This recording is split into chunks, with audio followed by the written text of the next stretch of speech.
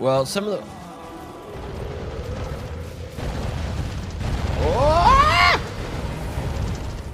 Oh my god, that was terrifying. Okay, I wish you luck in both. No. What? She just walked up to me and said no. No. Okay. No. No. None of that. No.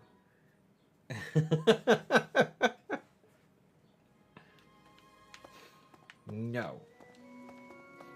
Mister. No, Mister, you. Not Spawn Island? Yeah. Yeah, if you don't get it quick, you gotta bail. Oh, Jesus Christ.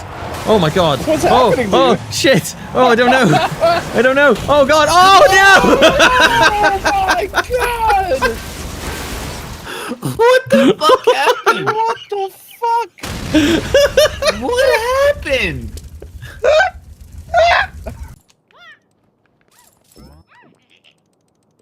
Oh, Toad. Oh, Toad. Ooh.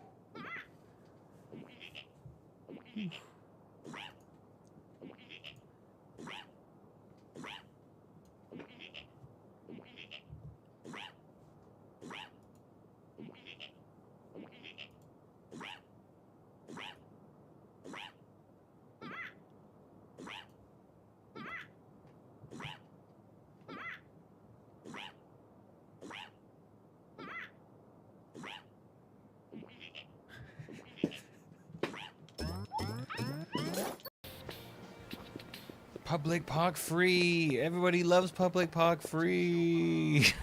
Let us all take in public park free with its forever burning barrel next to a climbing frame and kids swings and the vending machines and the air con machines or the air whatever it is. Everyone loves public park number 3. Oh, that's so good.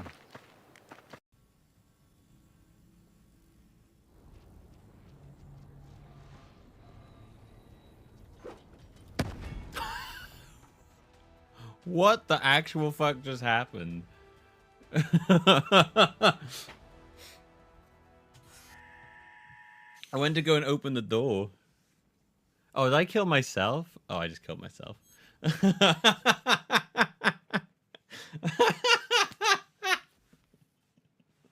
I like throw the axe and blow myself up? What the fuck happened?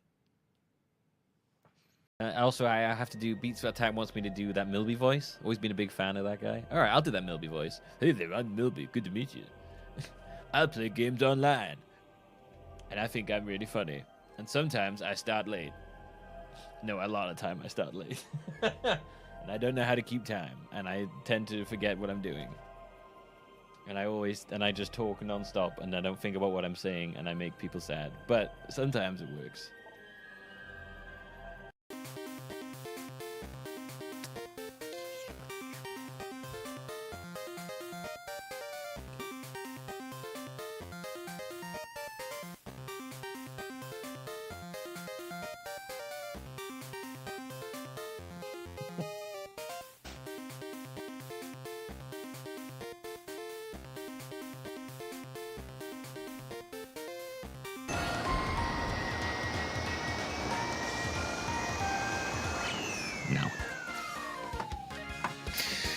I am unleashed. Be gone with you, Valsir. Be gone with you. A starter car. This is no starter car. This is a finisher car. A transporter of gods. The golden god. I am untethered and my rage knows no bounds.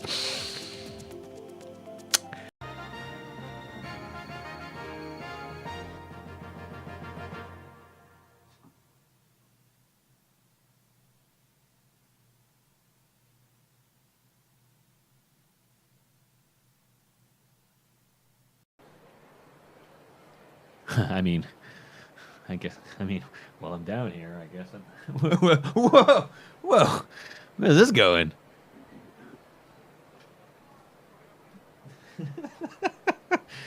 Bro, finish me off, bro. One last request. Just finish me off. Really, we just talked about a game where you are a diner owner and all you make are hot dogs. Hot dogs? Hot dogs sound delicious. Let me think about that.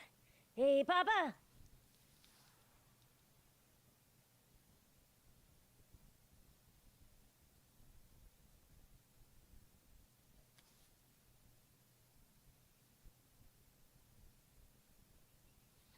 She's doing the voice of the dog. I can't. That's all there is to it. You guys are too easy. Ah, yes, machine. Select a file. Could it be?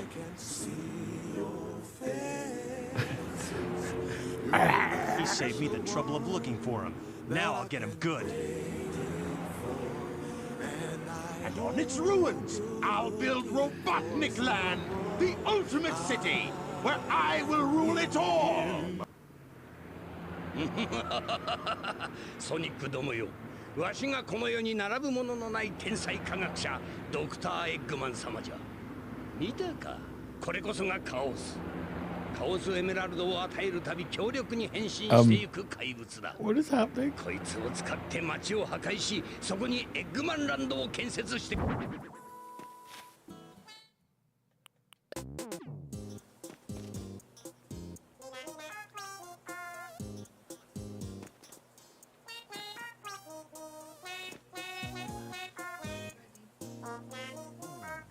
Do you mind checking it for you? Yeah.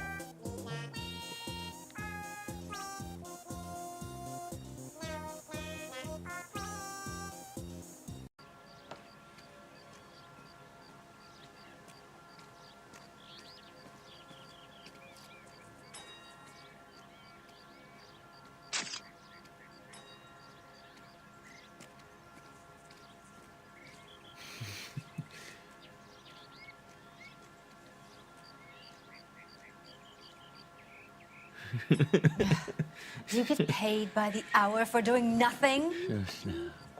Shush now. Guy. We have Patty right here. Oh.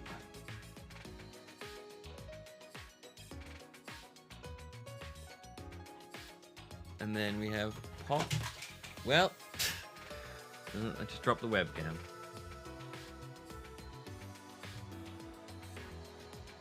Where did that go?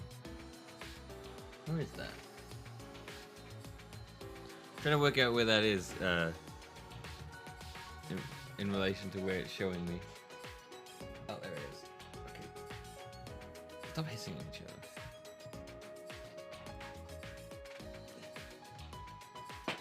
Yeah, hi, Fee.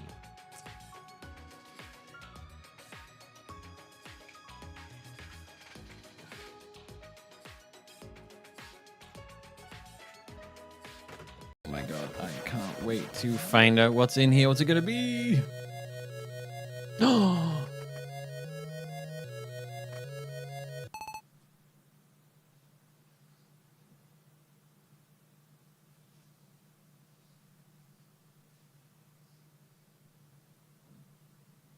I hate this game. I hate this game. Hate this game.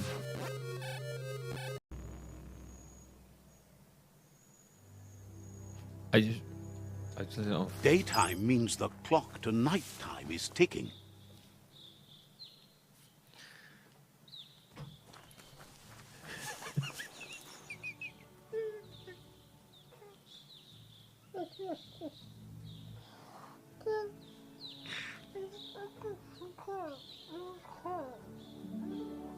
I just can't. I can't deal with this. What?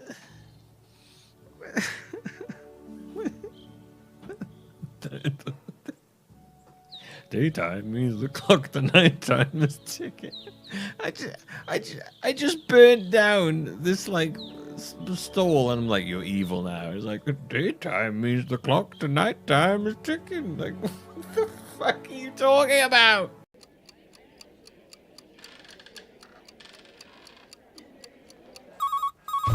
Hello? No, stop! Oh no! I can't even pick up the phone.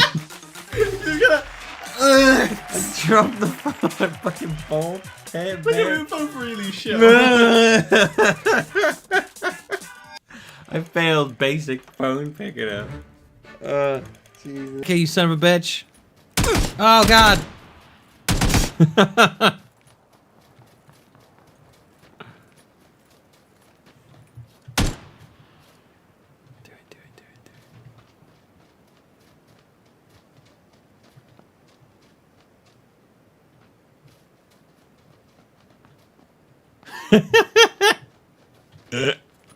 I gotta get him to come to me because I have a shotgun. Yes! Oh. Oh, I shouldn't have won that. Yeah, the advert could be so good.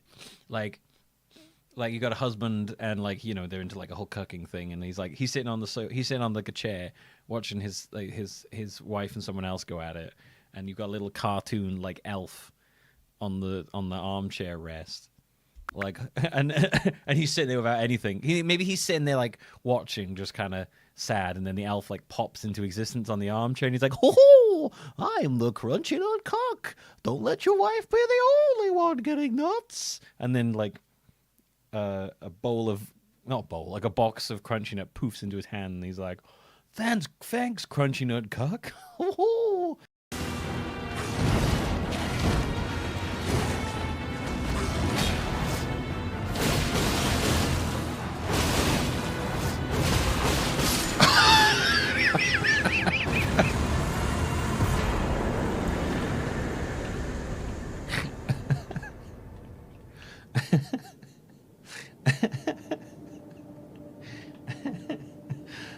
I'm glad I got to get the whole thing off on it. What's oof? Is that like? Hang on, what's oof again?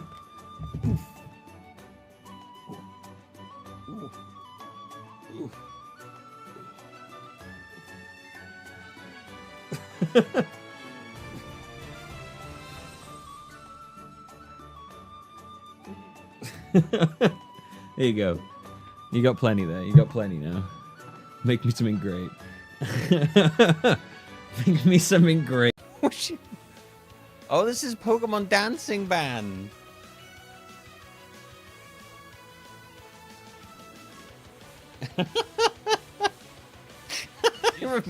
This game was great. I love this game.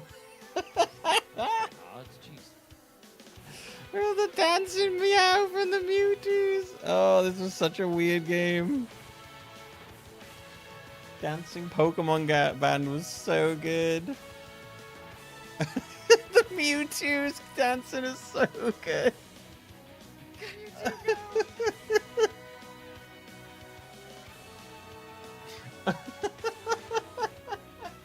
The Mewtwo bag of dances gave me psychic powers. Look at them go. Oh.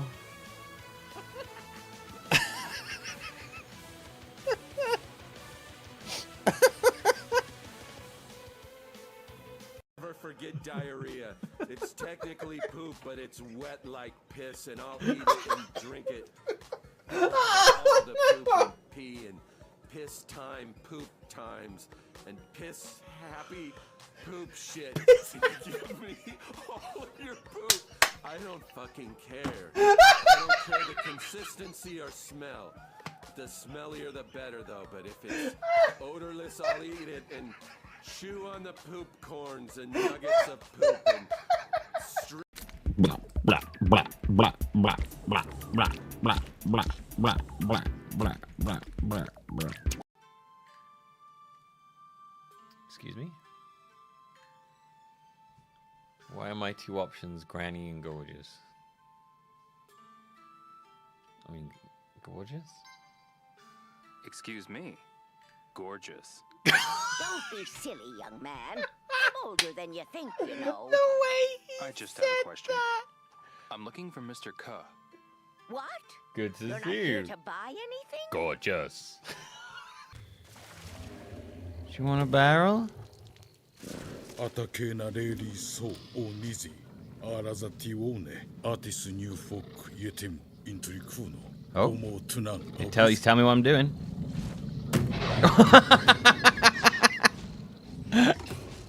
Sorry.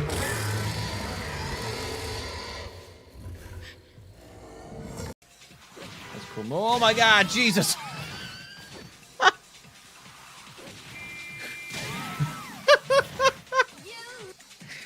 Got taken out by a car. It's time to shoot the moon. Oh, he actually is.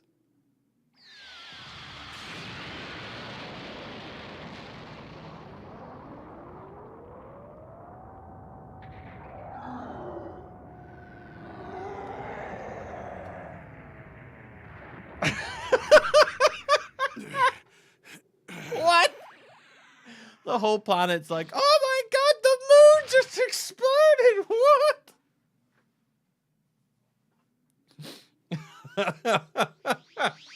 Well, Reddit's.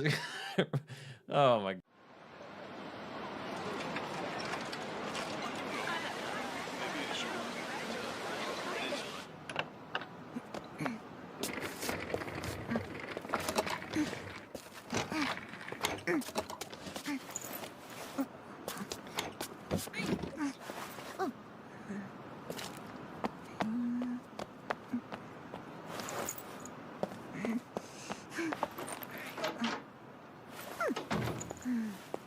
Oh, there.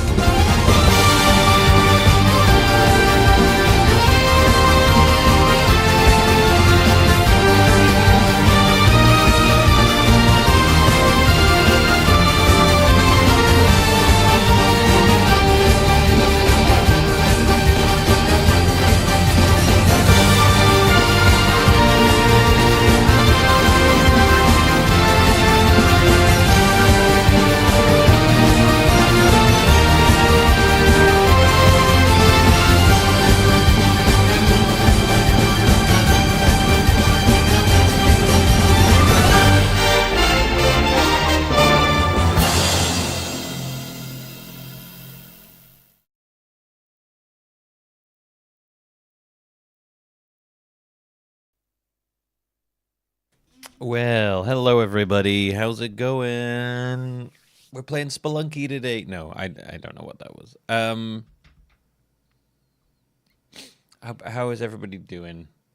Hope you're doing well. Oh, sorry, that was a bit of a long time before I got going. I was doing some food, although it still isn't done. I'm still waiting for my halloumi fries to be done. Oh.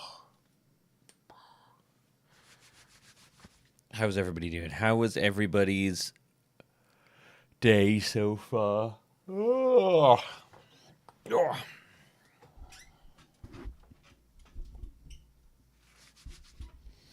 I was like slumping in my chair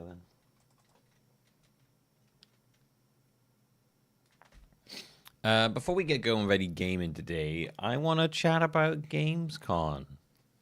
Or AICon, as I think I'll call it from now on.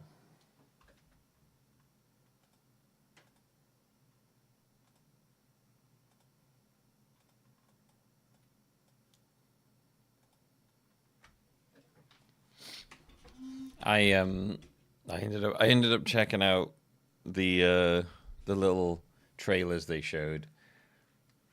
Most of them are like using AI stuff, especially any of the ones from China and Korea, which is expected because, but not just them. Like it's all over the place. So that was really fun.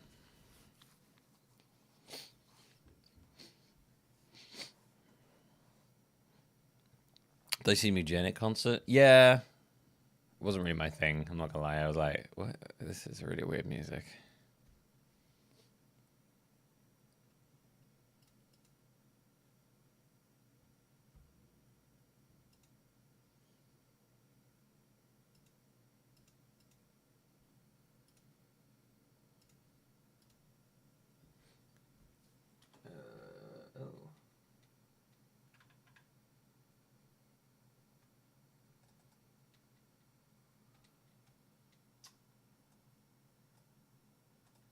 Interesting. Don't see any alerts popping up, so that's a bit worrying.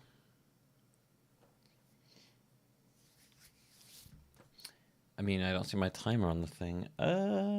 Okay.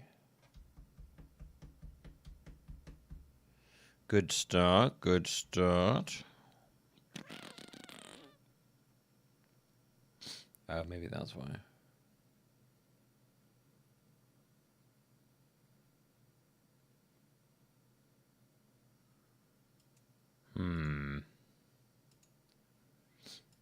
Okay, it's not saving, that's why. That makes sense. That makes sense. Okay, that might be why it's doing it.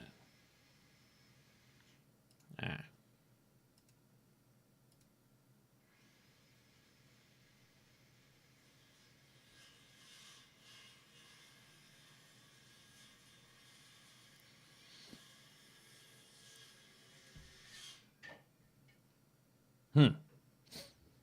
Stream Elements isn't working properly. That's great.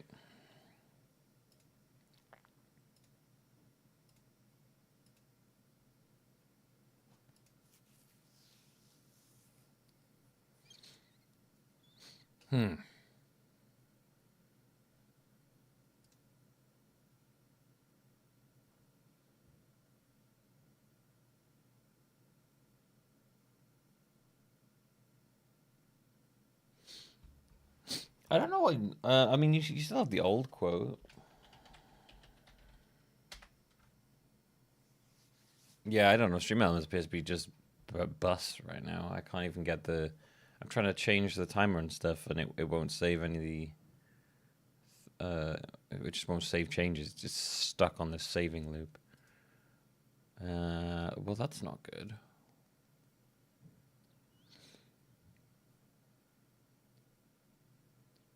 I don't know why the Stream Element bot isn't popping up. I don't know. I don't know.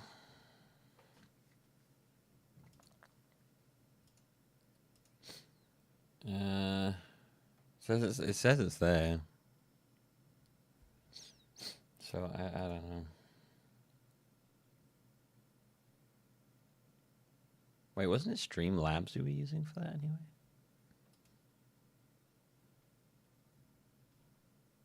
I think I have too many bots in my chat now. Because we couldn't use the Stream Elements one because it wasn't doing the thing I wanted it to do.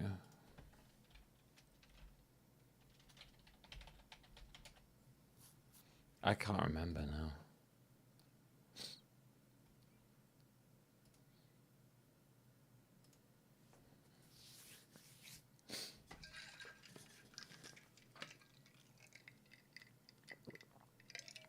I legitimately don't remember which one's which. There's too many.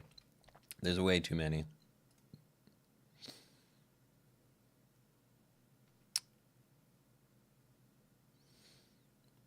Let's have a look-see. Let's have a look-see. Oh yes, before we go anywhere, right? So, I was like, I watched that trailer I watched the Gamescom thing, and I honestly spent most of it staring at it, going, I wonder which ones of these are AI generated. And then I found this thing afterwards, and I was like, okay, wonderful.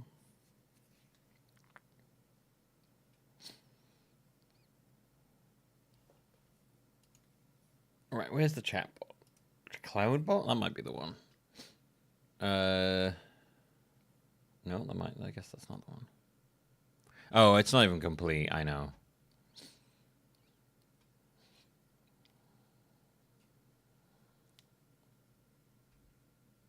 Yeah, but the Like or Die Zoo Punk notice. And I mean, if it involves Hoyo, I would assume it does. I don't think Hoyo's on here, but I would have to assume Hoyo does. They invested a shitloads of that.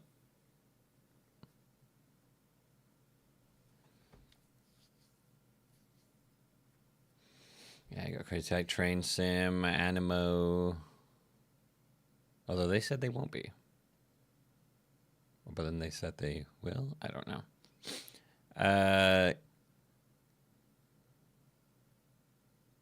Animo was deleted.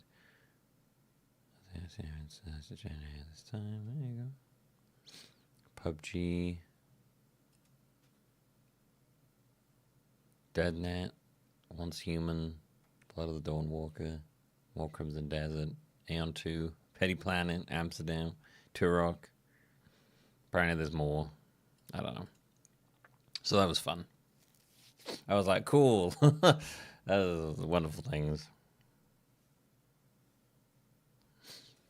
So fun things to look forward to. All that were a great thing. All right, let's see. Where's the quote bot? I don't remember how I find it on this thing.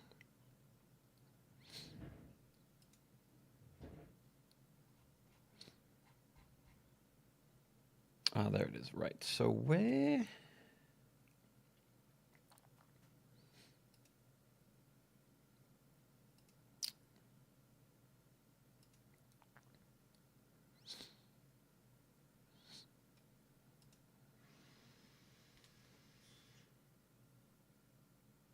Before we had.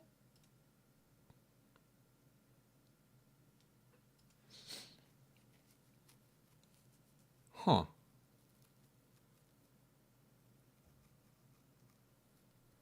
Okay. So where is it just not in the chat? I don't understand.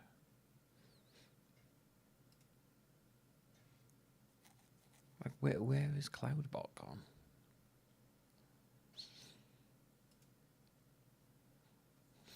Come back to me, Cloudbot. I miss you.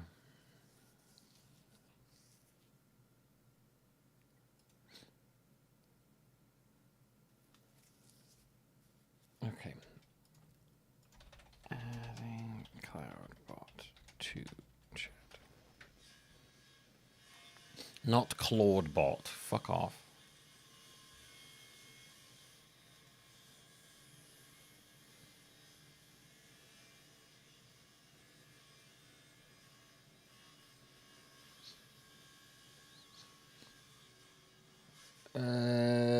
Okay, so shares, count settings, platforms. Okay.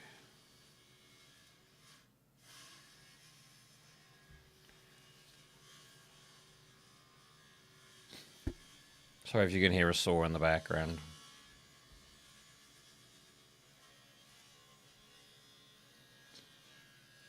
Count settings, platforms.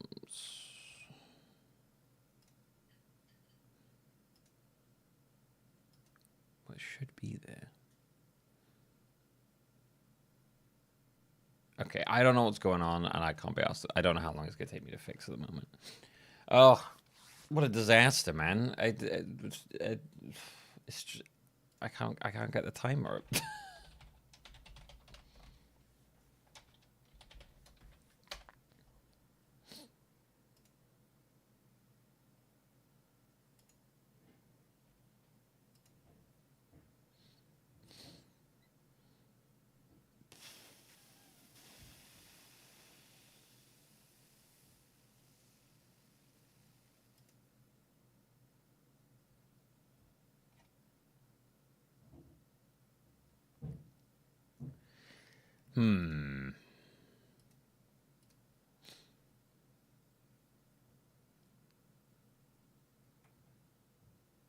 Right, I'm gonna go grab my food while my brain thinks this through. What I can do. What solution can I grab?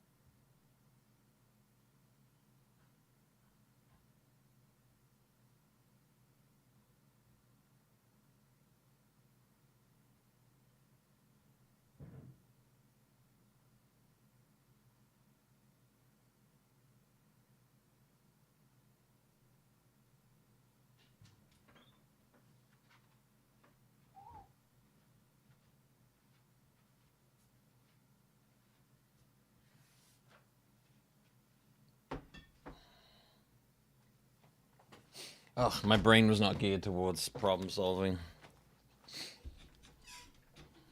I don't know. Let's see if alerts actually show up, shall we?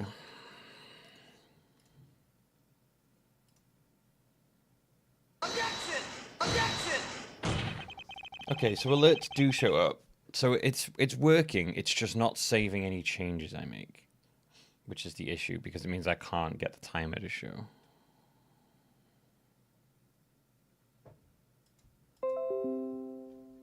Thanks.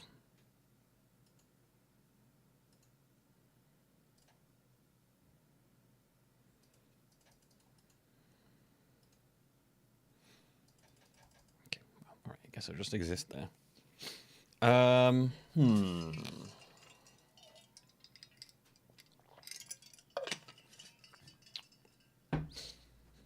Okay, I mean, I could...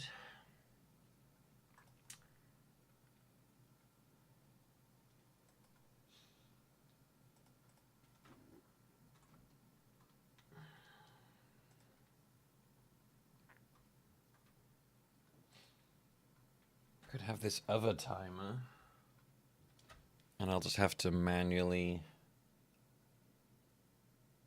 add stuff as I go, because I don't think this thing's gonna work.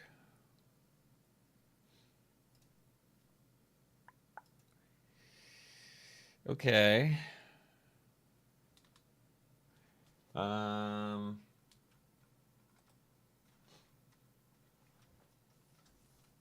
Right, so where... I mean, the timer's so high, it's very unlikely people are going to add to it today. Not they might, but right. So this should be yes. Okay. Okay, I think we can make this work.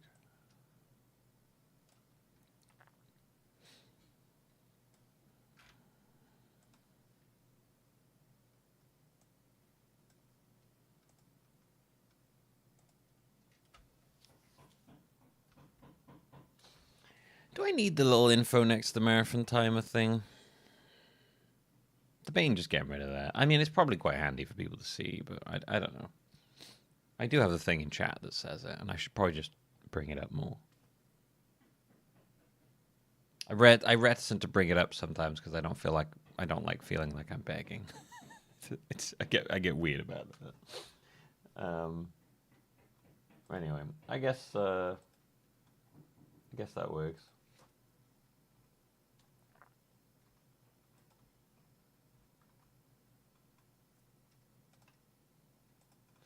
I will have to count the time separately on my phone. So that should be fine. You've always referenced on-screen values? Okay, well, I'll keep them up then. If they're helping at least someone, then I'll leave them up. I feel like half the time people don't even...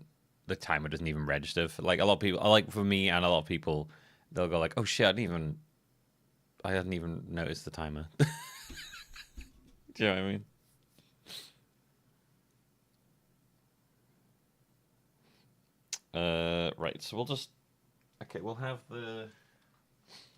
the timer going on my phone, so I can keep because I usually use SNAS as like a thing to track how long I've been playing the game for, so I can have my I like to keep track of overall play time. It's not it's not important really, but it's something I like to do because I find it quite interesting on a personal level to see how long it takes me to play for a game, to see what the overall play time of a series is for me, and compare them all. I like these little statistical numbers.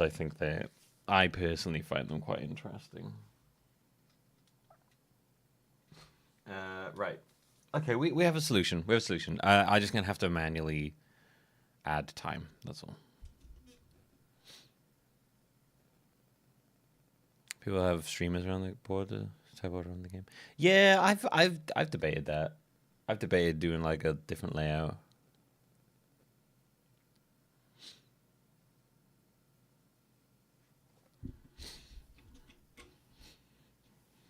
Where you have the game's actually got this other stuff.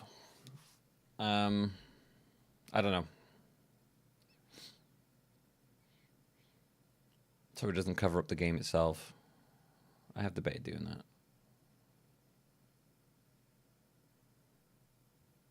Let's put the camera out of the way. Yeah. Don't really need a green screen if I did that. I don't know, but I also do kind of like the green screen so I can interact with the game. I'm not sure.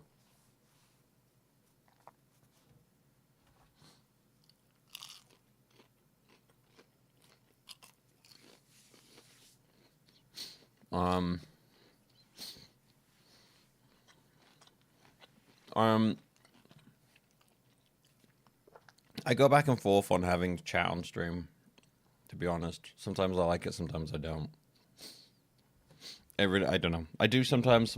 I'm not entirely sure.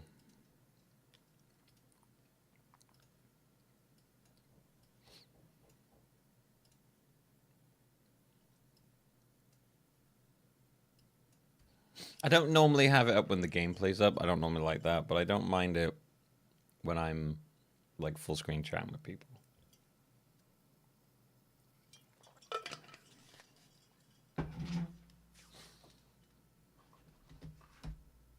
I don't know. I farted. Yeah, we'll see. I might look into doing a bit more of a layout thing. I kind of fought against it for a while, and then I kind of was like, maybe I will, maybe I won't. I don't know. We might have to do 2 wheels of games this week. I've I've let the list build up a bit too much again. Not only that, there's at least another like 10 more I think coming in that I know about.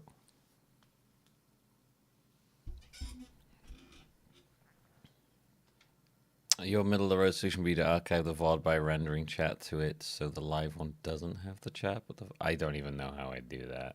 Also, I'm not gonna lie, that feels like, with the way I've now set things up, that feels like that might add even more strain to my whole setup.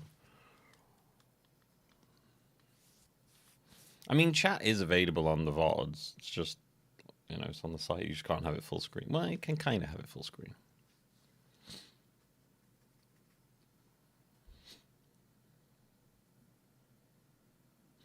Yeah, I am looking forward to Kodamon. My sis found a super rare card in her cereal box, so I became a garbage man to find the entire collection and earn $1 million. What were the things that what was the thing you were talking about, Easy?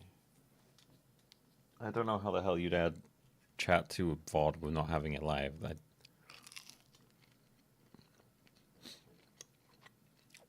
don't even know what tech that would be.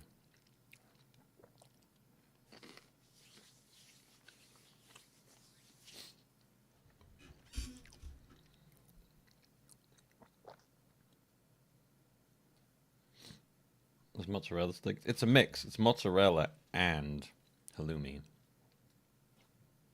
I just opened up a bag of both and shoved them in an air fryer because I haven't eaten much today.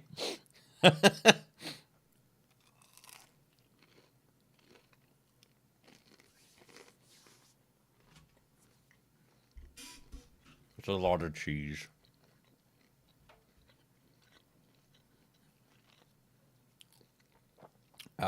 Yeah, a lot of games here. A lot of games. So we may have to do 2 of these this week. I'm going to be here on Saturday. Fran's away again.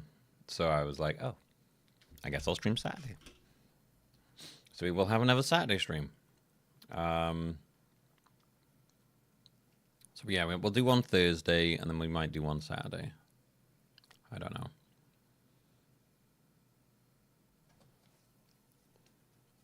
I'm the hungry and I can't be bothered meal. Yeah. Basically, that's what's happened. All right, so for those who don't know, we're currently doing a Crimeathon thing. It's more a thing I would do. There's a tool, download your own VOD and chat separately and then render them together.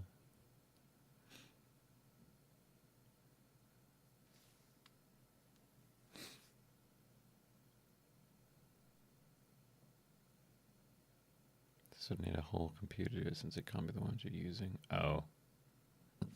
No, that's probably not something that I can do. Yeah, I don't know. I think I'm gonna look into some layouts.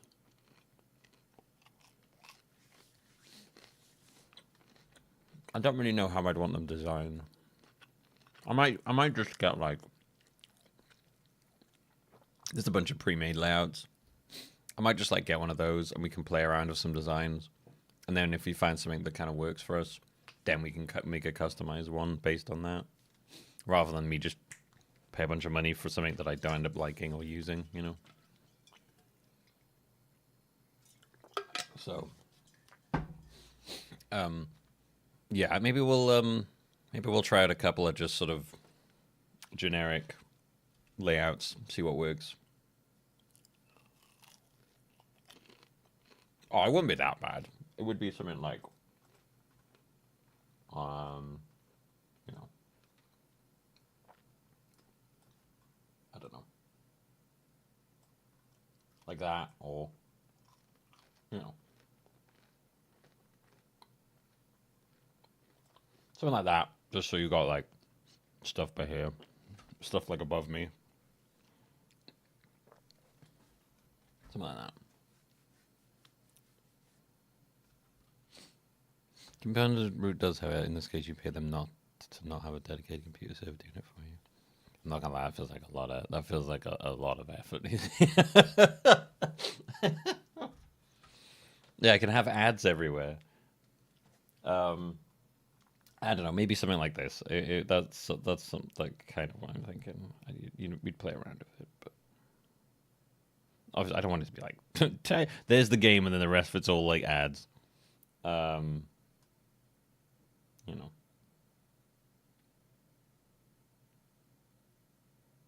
Something like that. Can you do a layout like your thumbnail style? Maybe. I'm gonna look in. I'll have a look into layouts, and then see if I find one that really speaks to me.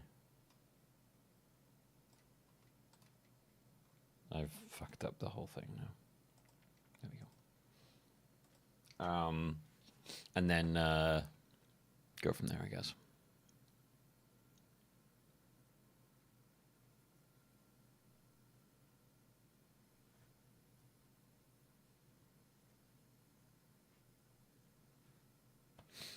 You just pay them no money to use your Twitch VODs to get published on YouTube. Well, I mean, I already have my stuff on YouTube. The stream's on YouTube. Because I'm streaming to YouTube. So, I don't know. I don't know.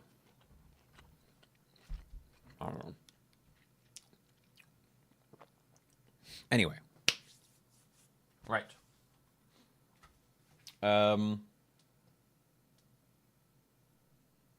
Yeah. Okay. Anyway, so for those who don't know, we're currently on this channel. What we like to do is we like to, well, I personally like to pick a series and play through the whole thing. It usually takes a while. I don't mind how long it takes, but we do it as a sort of marathon style where people tip and donate in bits to keep the timer going, because then it both helps me out as doing this as a job, and it keeps me motivated to keep doing it as well. It's great. It all works out great, you know. It's a nice little parasocial thing. It's wonderful. And we do that alongside mostly checking out indie stuff. And I've found that kind of just works for me, truth be told, because I like having a long-term motivational goal. I like working towards something. I don't like just playing the new game and then moving on to the next one. It feels empty. It feels it feels like soulless consumerism, which I know sounds really dumb. But it just makes me feel like empty inside when I'm just playing the newest thing and then moving on to the next newest thing. I just don't give a shit. I'm at my most fun and enjoyable streaming when I'm like making my way through something, through an entire series, through a big franchise, through something. Because I don't know, I like that goal, you know. I like a long-term goal. For me as a streamer, I have found that when I just play the newest thing and the next newest thing, it just doesn't really work very well as a stream. It doesn't seem like people that engaged overall. You know, I'm not typically a streamer that like lots of people flock to watch the newest game, and that's fine. I don't mind that. You know, I feel like I found my decent niche. I like playing I'll play like one. I like half the week I'll spend playing like some big franchise thing. And the rest of the week I'll spend playing just indie stuff, basically. I feel like it balances out very well. I get to do one of the things I like most, which is showing people new independent created games, and I also get to you know, make money playing some other cool stuff. It's fun. I enjoy it. It feels like it works really well for me. That's that. That's all I got to say about that, really. Anyway, let's get the game going. And that's all I have to say about that. So, because I'm manually adding time to the timer, please don't, you know, drop 100 subs in the channel. That would be terrible. Don't do that, because you make me have to add them all up. You know, that would be terrible.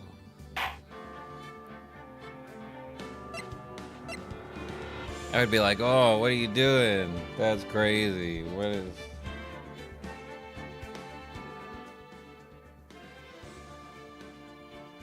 No, please. We actually have like a shitload of timer on the timer. We're good for a while now. We got like 18 and a half hours, thanks to some wonderfully kind people. White Luigi being one of them. So we have a lot of time on the timer. You think I'm nailing the variety streamer balance? Oh, thank you. I mean, I know that the people like watching certain things from me more. Like I know like people watching stuff like this from me, which is fine. I don't mind that.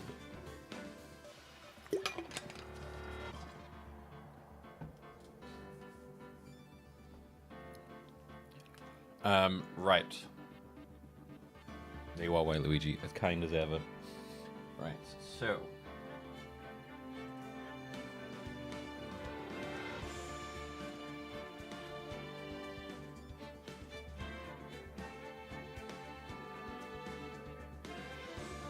We're good to go.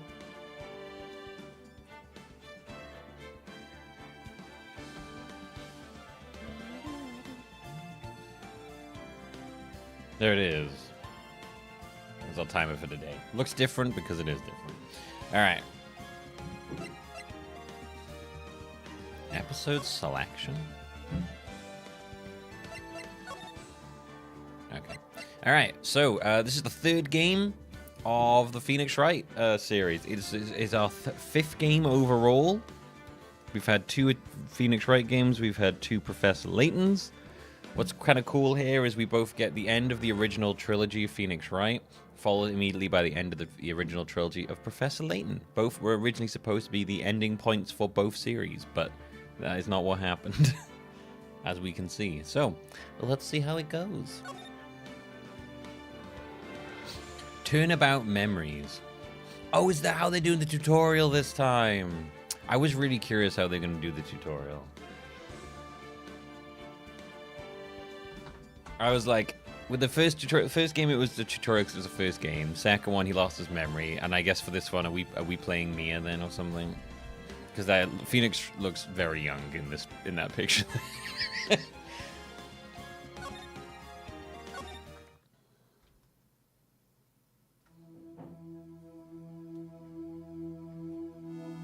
Huff, huff.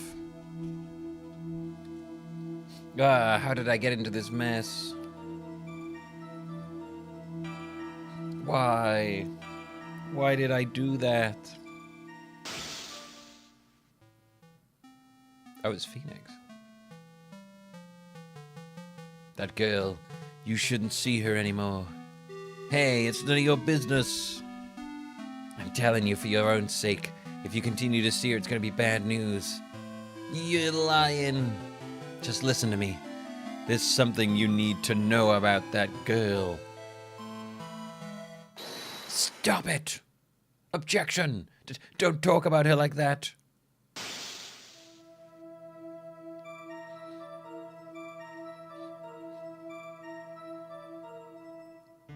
What on earth is Phoenix wearing? It wasn't me. I didn't do it. What the fuck is he wearing? Why is he wearing... What? 5 years earlier, Mia Fey, second trial. Okay.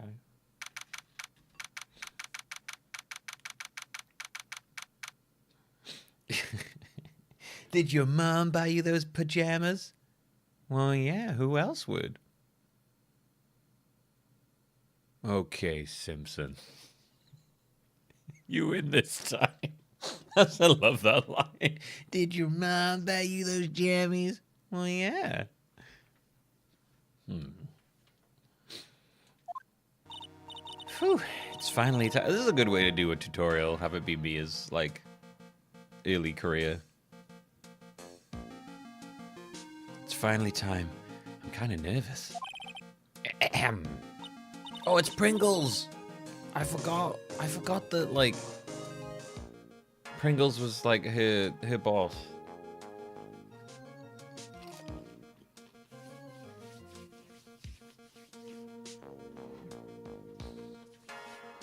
Yo, Pringles. Where your curly mustache at? It's right there. Okay.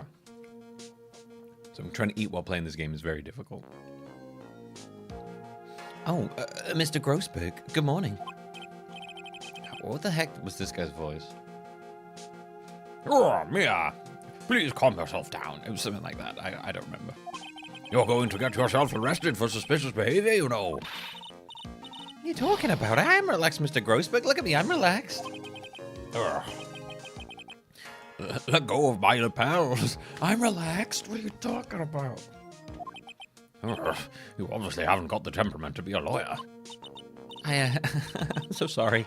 It's just that I'm so nervous today. Oh, that's right. This is your first time in the big leagues, isn't it? Well, never fear, my dear. I'm Marvin Grossberg. I'm at your service. Actually, this is my second time in court. Still, you surprised me with your earnest request last night. Let me handle this case, you suddenly said, and quite forcefully, too. I just found out yesterday about the case. I mean... What? You've already learned all the relevant facts? All about that. You see, of course I have. I think. Oh, dear. In any case, don't let our client see you're so nervous. You see that poor young man in the pink sweater over there? That's our client. Oh my god, what? What the fuck is he wearing, man? Who the fuck wears a sweater with a heart on with their own name, with the first letter of their own name in the middle? That's insane.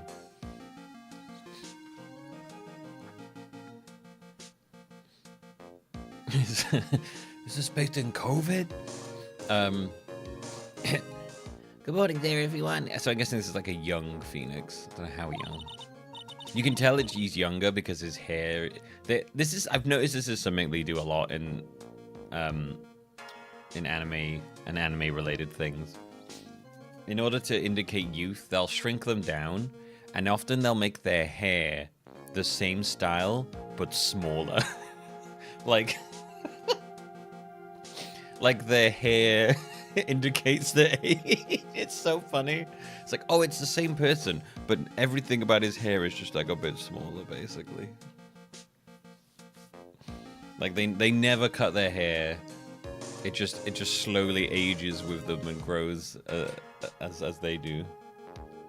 Yeah, just extremely slow growing. Whatever hairstyle you're born with is what you keep. That's you don't get to pick your hairstyle.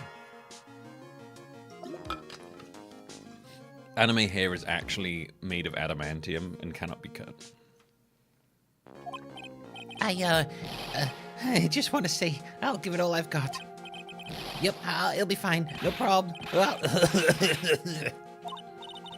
Oh, what's wrong? Do you have a cold or something, Mr. Wright? Actually, it's Wright. Like the Flying Brothers? People screw it up all the time. Wait. Is that what he's named at? Is that what he's supposed to be named after in this? The Wright brothers? Is that... I always thought it was just supposed to...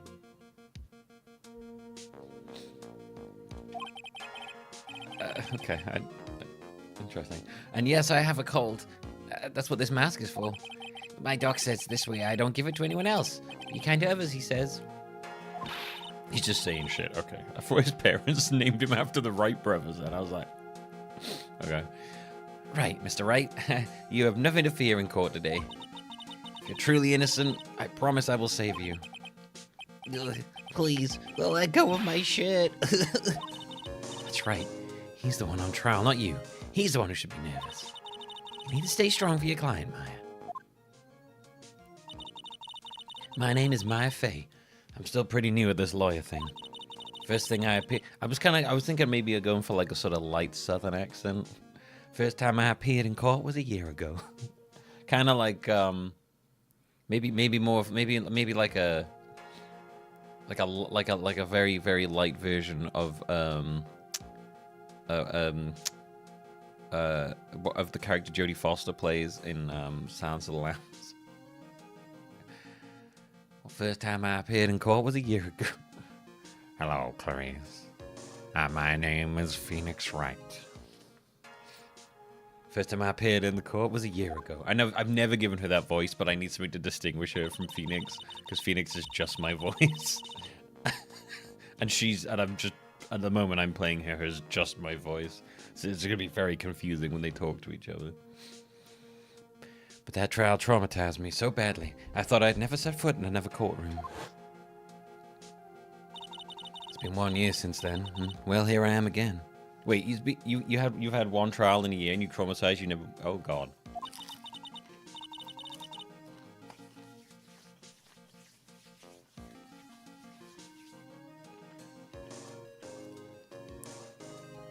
This time I'm gonna win. For my clan, and for myself.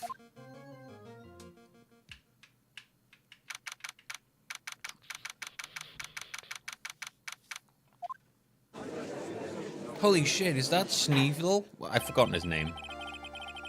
Ooh.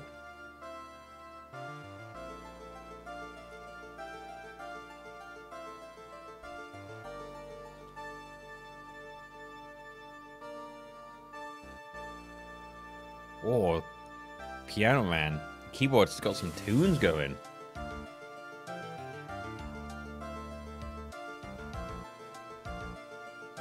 Damn. This is a good song.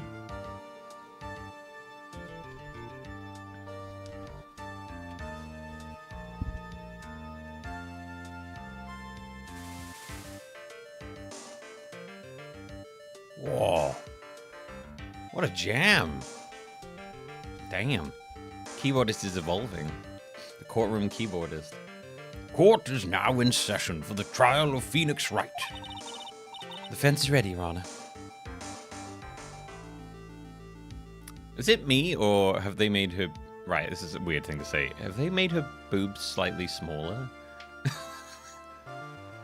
I don't know, like, unfortunately, one of her defining features of her character design is her gigantic boobs. They feel slightly toned down. Oh, of course she's younger. So her boobs are not as gigantic as they were, because every part of them grow non-stop with them all the time. In anime, they don't naturally just sort of drop. They just grow more perky, basically. Maybe clothes on this tight. I don't know. I just like, huh. Oh, it is. Wait, is that's the guy who from like every tutorial, right? Except he's got like a fucking greaser quiff going on. He's got hair. Oh my god. I do like that this is the... Was his name always Payne? I didn't remember that. I didn't... I like that he's, like, always the tutorial guy. The defense today is Miss Mia Fey, was it? I also love how the judge never changes. The judge is literally constantly always the same. Yes, Your Honor. Is there a problem? I was under the impression that Marvin Grossberg was to be leading the case. Yes, well, you see, Mr. Grossberg had a bit of an emergency. Emergency? Isn't that him standing there right next to you? Yeah, well, he had an emergency throat vivisection. You're just a rookie. Are you sure you can really handle this? Don't let him scare you, man. Give him your toughest look. Of course, Your Honor. I think. I actually quite like her design here. I like the bit of the hair over. They did a good job of just doing like a sort of younger design for her. Well, Mr. Payne, your opening statement, please. He's got like a springy hair. Maybe that's why it fell out. He's too busy springing his hair. I kind of like what they've gone with Maya, because she looks a little more... She looks younger, and she looks more kind of unsure. Like her later design, she always looks so incredibly confident, because obviously that's later on in her career. They've actually done a good job of making her seem a lot more like... A lot more new, a lot more like, okay, whew. Well, well, well. can't believe a veteran like me has to spend his time babysitting a new defense lawyer. Oh, I really hope that his hair falls out during this trial.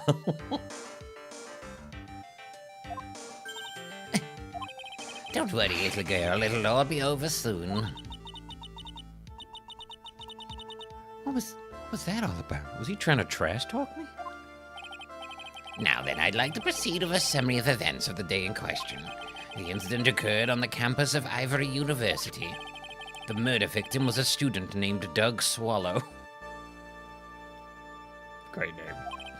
He was a fourth-year student studying pharmacology. Sounds like he was a very bright young man. Yes, well, next we have a photo taken at the scene of the crime.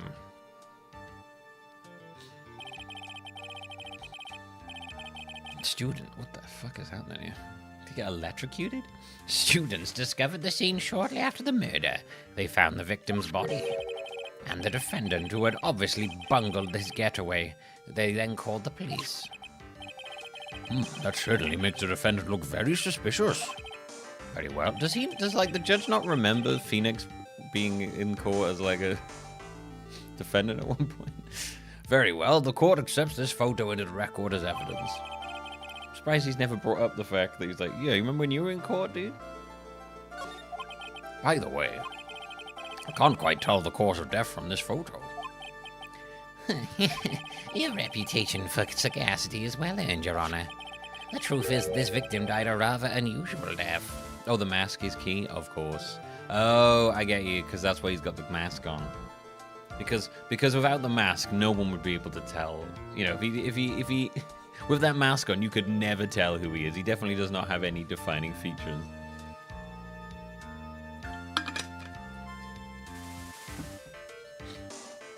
The truth is that this victim died a rather unusual death.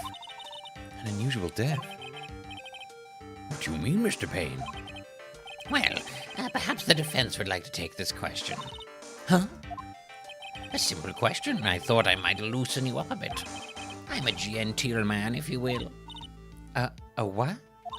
Stand up to him, Mia. Show him what you're made of. An opportunity. Well, what was it? The cause, go on. Please say you know at least this much. I'm sorry, I didn't get a chance to read through the whole file. Oh, my hemorrhoids are beginning to act up. Of course you have hemorrhoids. Now see here. The details of the case are filed under the court record. Well, you knew that already, didn't you? Ah, the court record. I think I can see that by pressing right bumper. All of the weapons we need can be found in the court record. Take a good hard look at the data there and think carefully before you answer, my dear. Yes, sir. I'll do just that. Gotta stay calm. Can't let that prosecutor get the better of me. The court record. Okay, let's take a look. I just press right bumper here. So we have our attorney badge. The Doug autopsy. Date and time of death for 4/9 at 3 p.m. Cause of death was a fatal electric shock. The crime scene took place at IVU building. Okay.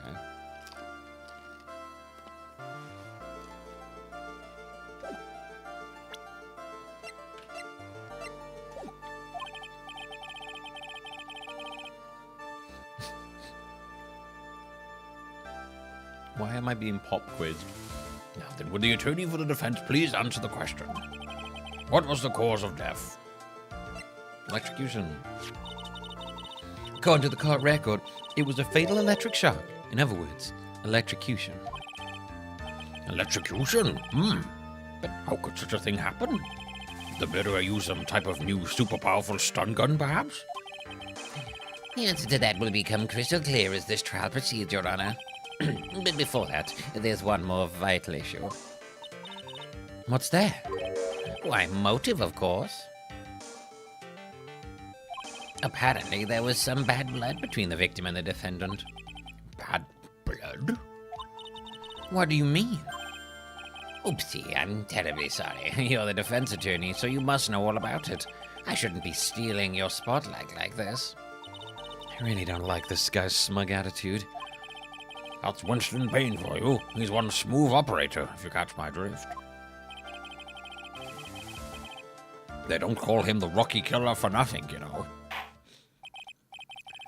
Now then, Let's hear from the defense. What was the source of the bad blood between the victim and the defendant? And this time I would like to see some supporting evidence. Evidence? No need to get all worked up over this. As I said, all our weapons can be found in the court record. Yes, I find the evidence you need, then shove it into old Greybeard's face. Yes, sir. Into old Greybeard's face. Mr. Grossberg, how to set a better example for the young lady? Fuck, I'm doing the same voice for Grossberg and the judge, and it's fucking me up.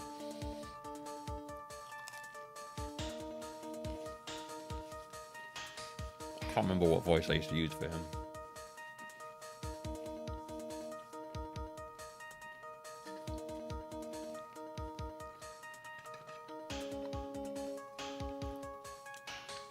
No, Phoenix is the one on the stand.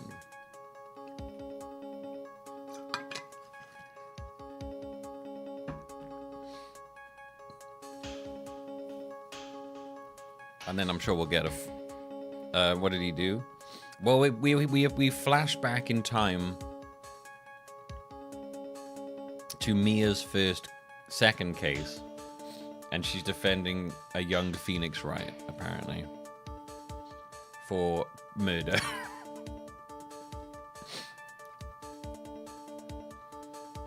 Yeah, evidence isn't the only thing in the court record. People's profiles are about there. You can toggle between profiles and evidence with red pepper, so be sure to get on with it. Now then, let's see what you've got. What was the cause of the bad blood between Phoenix Wright and the victim? Dahlia Hawthorne. How old is he? Oh, he's 21. Yeah, because he's like... She said it's 5 years ago. Yeah, okay. Because, yeah, he's like 24, 23 when we played him in the first game? 23, what is it? No, 24. I can't remember. Yeah, it seems like Mia's career was quite short before she died. Third-year art student at Ivory University. He currently has a cold. The victim, he was a fourth-year pharmacology student. Phoenix Wright's girlfriend dated the victim, Doug Swallow, up until 8 months ago. Jesus, her eyes are terrifying. The reason for the bad blood between the two of them was this woman here. Damn, Phoenix. Well done. So Phoenix is in college for art. How the hell did he become a lawyer in 5 years?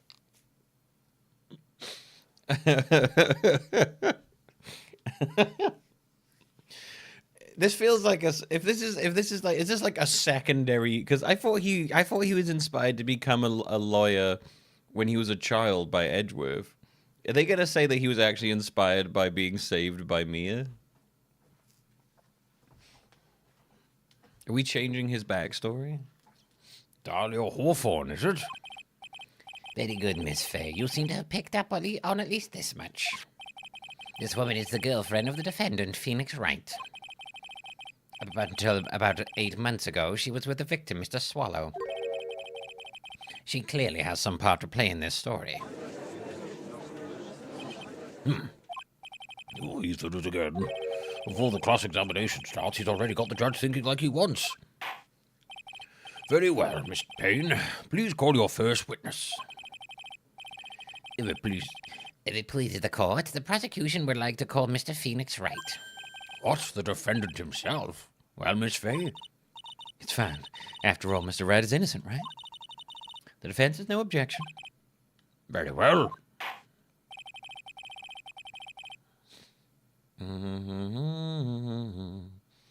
The court calls Mr. Phoenix Wright to the witness stand. That is the most insane getup, man. Of all of the outfits I've seen in this game, of which I've seen some weird ones, that maybe is the weirdest outfit. Witness, please state your name and occupation. Oh, my name is Phoenix Wright. My job is, well, right now I guess I'm a suspect. Oh, no, he means what did you do before you were arrested? Oh, I was a university student. Mr. Wright, you understand that you are suspected in the death of your fellow student, drug so... But I didn't do it. I'm innocent, I tell you. I'm telling you, I was... Would the defendant please refrain from passing on his cold to the rest of us? It seems the witness has something he wants to say.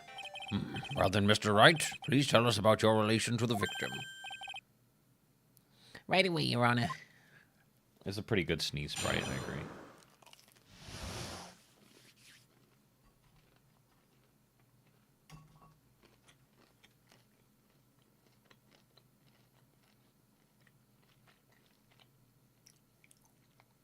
It's so hard to eat and play on this. What about Grossberg voice on YouTube? It doesn't matter. It doesn't matter, I guess.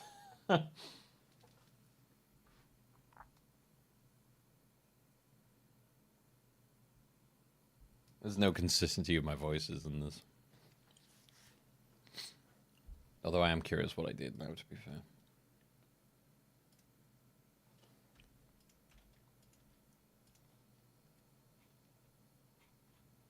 I didn't realize that 2K streams on Twitch only stay up for... only stay up for 7 days before they revert to 1080. I had no idea about that.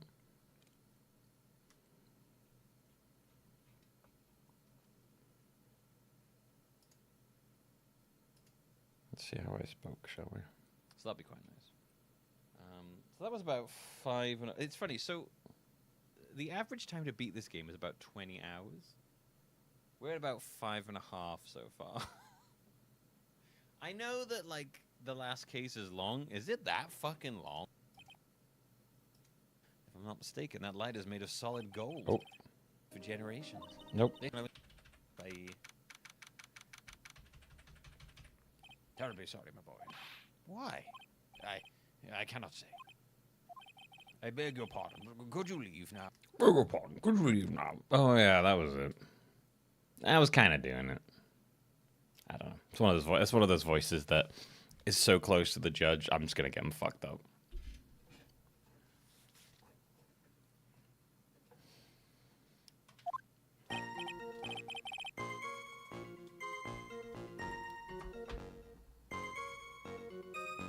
Dude, the music in this one is so good.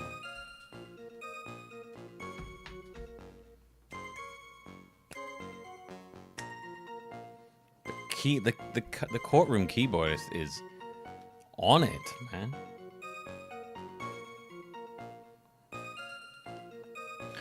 I admit I was there, but I'm not the killer. His eyes. All I did was find his body. I hardly knew the guy to begin with. I never even talked to that stuck-up British wannabe.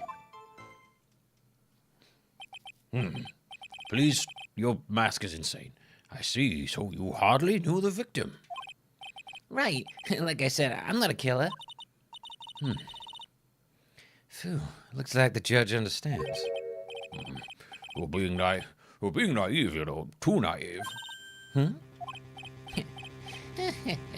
It seems that you've forgotten one small thing, young lady. And that would be? This witness still has to undergo something called cross-examination. Cross-examination? Oh my god, dude. This is one of those situations where, again, as the victim, I'd be like, the fuck is happening with my lawyer? Oh god.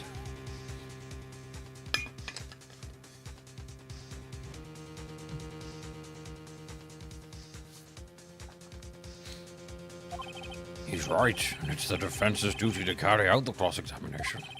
The purpose is to determine if a witness's testimony contains any contradictions. Contradictions? If a witness is lying, their statements will conflict with the court record.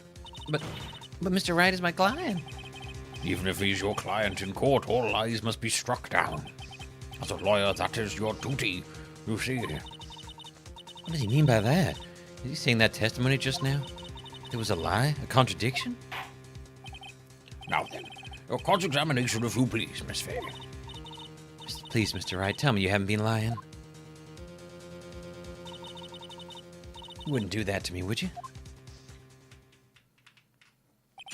Bum, ba-na, bum.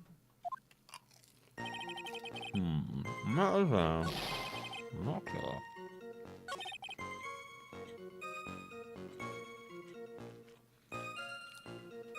Hardly the guy to begin with. We know that's a lie.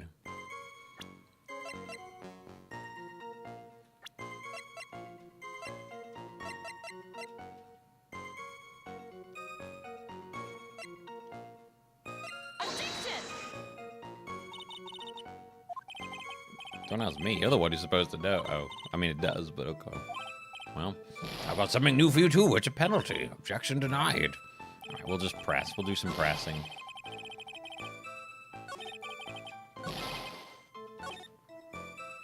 Let's press. Na na na na na na na na. I admit I was there. Hold it! When you say there, you mean the place where the victim was murdered? Yeah, sort of. The place where something happened anyway. Objection! I love the way his objection. Something? You can't hide what happened. We have photographic evidence. Anyway, Mr. Wright, what were you doing at the scene of the crime? I thought you said you didn't know the victim, Mr. Swallow. It was just a coincidence. We bumped into each other by accident. A coincidence, huh?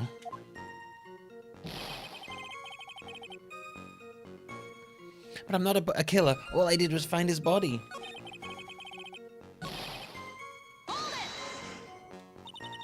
You say you found the body, so who called the police? Huh? Unfortunately, it was some other students that notified the police.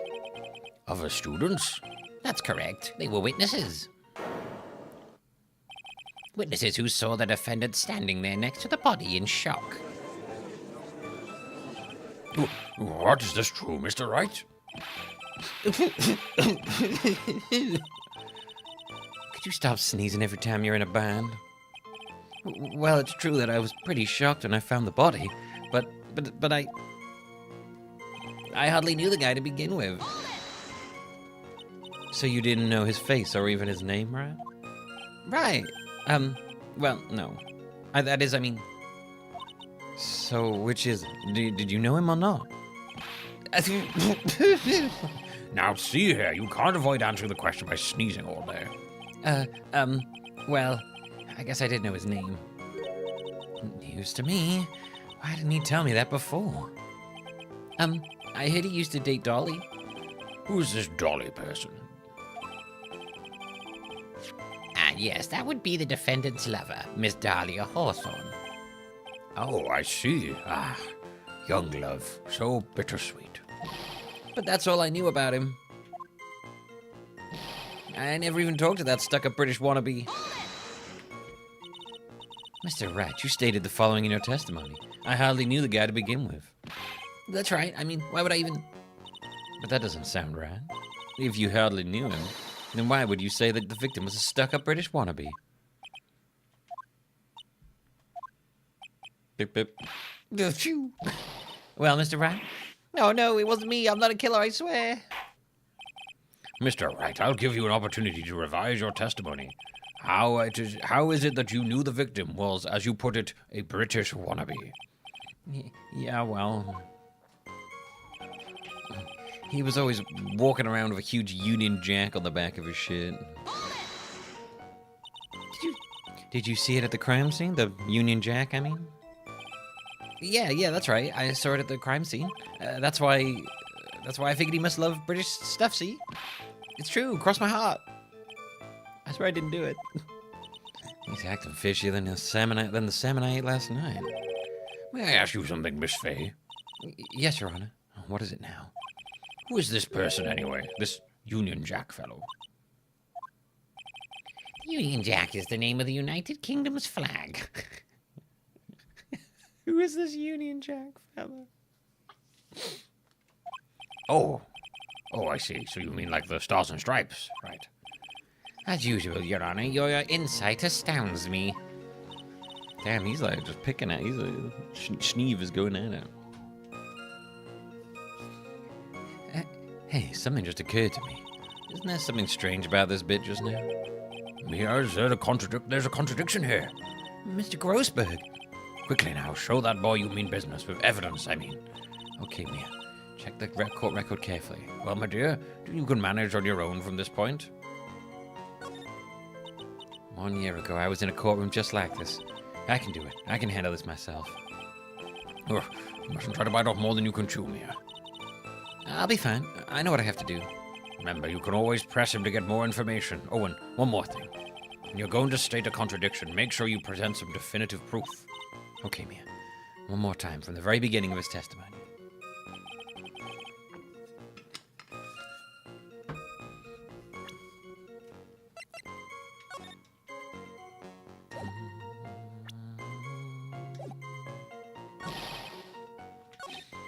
The guy in one being is always walking on a huge Union Jack on the back of his shirt.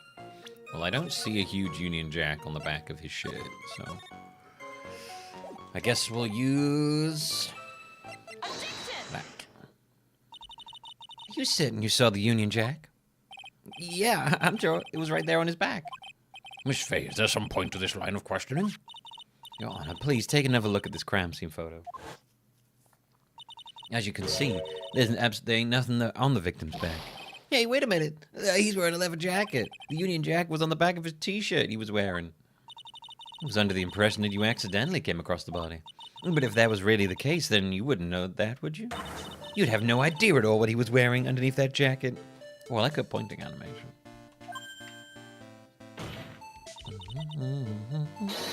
Mr. Wright, you've been lying to me. Please forgive me. Mia, you've made our client cry. Let him. That P on his chest doesn't stand for Phoenix anyways. I can't believe I trusted him. Mr. Wright was all wrong. What does the P stand for? Pathetic? Poopy?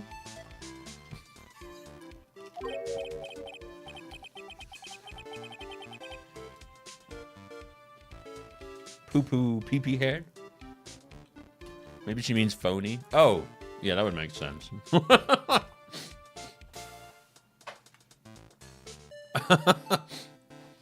That makes a lot more sense than poo-poo pee-pee head.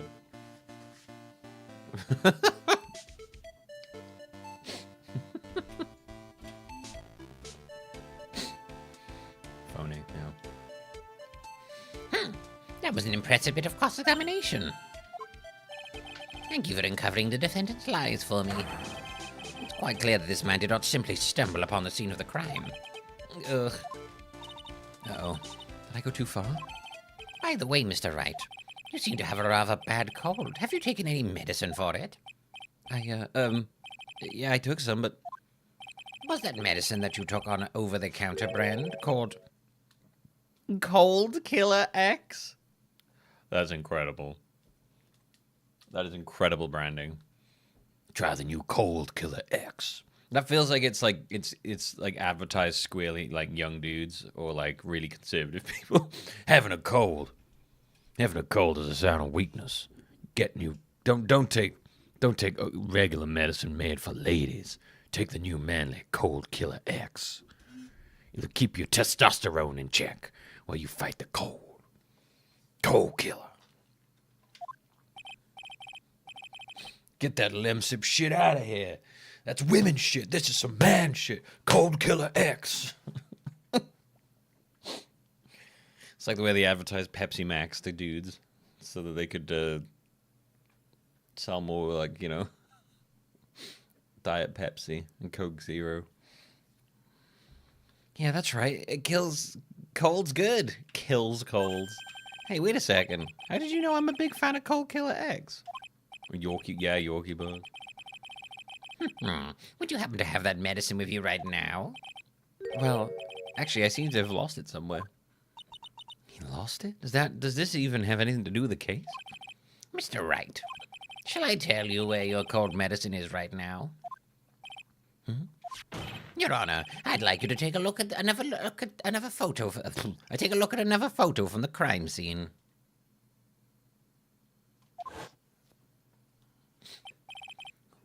What's this? In the victim's hands, it's... It's Cold Killer X. Big fan of medicine. Yeah, but even I've got a bottle of Cold Killer X in my apartment. I'm sorry, but I'm afraid that argument won't work. There's no doubt as to who this bottle of Cold Killer X belongs to, especially since Mr. Wright's fingerprints are all over it. What?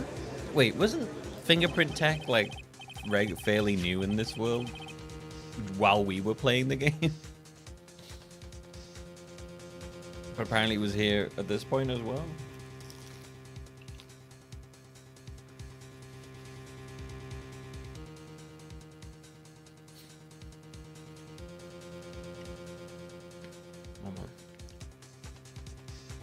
Oh well. Sensing his murderous intent, Mr. Swallow must have picked up the bottle of medicine, dropped by Mr. Wright, and hid it in his hand. His purpose in doing so can only have been to identify his killer as Phoenix Wright. Order in the court.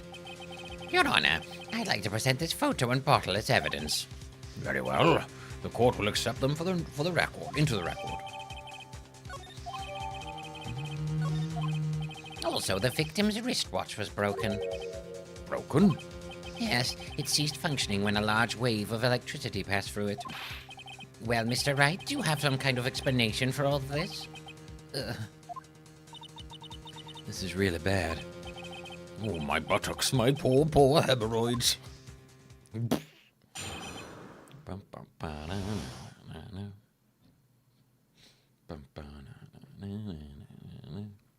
Yeah, but in this world, science, they made it very much seem like fingerprint tech was quite new in like the previous games, because everyone was like, "Whoa, fingerprint stuff! This is crazy tech." It's so weird. He had a wristwatch, not like a gnome that tells you the time when you shake his hand. The time is probably this time.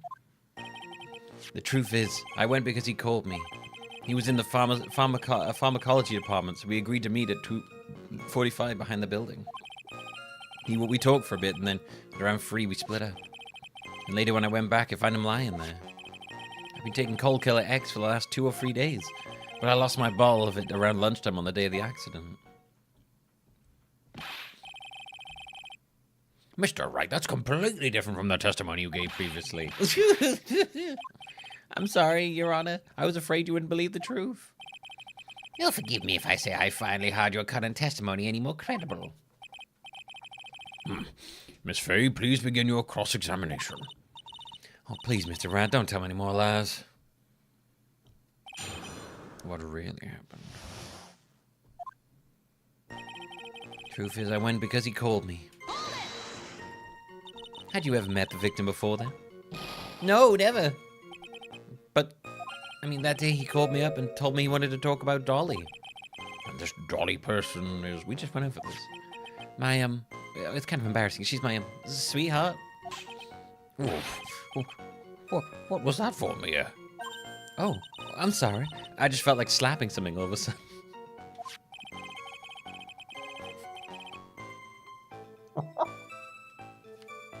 What? I'm sorry, what?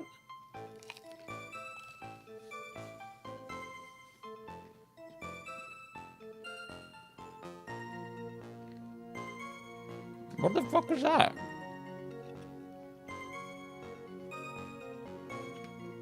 Why'd she just randomly slap him?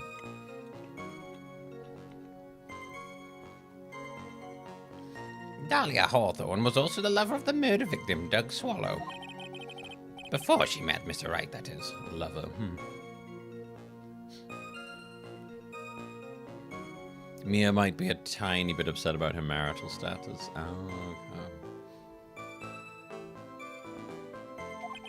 okay.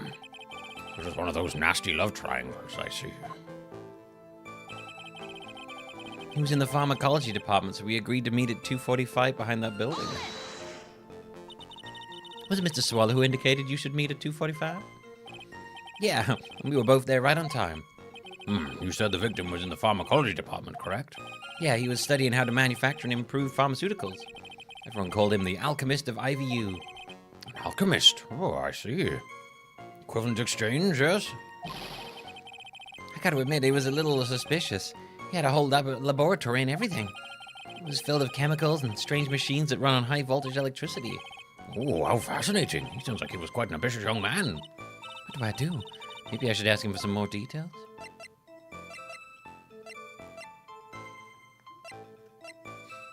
Timing of the meeting. So you're absolutely certain that you met at 2:45? Yeah, pretty sure. That's the time class ends. But they're always doing experiments, so it doesn't matter much. Experiments? Yeah, those pharmacology guys are always up in the lab whipping something. Yeah, looks like he's right about the time anyway. Witness, let's get on... Wait, wrong voice. Witness, let's get on with your testimony. Let's press you again. While we're doing that, I can eat.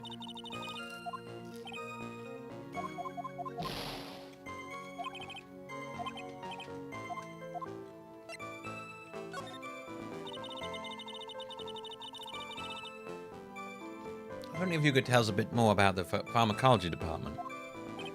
Well, okay, sure. I mean, I don't know all that much, though. A little bit earlier in your testimony, you said something interesting. You said the department uses strange machines that run on high-voltage electricity. That's right, and they sure look dangerous. They use non-standard voltages, so there are high-voltage cables everywhere. High-voltage cables? Yeah, there were electrical poles set up all around the building. The high-voltage cables run overhead around the roof. Family, I think we're getting somewhere. We talked for a bit, and then around 3 we split up. So what was it you were talking about? You know, that maybe we should hang out again sometime? Hang out again sometime? I wish that were true. Then later when I went back, I found him lying there. So you say you went back? Yeah, that's when I found the body. Yeah, but why did you go back in the first place? When you were angry with him? Well, that's right, I was. Then wow, Mr. Wright, why did you go back there? I thought maybe we could make up?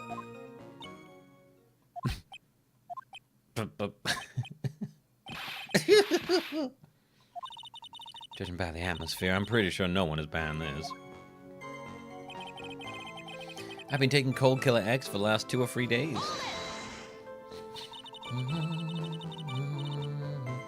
It's rather unusual to catch a cold this time of the year, isn't it? Yeah, I always get a little careless when the weather starts to warm up. I guess I shouldn't sleep with the window open this early in spring, huh? I suppose common sense is not always common. So, did anyone else know that you were taking this cold medicine? Well, I always took one after meals, so I'm pretty sure all my friends knew about it. Cold Killer X. But I lost my bottle at around lunchtime on the day of the accident.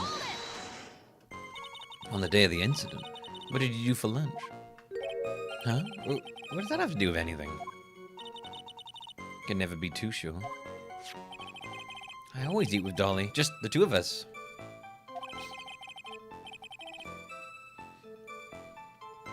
Dolly's homemade lunches are just the greatest. Her mini omelets are magically delicious. Mini omelets? Ouch!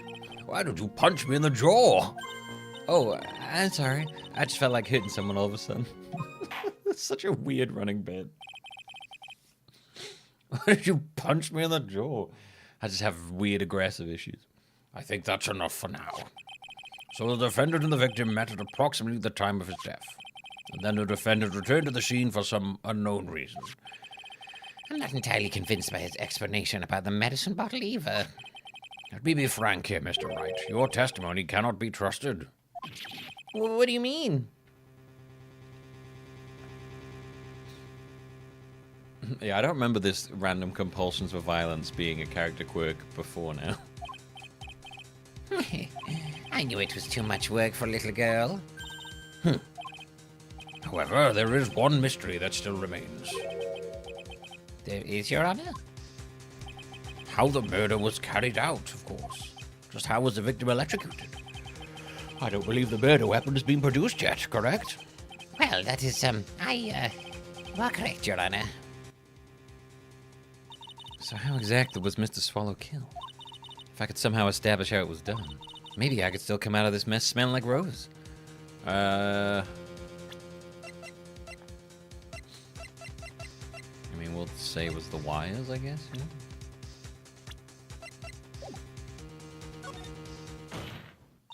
Your Honor? Yes, Miss Faye? I believe that if we were to piece together everything we've heard up until now, we should be able to solve the mystery of how Mr. Swallow died. That would be most impressive. Quite the brass statement coming from a rookie, but even a beginner like you must understand the basic rules of the court, yes? An attorney must be able to substantiate their arguments with evidence. Of course I know that. Actually, I had totally forgotten about that. Now then, Miss Faye, let me see what you've got. Show me what you've got.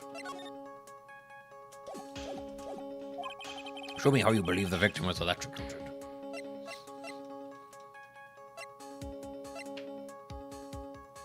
I mean, it shows there, so...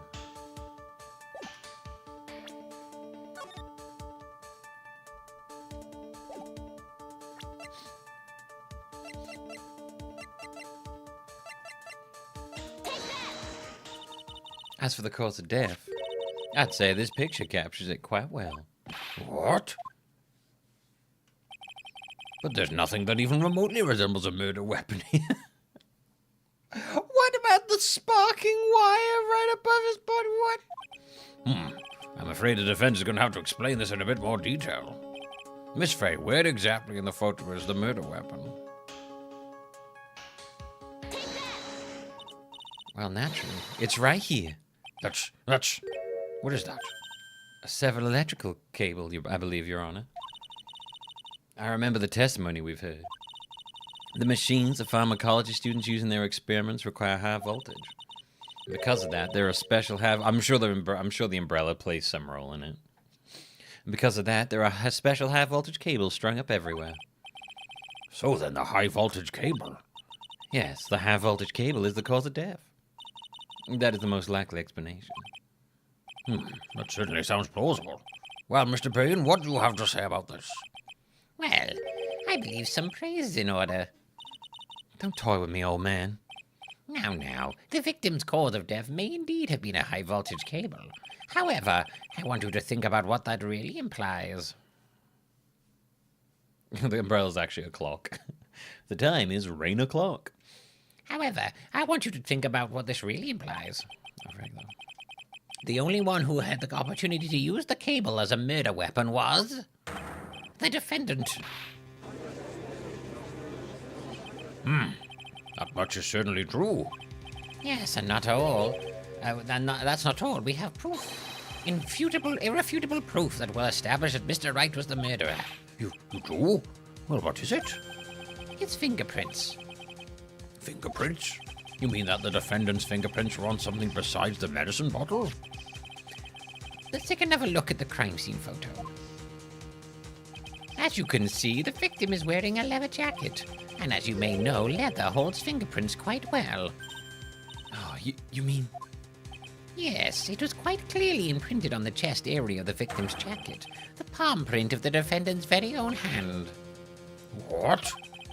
I can only think of one way Mr. Wright could have left a print like that.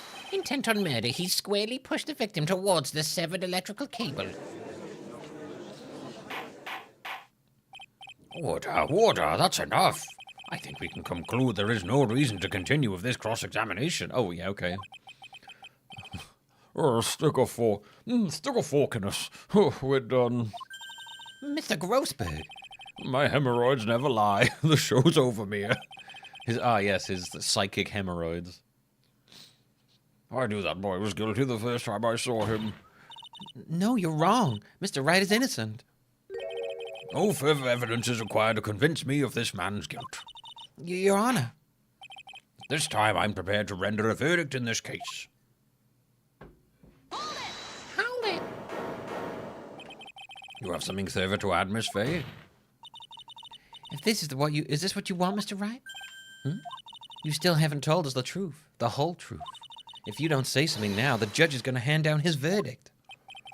But I can't. I just can't say it. If I told you what really happened, then I'd be...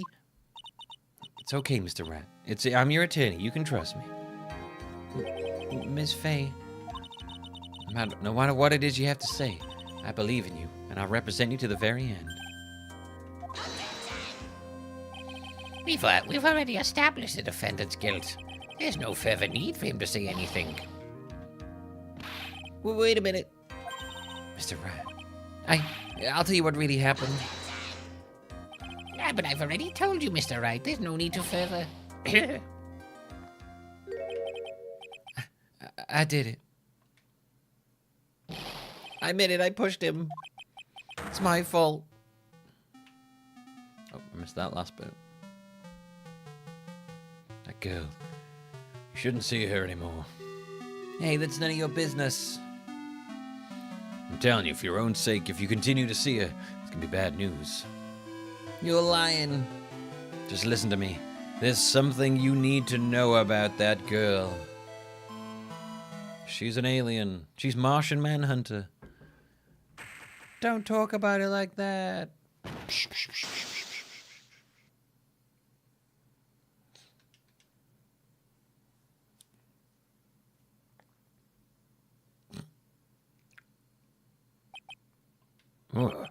What you just said, was that the truth? Yeah, I was afraid if I told the truth, everyone would think I was the murderer for sure. Well, as things currently stand, we're all absolutely convinced you are. Please give me one more chance to explain. This time I swear I'll tell the whole truth. It'll be okay, won't it, Miss Faye? I believe in you. Oh, thank you. Still can't believe it. You really did push the victim. Oh, it feels like my hemorrhoids are doing the Harlem Shake. My God. Wow, what an incredibly dated reference.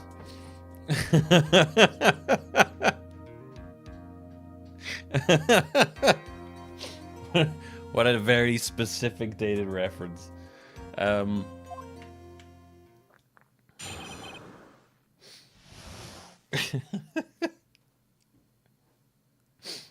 my God. I'd forgotten about the Harlem Shake. Oh my God. The Harlem Shake.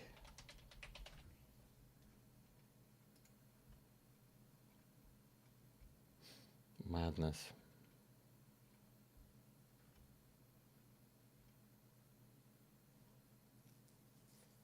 I guess if it wasn't created in 2013, I guess they're referencing the like original one.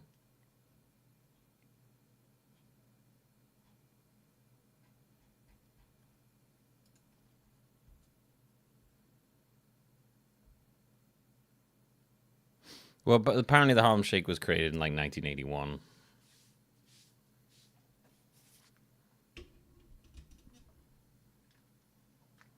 As a dance, and then got really popular memes in 2013. So if this was pre-2013, they just happened to make a reference then.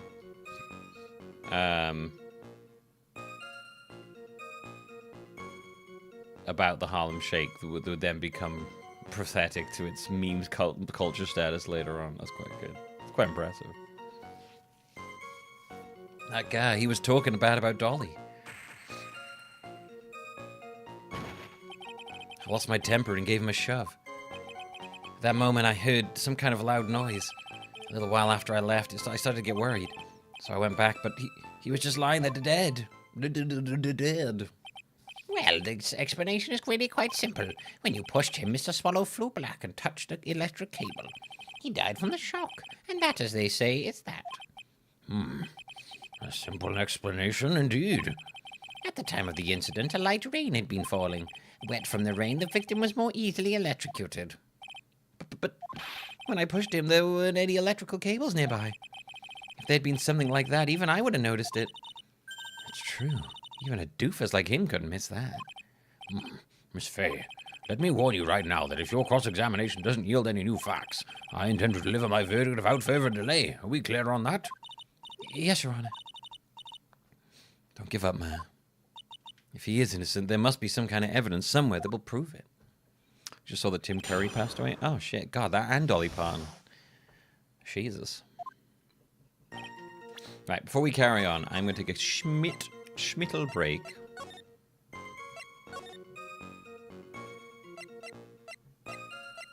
Before we carry on, I need to feel ready to refill my water bottle.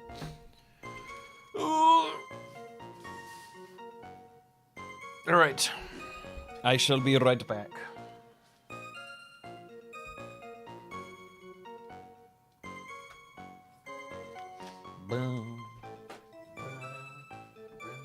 Kid had such a transformation in him. Must be a Saiyan blood. Looks like he needs a full moon and that tail of his to transform. Better get rid of it now. Now that's taken care of. Here's some clothes and a sword. I've got my own training to get to. Did he just so you're on your own again. If you can somehow manage to survive the next 6 months, then you will have earned the honor of being trained by the great Piccolo. You're gonna wish you'd never been born when I'm done. There's so many things happening right now, my mind is exploding.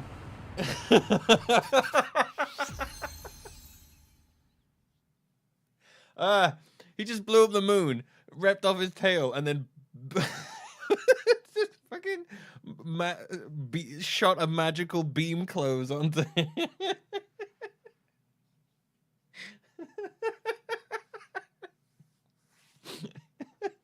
Alright, I blew to the moon. Hit some clothes. Hits a sword. I'm gonna fucking rip off your tail.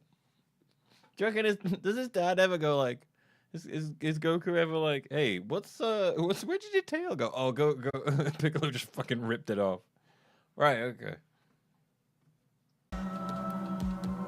Sacrifice the youngest of the Leon clones.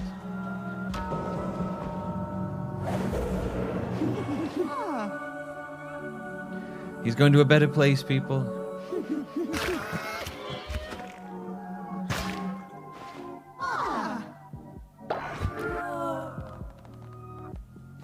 That went differently from how I was expecting it to go.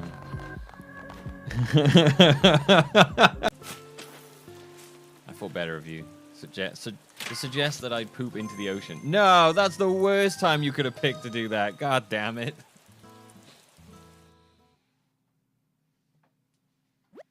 Fuck, well, that was a waste of that rock. You overheard that, did you? This is all going so wrong. And it is the so good. consort's fault. Dead She's the fan. one who started all this. What did this Asari do to get you so upset? I cannot speak more about this problem. It is too sensitive.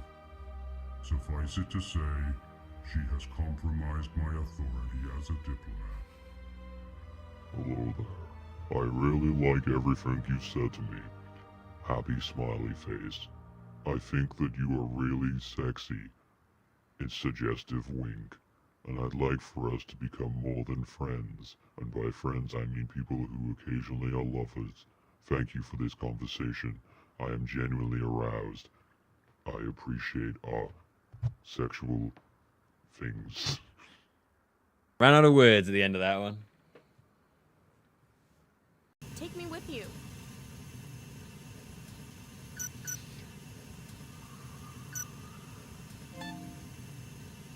Emily? You deserve it. Let go of me. You don't deserve to live. Do you know how bad you have? I get inside your face. What happened to your groupies? I hope you die here. Say all of the above. You deserve this. And what happened to your groupies? Do you have any idea how much you've hurt me? Let go of me or I'll just leave you here. I get to decide your fate. It's like, well, you're unloading a lot right now. This is where you'll die. You don't deserve to live. I'm so sorry. I was wrong.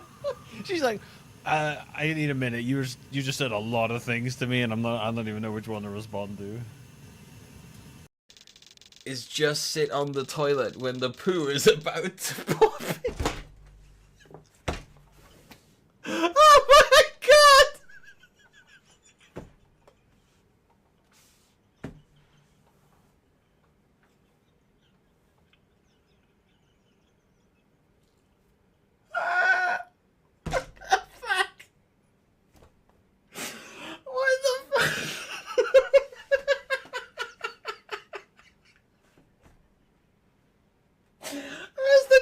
funniest thing I've ever seen.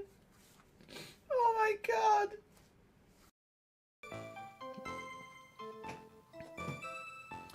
Was the Mass Effect last time my voice filter worked properly? Probably. I think it was. I did something. I moved something somewhere and it broke it, and I don't understand what it broke or why.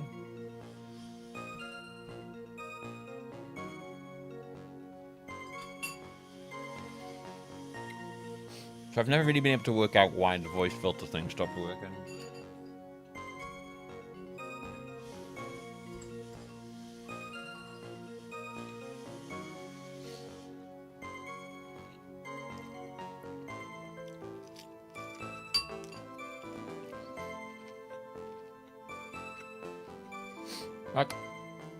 I don't think I changed anything.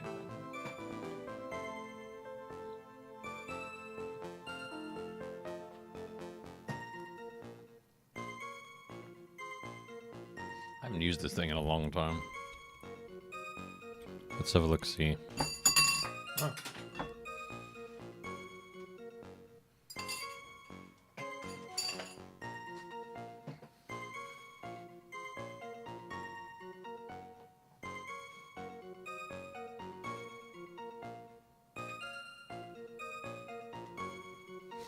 Okay, now what was it I have to press? I think it was this one, and then that. No,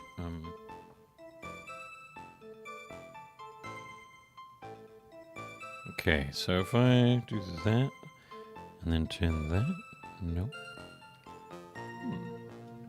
Oh, hang on, maybe it was this one. Maybe I press that. And then that one. Oh my god. That was very loud. Okay, that was super loud.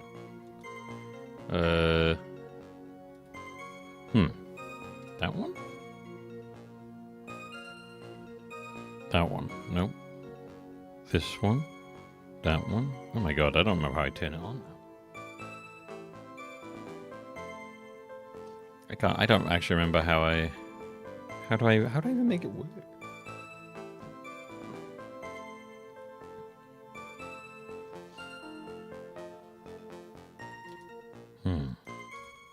Okay, right.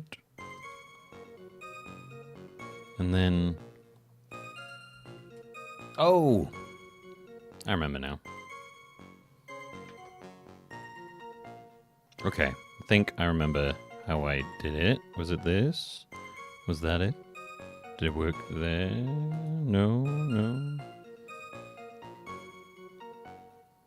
How about now? Any crazy voices coming in? Nothing crazy. How do I... Oh my god.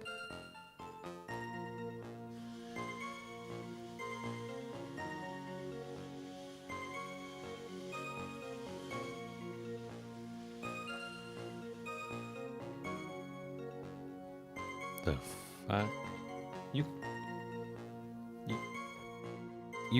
You can't hear this, right?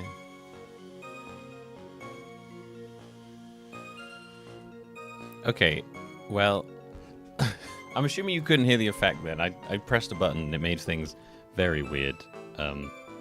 Okay, I think I... Oh god. Okay. Let's have a look-see. And then I turn that one.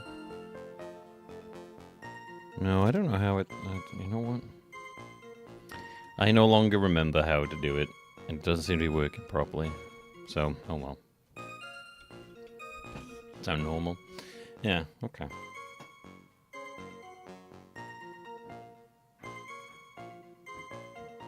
Yeah, I pressed something that actually did make my voice change, but it was going to like a different thing. That was weird. Alright, that was very strange. Never mind. Carrying on.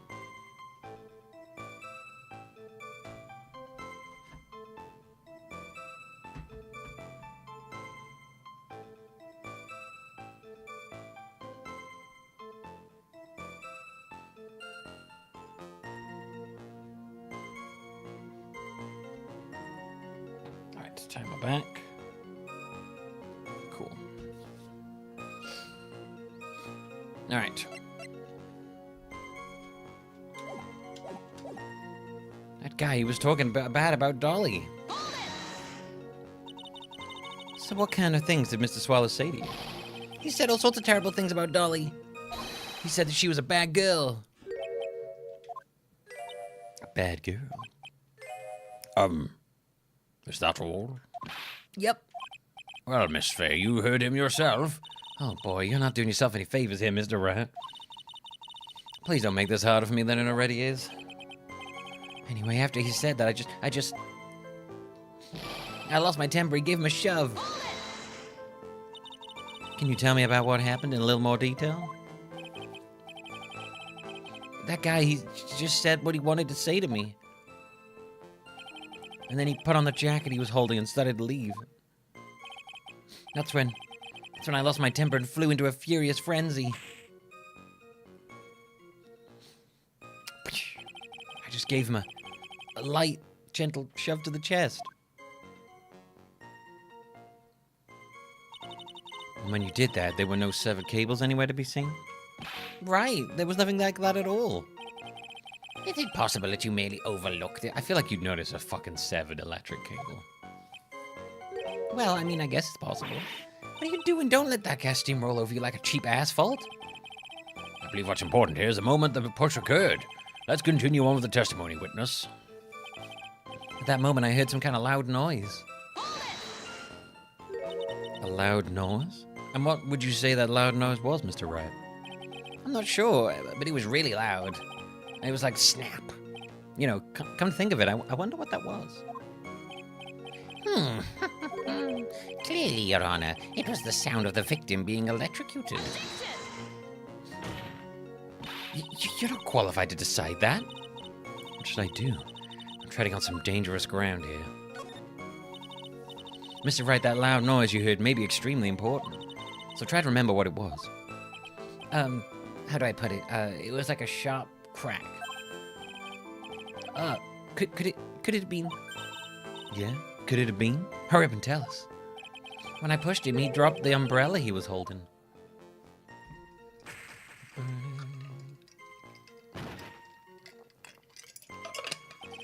He fell right on top of it and it broke. It was probably the noise I heard. An umbrella, huh? And did that umbrella belong to the victim? Yeah, it was a plastic umbrella, cheap and frail, kind of like the owner. Then again, I wish I had any kind of umbrella. I was totally soaked to the bone.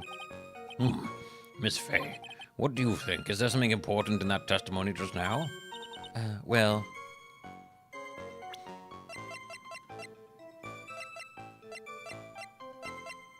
I guess so. This is it, Mia. The new information you've been waiting for. Of course it's important.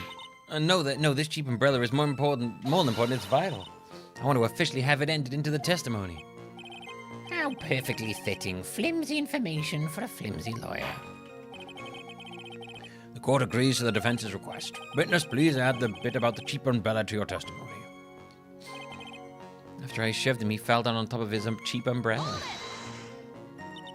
So Mr. Swallow fell on top of his umbrella. And you're certain of this? Yeah, it was right there under him. Actually, if I had been under him, if I hadn't been under him, I was planning to borrow it for myself. The umbrella, you mean? You're gonna rob him? Yeah, well, you see, I was wearing this sweater here. Dolly stayed up late for nights, and nights at a time knitting it for me. That's why she's wearing it. I didn't want the rain to dampen the handmade symbol of her love. Oh, my stomach is not used to... is not to be... Oh, my stomach is not to be used as your personal soccer ball, Mia. I'm sorry. She's so violent. Continue on with your testimony, witness. A little while after I left, I started to get worried. After you shoved the victim, did you leave the scene right away? Yeah, I did. I admit it. I was furious. You left without even checking Mr. Swallow's condition. Is that a Scandinavian accent? Not that I know of.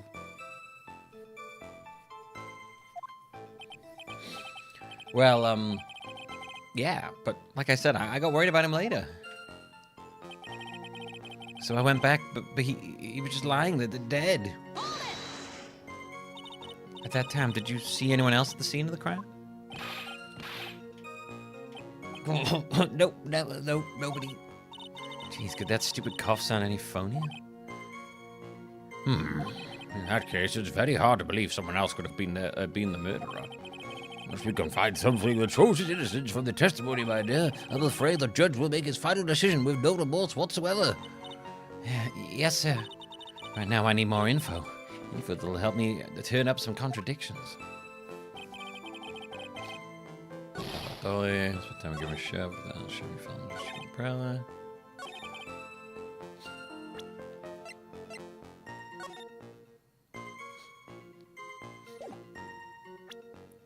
I mean, I guess the umbrella's pretty far away here, isn't it? Why didn't you testify about the umbrella from the very beginning? Come on, if I had mentioned that, I would have been able to counter the prosecution's arguments earlier. Ooh, what do you mean by that? Take another look at the crime scene photo. According to Mr. Wright, the victim fell on top of his umbrella. However, if you look closely, yeah, we have met Grossberg before. He popped up in like the first game, and maybe a bit of the second game. I can't remember. I think he might have. However, if you look closely, the umbrella is nowhere near the victim. Actually, it's by the electrical pole. You're absolutely right. The conclusion here is obvious. After the defendant left, the victim moved from where he fell. In other words, after he was pushed by the defendant, Mr. Swallow is still alive. No! Water! The victim, he moved? Dude, the music in this one is so good.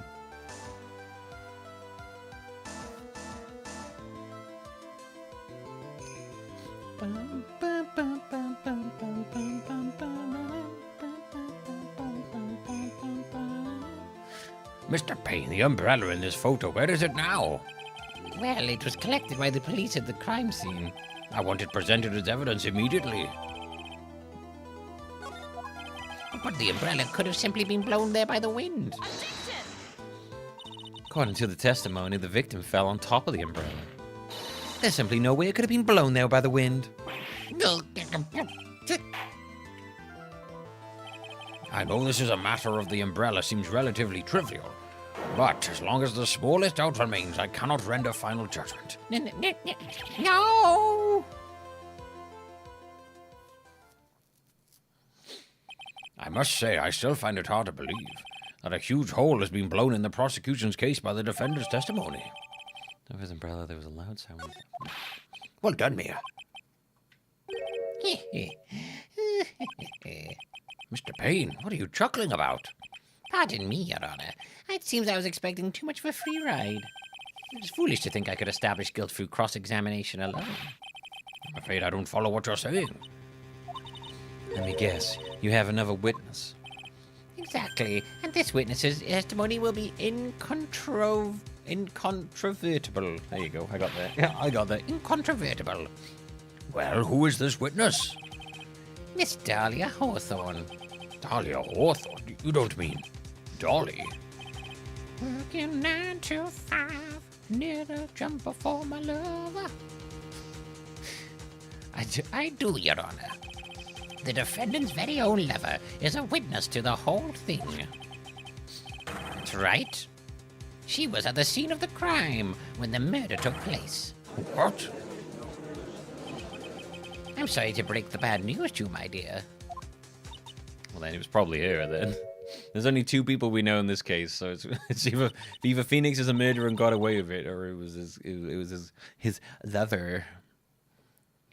Bad news? You couldn't be more wrong. Actually, I've been waiting for this. You can't be serious. Mia, what do you mean by that? I think this is a good point for us to stop at. Court will now enter a 20-minute recess. Afterwards, we will listen to the testimony of Miss Dahlia Hawthorne.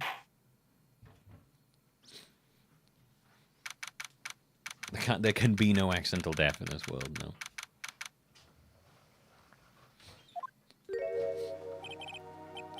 Miss Faye, I'm sorry about what happened back there. It's all right. At least you told us the truth in the end, Mr. Wright. Yeah, so I guess I can start to relax then, huh? Relax, my boy. You can't be serious after hiding such important facts. But the next witness is my dolly, right? She'll save me. I just know she will. Why do you think that? Huh? What do you mean? She's the love of my life? That's why. The love of your life? Would you mind telling me more about you and Miss Dahlia Hawthorne? Sure, no problem. Dolly and I, we first met about 8 months ago, right here in this very courthouse. Actually, I'm studying to be a lawyer on the side. Oh, he's studying to be a lawyer on the side.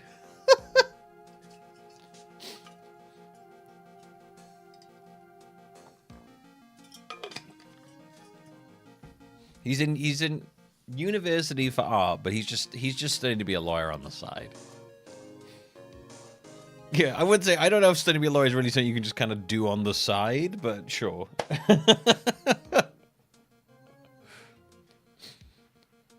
I would think being trained to be a lawyer is something you'd have to like put your whole fucking body into. One day, she and I just bumped into each other in the reading room downstairs. That's why I really think it was fate that brought us together.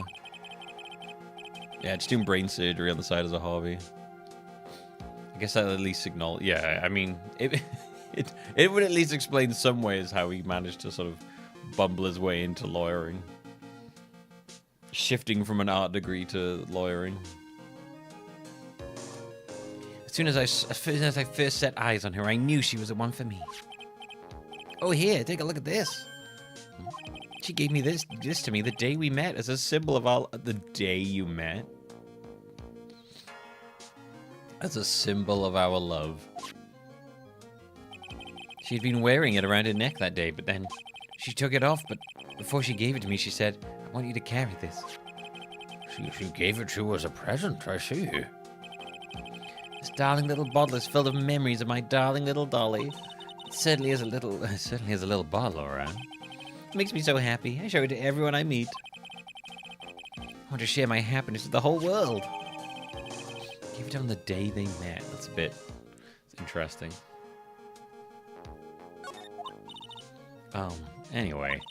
So after that, you and Miss Hawthorne started dating? Yeah, but she's so shy. Every time I see her, she always says the same thing to me.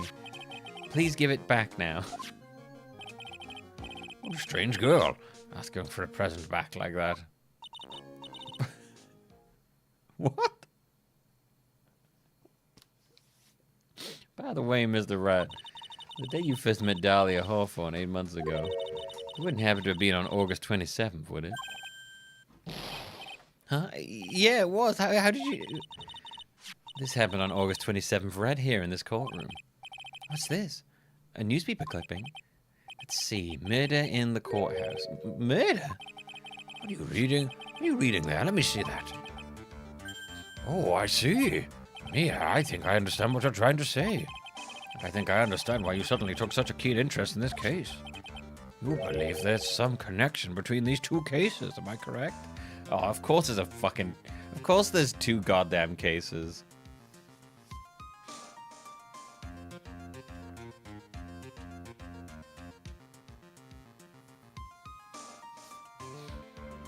There's always another case that links to the case.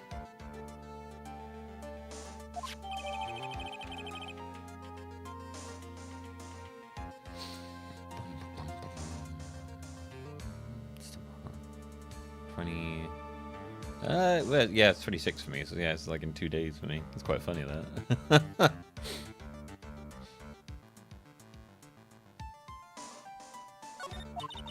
I hope you don't mind, Mr. Grossberg. I need to finish this myself. I need to finish this myself. Yes, but I'm afraid what you have will not be enough, my dear. I'll go and have a look in the downstairs reading room and see what else I can find. Thank you. I want to do whatever I can to be a help to you, Mia. Well, it looks like recess is about over. We better all get moving. I guess so. That recess sure seemed longer than 20 minutes, though. What? It barely seemed like a minute.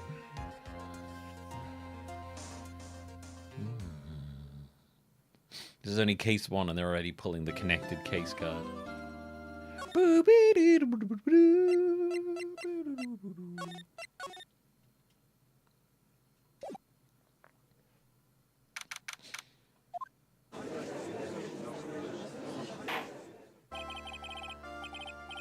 Court will now reconvene. Mr. Payne, please call your witness. This next person is someone who has witnessed the crime as it happened. The prosecution calls Miss Dahlia Hawthorne to the stand.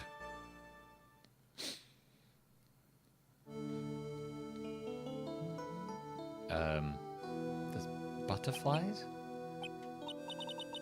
What's with this stiff silence? In my long career as a judge, I have been deceived by many witnesses. It's my job to doubt, to take no one at their word. But in your case, I must admit that you radiate a glow of complete sincerity. I can't believe he actually said that. All the dudes are gooning like crazy right now. Oh, then your witness, could you please state your full name?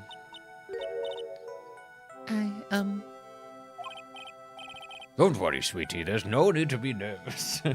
I'll marry you after this. It's fine. Yeah, who let the butterflies in? If anyone says anything rude, you can be sure I'll cut them right down to size. And I'll bash them with my gavel. I love how they look straight at me when they say that. Thank you for calming my nerves. You were all so nice. I must feel right at home. Not at all. It was nothing. He's just gonna bash people with his gavel. If we may move on now. What's your full name and occupation? My name is Dahlia Hawthorne. I'm a junior in literature at Ivy University. I just want to say it's an honor for me to be here in your noble presence. The honor is all mine. No, the honor's all mine. Well, we know how his milkshake brings all the boys to the yard. What the fuck is the references in this one?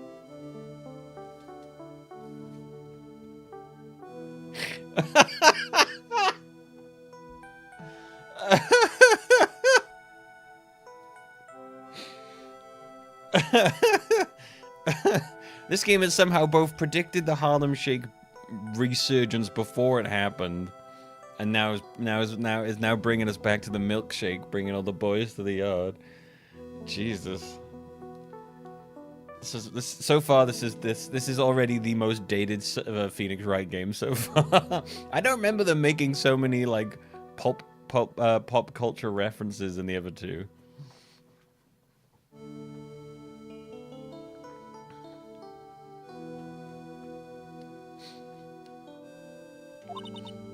Sir? I fucking hate that song, the milkshake song. It always reminds me of like having to get up, hearing it on the radio whenever I'd have to get up to go to school. So I just associate that song with going to school when I was like 13. I've always hated that song. Sir? Is there something I can help you with? Just go on and say whatever's on your mind. I'm sure there must be some kind of mistake. Feeny wouldn't kill anyone. I just know it. Yes. I can see why you'd say that. He's gonna be a tough witness, all right. It only took her 12 seconds to wrap them all around her little fingers. Now then, please proceed with your testimony. Let's hear about what you witnessed on the day of the incident, if you please. What I witnessed. I've been planning to go back to Feeny's place after class was out. Feeny and Dougie, they were talking behind the building. Then suddenly Dougie got all wobbly and just collapsed. That's when Feeny noticed that I was there. I went to go and find some other students and they called the authorities. I do think it's fantastic a bit to have like a ton of outdated pop culture references in a flashback. Actually, yeah, honestly, Rock, I hadn't even thought about it that way.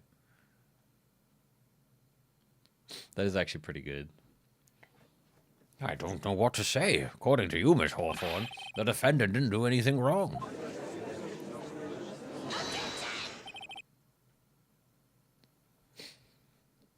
Young lady, as old as I am, even I recall how hot the flames of young passion can burn. Yeah, you don't really like, because like once they added in like streaming, once music streaming became more of a thing, you don't have that sort of everyone's listening to the same song on the radio aspect anymore. So it feels like a lot of songs don't get that like sort of level of, you don't associate them as much of a certain thing anymore. You only ever really get that when something like goes like sort of viral meme, you know. What's the term?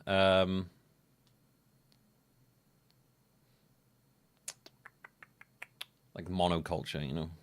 That's the one. As old as I am, even I recall how hot the flames of young passion can burn. Viral? When something goes viral? Like a virus?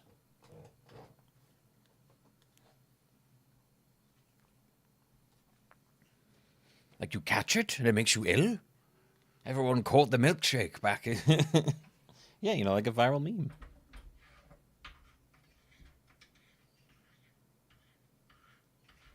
It gets everywhere.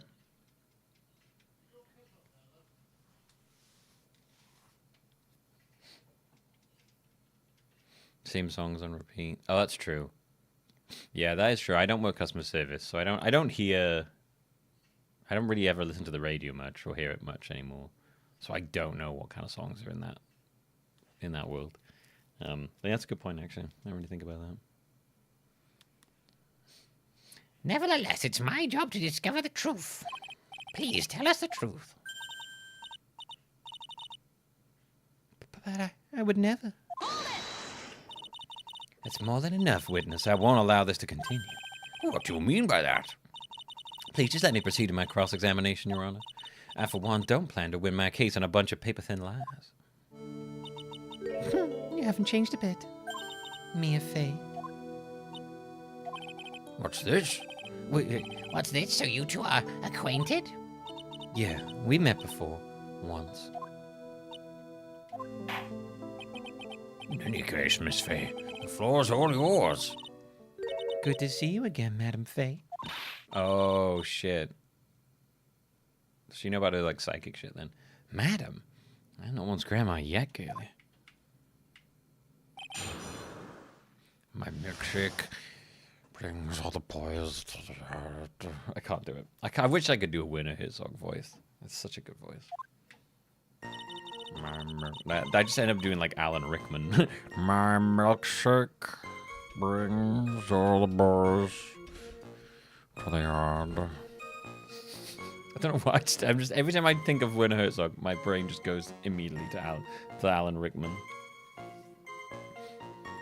My milkshake brings all the boys to the yard, and they're like, it's better than yours. Damn right, it's better than yours.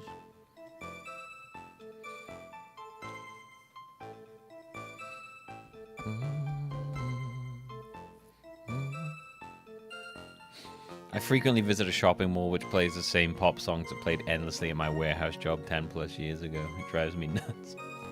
I firmly believe that most people's music tastes stop at around like 18.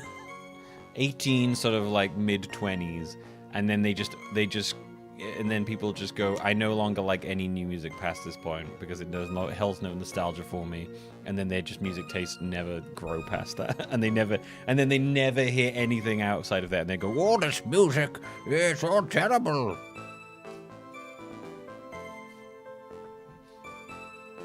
I look at anyone's music taste, and it's always very specifically in like the first 20-ish years of their life, and it never really seems to leave that.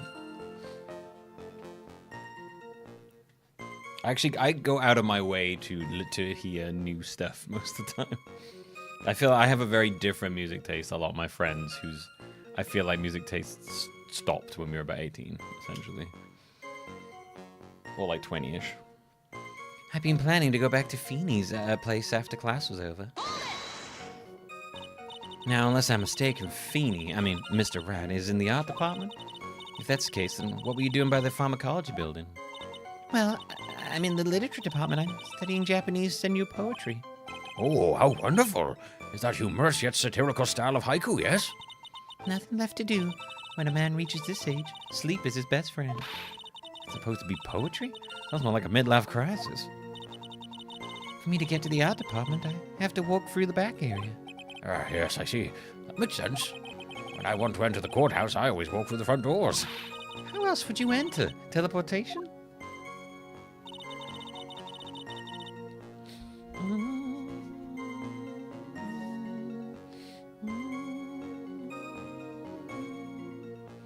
Feeny and Doug, they were talking.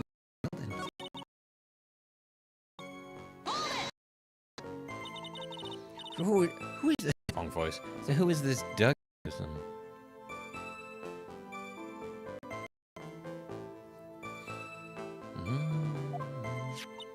Oh, I'm sorry. Doug Swallow. We were dating until about 8 months ago. So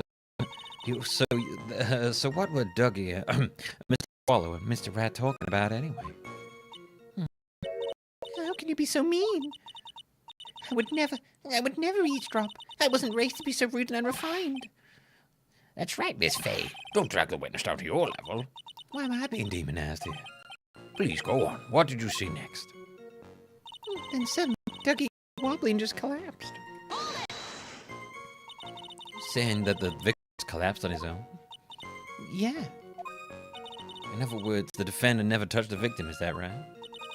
I was watching the whole time. Feeny never did a thing to Dougie. I press it for no good reason. I just know the judge will get angry with me. So what should I do about her testimony now?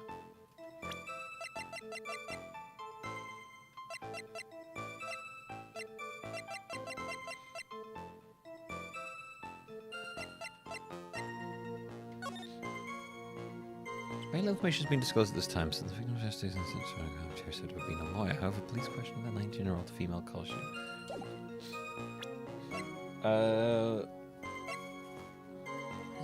We haven't technically nothing here says that he pushed them. I mean, I could say like, okay, I'll show the umbrella because that's what we're falling on. Feeble lies are not very becoming, Miss Hawthorne. So let's drop them, shall we? What? I would never. Miss Faye, I will not allow you to badger the witness. I believe the defense is engaging in a fishing expedition. That is, she has no supporting. Please don't glare at me like that. I'm just doing my job. Now then, Miss Hawthorne. The defendant's palm print was found on Mr. Swallow's leather jacket. It has already been shown that Mr. Wright did in fact push the victim. What? There's no need to try to cover for the defendant. It'd be much better if you came out and told us the whole truth. There's nothing to worry about, young lady. Just tell us everything that you saw. Yes, Your Honor.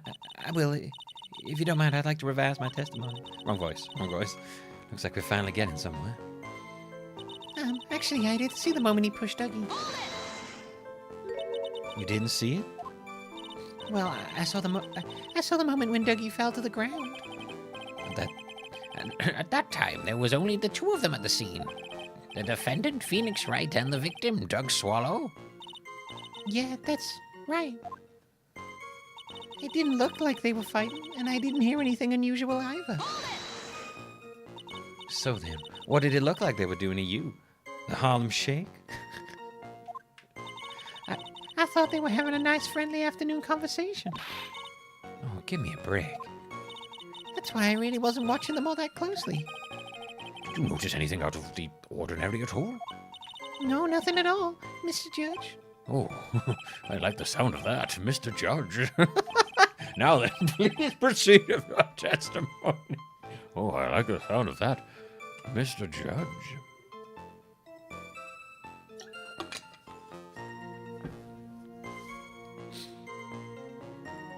Why are we trying to prove our boy Feeny did a crime? Oh, so this is a flashback to 5 years ago, Humble.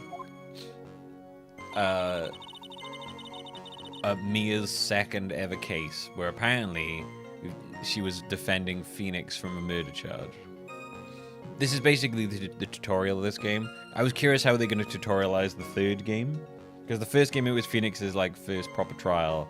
The second game, he lost his memory. And then this one, we're doing Mia's second ever trial, basically.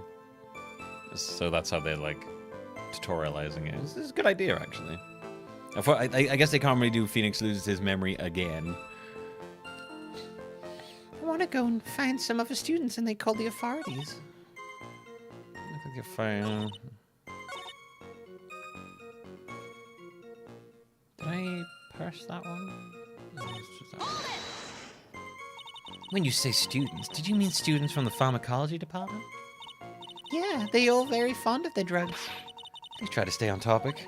As a sort of found some pharmacology students, you went to the labs, correct?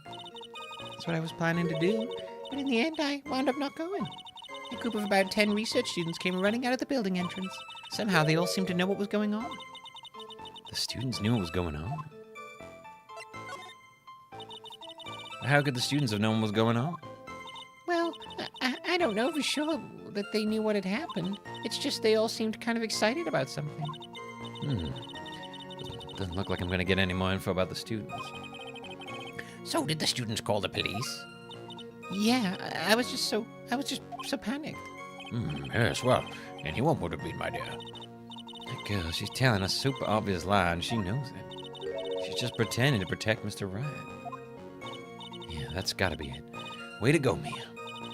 Okay, that means I'm gonna have to dig deeper to find the contradiction on this one.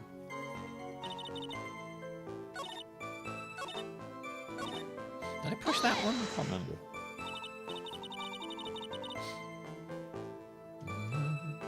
So then, what did it look like they were doing to you? I thought they were having a... Oh no, we have this one. Oh, give me a break. Yeah, that's why I wasn't watching. Oh, Mr. Judge. Yeah, that was the Mr. Judge then. Okay, let's go back on ourselves. I don't really see any.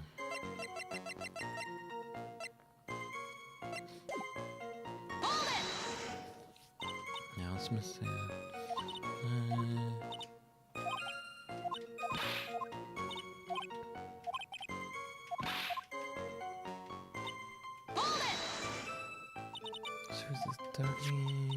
Yeah, we had all this. Oh, wait, how could you be so mean? I wouldn't. Oh no, we had this. Didn't actually see the moment he pushed Dougie. We pressed this one, didn't we? You didn't see it? Well, I saw the moment when Dougie fell to the ground. At that time, there was only the two of them at the scene. Maybe I didn't push this one. The defendant Phoenix Wright and the victim Doug Swallow. Yeah, that's right. Oh no, maybe I did. Okay.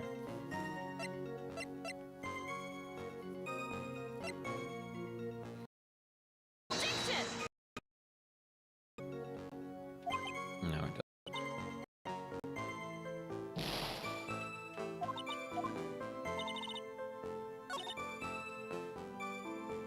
Ah, there we go. It was one off. Didn't hit unusual. Is that correct? Yeah, that's why I was very relaxed looking at the scenery around me. That's nice, but I found that just a little odd. I hear the testimony of your boyfriend, Mr. And he clearly testified to the effect that when he pushed the victim, he heard a pop noise. He said that? If you were really that close to the two of them, why didn't you hear this noise as well? Doop beep boop boop boop.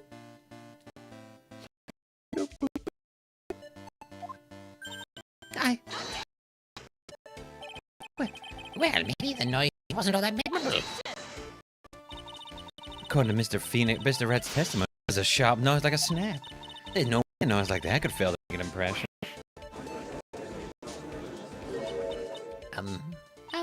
May I have a moment to ask? Or me? I know the reason why I didn't hear the noise. You see, the truth is, I'm blind. Wait, how would that? I'm blind. I can't hear nothing. I had my headphones on and I was listening to music at the time. Headphones? You mean that both ears were covered? The rain was just beginning to let up, but it seemed as though Thor wasn't ready for his thunder to come to an end yet.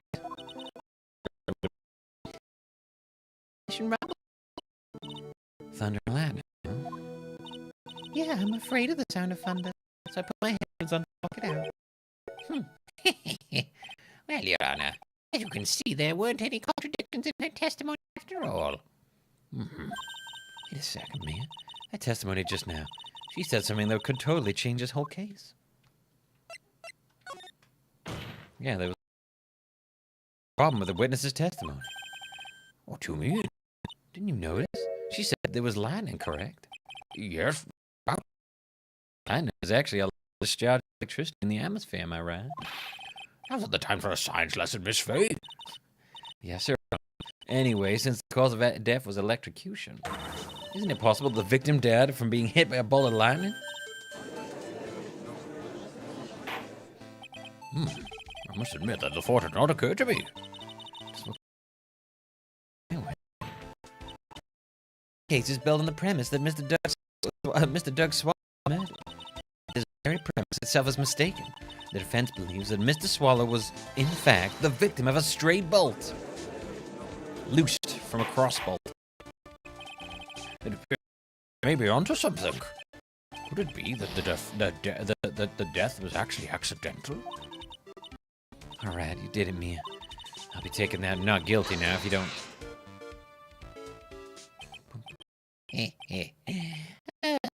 I've heard that you have such a low opinion of Miss Faye. I'm not a fool, you know. The prosecution has done its research. We found that there were no lightning strikes on the day at that location. What? The premise of the Doug Swallow. Bit and swallow. What's more, we have evidence that the electrical cable is definitely linked to this case. Evidence, Mr. Payne? What is this evidence? Affidavit. Who's this affidavit? The pharmacology students who were conducting experiments in the labs that day. Allow me to read it out to the court, the testimony of the pharmacology students. All equipment in the labs lost power all of a sudden around 3 that day. Was it a blackout? All of the lab's equipment runs on high voltage, Your Honor. So your equipment lost power because... Precisely. They lost power because of the severed electrical cable. The power outage occurred at approximately 3 p.m. Which time of death was in the autopsy report. Exactly. In other words, the victim died as a result of touching the severed electrical cable. According to students, the cables were very old. They were planning on having them replaced in the near future. I see. Apparently, the cables had become so brittle that even the smallest bump could have caused them to break. The old cable broke due to the impact. Okay. However, there is one thing that troubles me. If the cable could have been broken by any small bump, then it wouldn't have snapped if it hadn't been bumped into, correct? Well, I suppose you could say that. Miss Faye, do you have any thoughts regarding the cause of the severed cable?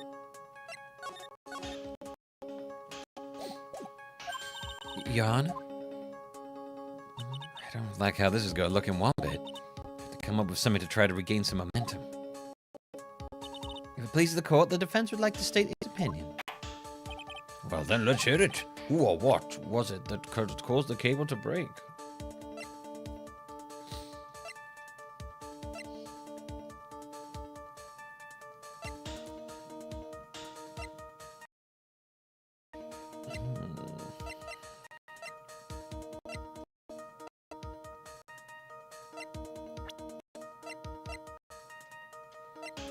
Him. It was Winston Payne.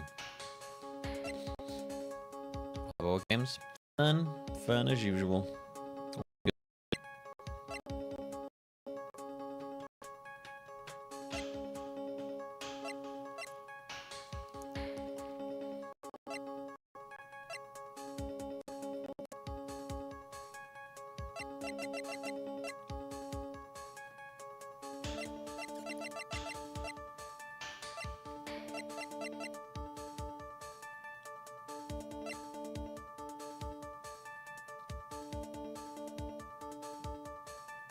That one, maybe? This is it. This is why the cable snapped. Well, Your Honor. I believe that the only thing that has snapped in the mind was of the defense. That was one of your best lines yet, Your Honor. That was harsh. Please, Your Honor, give me one more chance. Well, then let's hear it. Who or what caused the cable to break?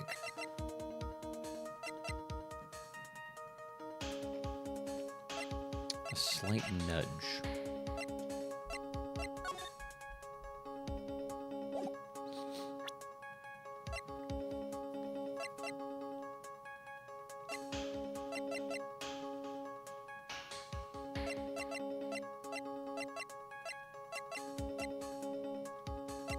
I guess let's say Doug?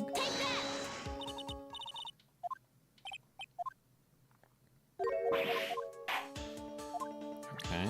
I'm sure that was got. Say Phoenix did it because he pushed him. There you go.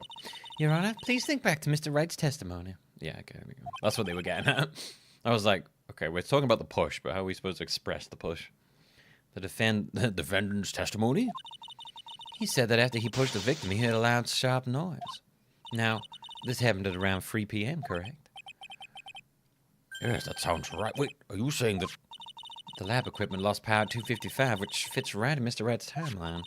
In other words, it was Mr. Wright's shove that caused the power outage.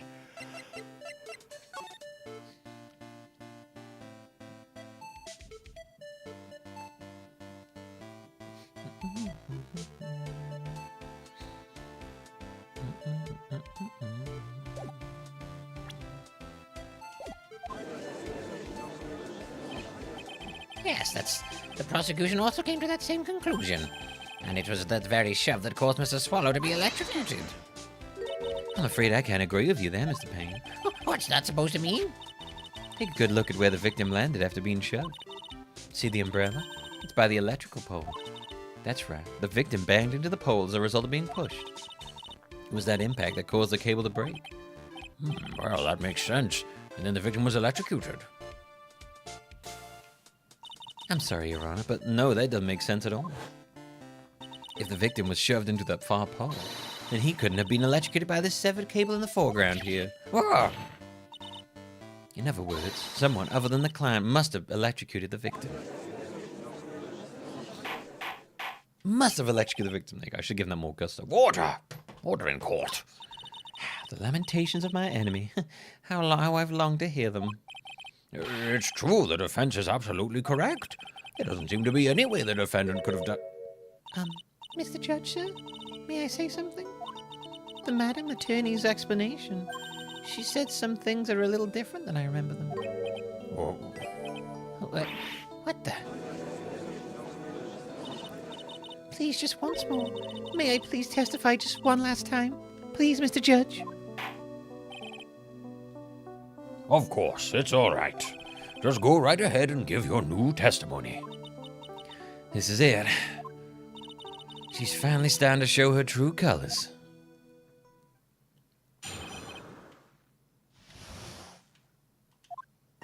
The truth is, Feeney pushed him twice. Oh, we've changed now. The first time was into the electric pole, and that's when the cable broke. Then Dougie tried his best to run away from him, but Feeney caught up and crashed into him from behind. The cable snapping and Dougie being electrocuted. It all occurred in less than a minute. Wow, what the fuck? That's completely different. So after being shoved, the victim got up and tried to run away. And that's when the defendant pushed him for the second time. I'm sorry, Feeney, but I just have to tell the truth. Am I doing the right thing? Am I, Mr. Judge? Of course you are, my dear. As painful as it may seem, you are. Now then, Miss Fay, you may proceed with your cross-examination. The truth is, Feeney pushed him twice. Miss Hawthorne, previously in your testimony, you said the following. Actually, I didn't see the moment he pushed Dougie. I know, I'm sorry. I wanted to protect Feeney. So that's why you basically lied to the court? I was a bad girl. I was a bad girl. I know. Mr. Judge? Yes? Would you please forgive little old me? Of course he won't. What you did was called perjury. Oh, come now. It was just a little old white lie. We'll forget it this time. But please be more careful. Don't be a bad girl now. Oh, thank you so much, Mr. Judge. Not at all. There's better be more careful himself. A dark alley is friendlier than this girl. Oh, I got an achievement for Beware Your Honor. I like it. The first time was into the electrical pole. That's when the cable broke.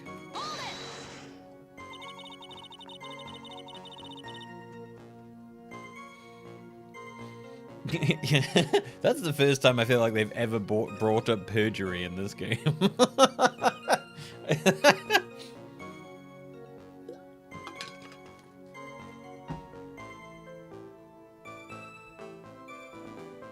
I should say ever this series.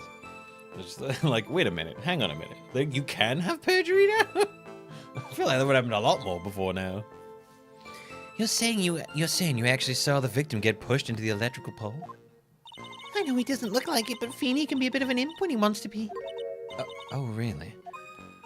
But I never imagined that he would cause an electrical cable to break. Feeney really is scary when he gets mad. Yes, he sounds like a very dangerous individual indeed. Well, then Dougie tried his best to run away from him. Yes, Phoenix is nothing but incredibly aggressive, of course.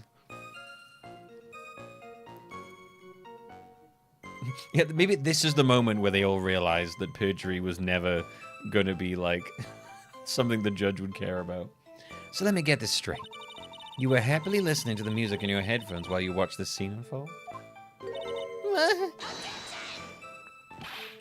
Miss Faye, I'll have to ask you to stop badgering the witness. I wasn't happy. I was scared that I couldn't even move. All I could do was stand there and cheer them on. Cheer them on? What do you mean by that? Well, I mean, I wish the best for them both, and that they would both each give the fight their all. That's very sweet of you to be so supportive. And what happened after that? But Feeney caught up and crashed into him from behind.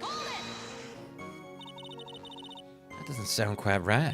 There were handprints found on the chest of the victim's leather jacket. Mr. Payne, were there also prints found on the back of his leather jacket?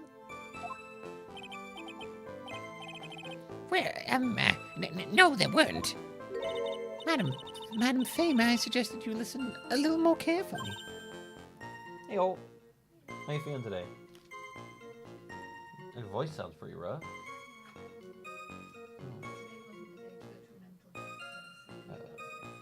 Oh dear. What for?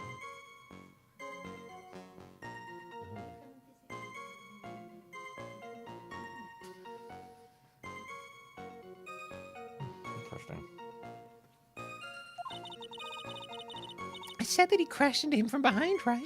Mr. Feeney wouldn't leave any prints behind in that case, would he? The cable snapping and Dougie being electrocuted, it all occurred in less than a minute. Did you actually witness the moment the victim was electrocuted? I'm sorry, I didn't actually see it. I turned my eyes away. That's understandable. Yes, indeed. It would have been a horrific sight for anyone to behold. If I don't figure out the contradiction here, it's all over. She didn't have much time to come up with her lie, so this is my best chance. There must be a hole in her testimony somewhere. Okay. Push twice. First time into the electric poles when the cable broke. Then Dougie tried his best to run away, but Feeney caught up and crashed into him from behind. The cable snapped and Dougie being electrocuted. It all happened in less than a minute.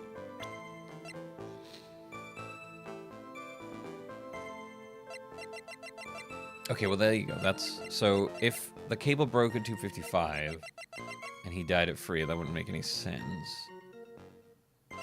So feels like it's one of those two, so I'm gonna use both. Both of those contradict it. Let's try that one. Okay. Let's try the other one.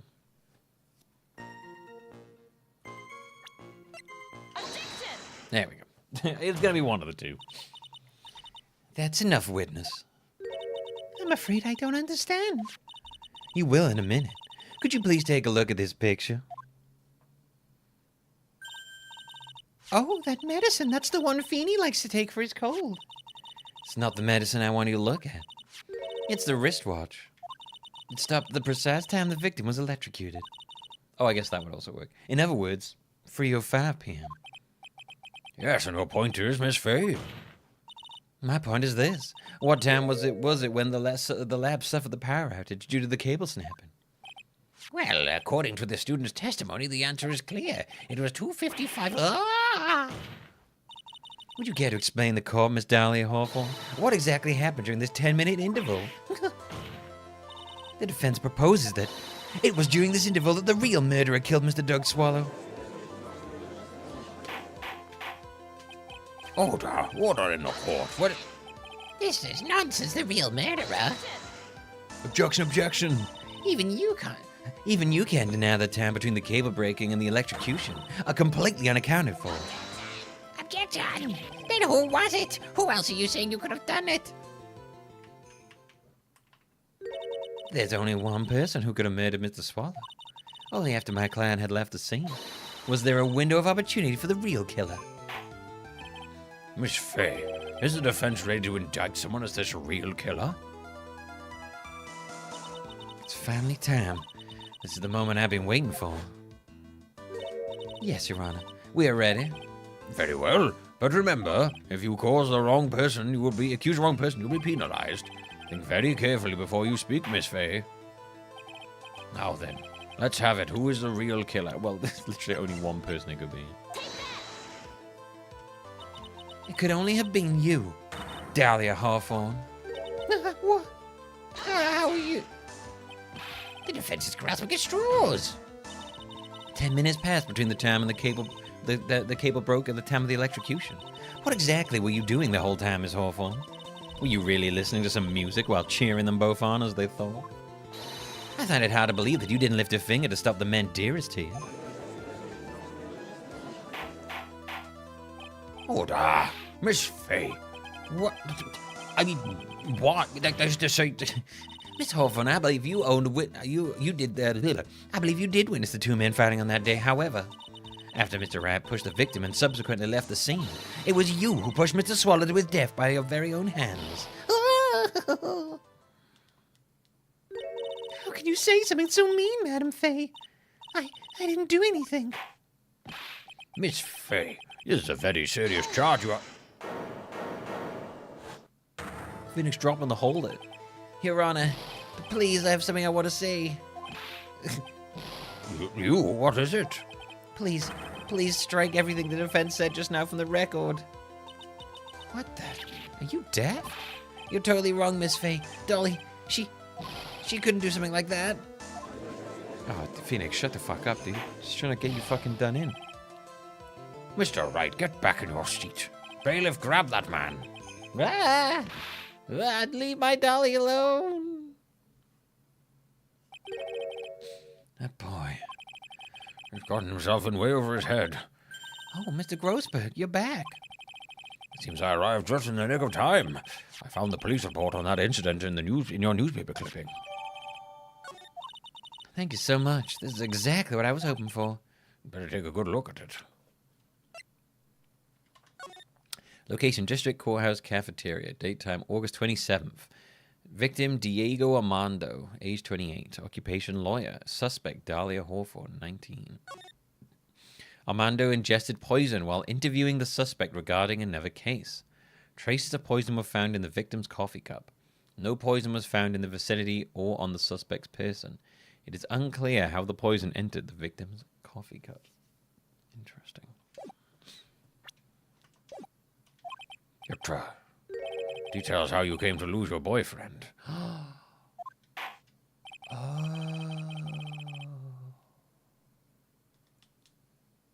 I see. Well, that's how they know each other then. Now then, the defense has made a very serious accusation. Mr. Payne, what do you have to say about this? Well, you really, Your Honor, May I interrupt you for just a moment, Mr. Prosecutor?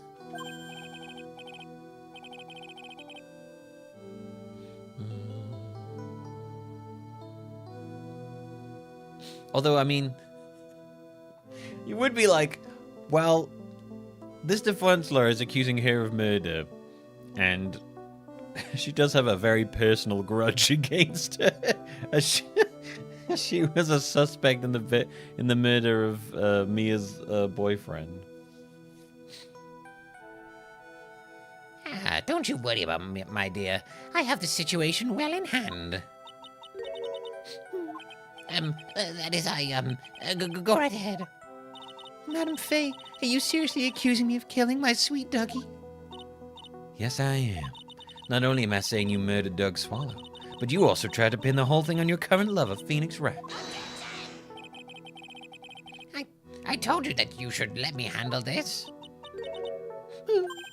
I'm sorry. Please go ahead. How can you say that? I'm absolutely devoted to my dear Feeny. The notion that I would try to frame him is ludicrous. This is all just too much for poor little old me to bear. I believe that girl is trying to ask what on earth her motive would be. The answer to that lies somewhere in this police report. It must. 8 months ago, an incident occurred in the basement of cafeteria of this building. And then, that same day, the two of them accidentally met. Your Honor? Oh, is that what's around his neck? Is like poison. Your Honor, the defense requests further testimony from Miss Dahlia Hawthorne. Further testimony? What about? About the events of that day when she first met the defendant, Mr. Phoenix Wright. What could that possibly have to do with this case? The witness claims that she has no reason to frame the defendant. Am I correct? Well, I have evidence that suggests that she in fact had a very good reason. Very well, then. Let the court grant the defense's request. Young lady, would you mind staying on for just a bit longer? Of course not, Miss Judge. Mr. Judge. Get ready for the battle of your life, Dahlia Hawthorne.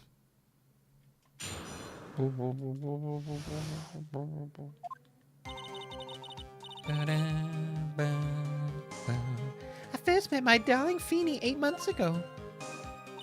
It's like we were destined to meet in this very courthouse's basement reading room. The moment our eyes met, my heart skipped a beat. Keep going southern for her.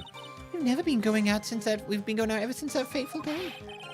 We're so lovey-wovey. We literally make people sick. It's just jealousy, I think. Mr. Wright, you do that again and you'll be held in contempt of court. And now we enter the final act of our little drama. As we used to say in these days of my youth, go get her. Boom, boom, boom.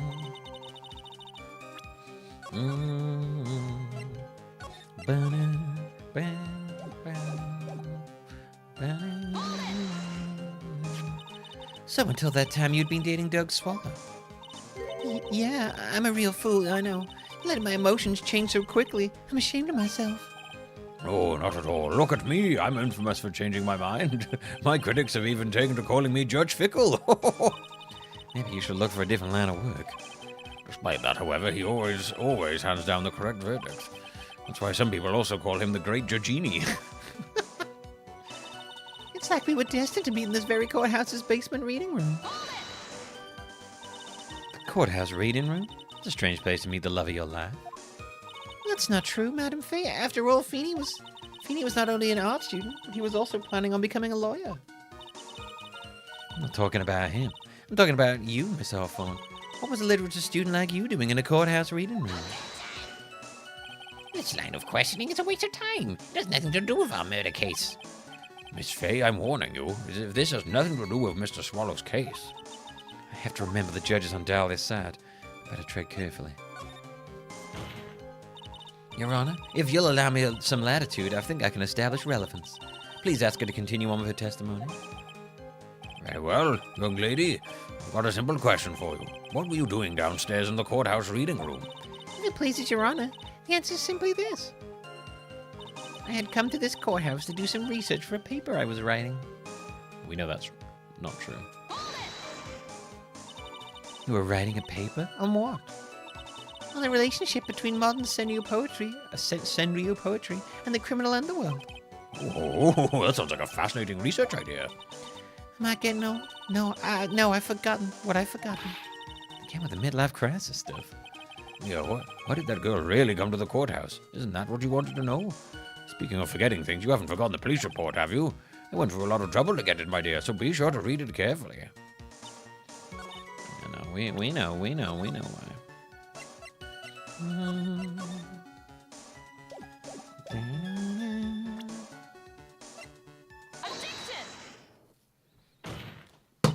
Miss Hawthorne, you weren't here because of your research paper, were you? Yeah, Grossberg seems pretty competent here. Didn't you? It was surprising to me. He always came off like a goofball. Didn't you actually come here for much more important reason? What is the meaning of this cocky smile on your face, Miss Faye? He's got his hemorrhoids are actually special. He's got magical hemorrhoids that inform him of the situation of a case. You can tell entirely how one's going based on his hemorrhoids. Bum, bum, bum.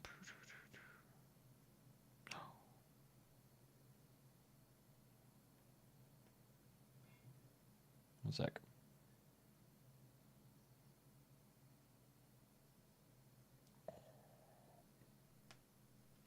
Very exciting. Fran's been training to, like... Have you ever heard of, like, park run in the UK? I think it's around the world, actually, park run. But, my controller keeps disconnecting. That's weird. Fran's been doing some training to, like, help run some sessions and stuff. So it's like a first co-lead today. So, checking it's going well.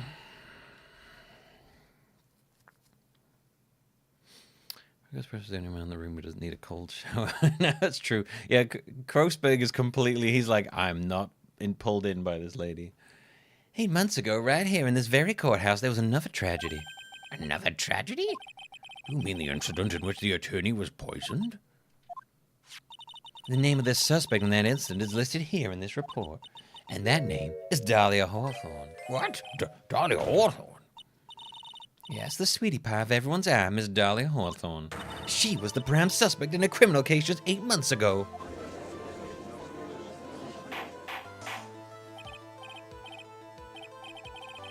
Did I ever watch MXC, Extreme Elimination Challenge? No, I've never seen that. Never heard of it, actually. What? This is unbelievable. It's true, then. The loveliest rose can hide the deadliest thorns. Miss Faye, that's not fair. You can't slander my witness. Winston Payne will not allow it. Mr. Prosecutor, I believe I was speaking. Pardon me. Go right ahead. It's true that about a month ago, the police expressed some interest in me. Expressed some interest, huh? Mr. Judge, sir, I know I'm under oath, so I'll tell you the absolute truth. I did not commit the crime that occurred during that incident 8 months ago. I see. Okay, I've tied the two crimes together. Now I've just got to stay on the offense. Well done, Mia. Ooh, you've really lit a fire in my heart and my buttocks.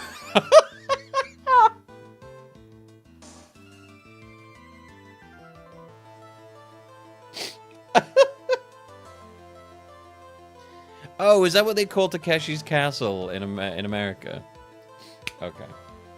Yeah, I think it was called Takeshi's Castle.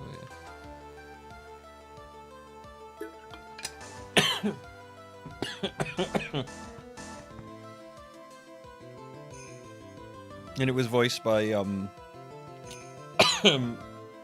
the guy from Red Dwarf that plays Lister. Craig Charles, I think. Hemorrhoids reaction cam. I could hardly tell which is more inflamed, my spirit or my hemorrhoids.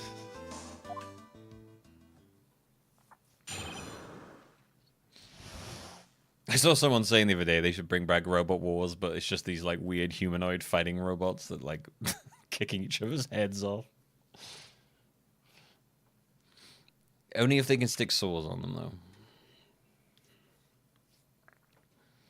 Yeah, instead of seeing magical locks, it's Grossberg's hemorrhoids tingle. Oh, they must be lying. My hemorrhoids are tingling.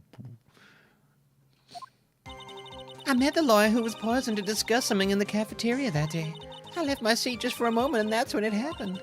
From what I heard, it was a liquid poison that is lethal at just two teaspoons.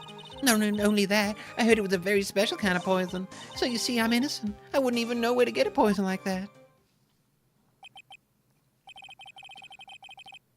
At least one robot needs a buzzsaw. Yeah, you gotta have the buzzsaws. Old Robot Wars was great. I love that stuff. I've gotten to see I think Matilda and Sir Kill-a-Lot I've seen in person. Those are fucking big robots, dude. Like, they look big on the show. In person, they are so much bigger than you'd expect. Sir Kill-a-Lot is just ridiculously huge. A fucking massive thing. Madness. I have a toy of Sir Kill-a-Lot as well. And Matilda, I think. From back in the day. So that's what happened here 8 months ago. However, as you've heard from the witness's testimony, she had nothing to do with it. I think the defense is just about out of tricks. I'm terribly sorry, Mr. Payne. But I'm afraid the defense has many more tricks up its sleeve today. And I'll be sure to show them to you before the end of this cross-examination. No. What the? Why does the defense suddenly feel stronger? Mia, you're glowing with a true lawyer's aura, my dear. That proud posture and self-confidence, absolutely smashing. I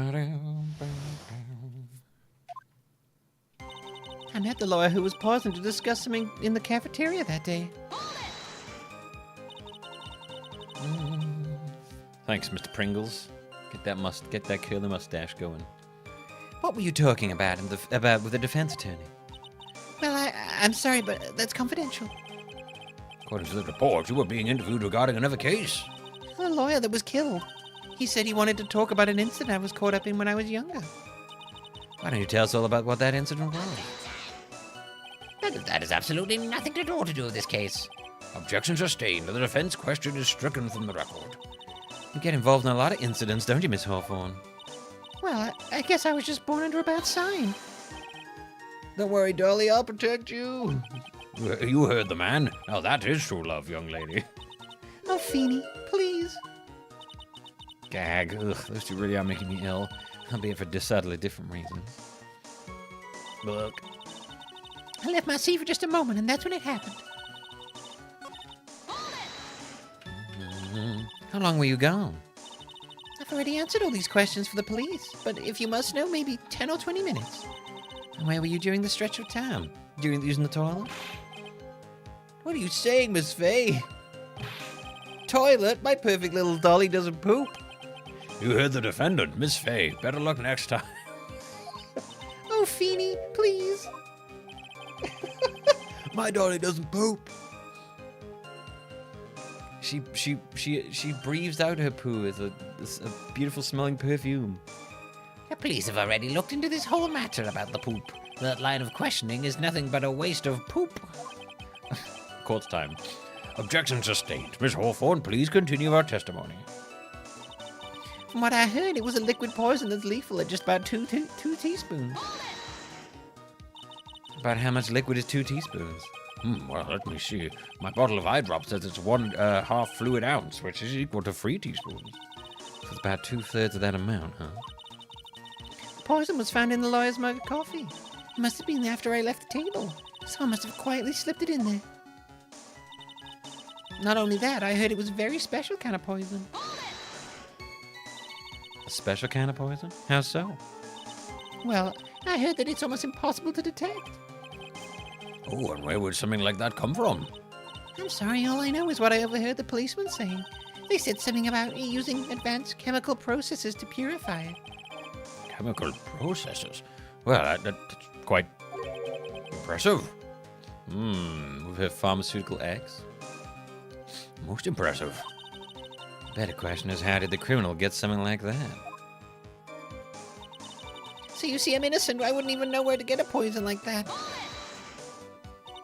And that's the reason they didn't arrest you? Because no one could show how you could have gotten the poison? I think that's good enough reason, Madam Faye. She's right, and I think we've all had enough of Miss Faye's questions. So in essence, the main reason Miss Hawthorne was never arrested for the crime was because no one could have shown how she could have obtained it. And all we have to do is find a way to establish how she could have gotten some, right? Great. How did a little student get a hold of poison of all things? Because your fucking boyfriend was a med student, bro.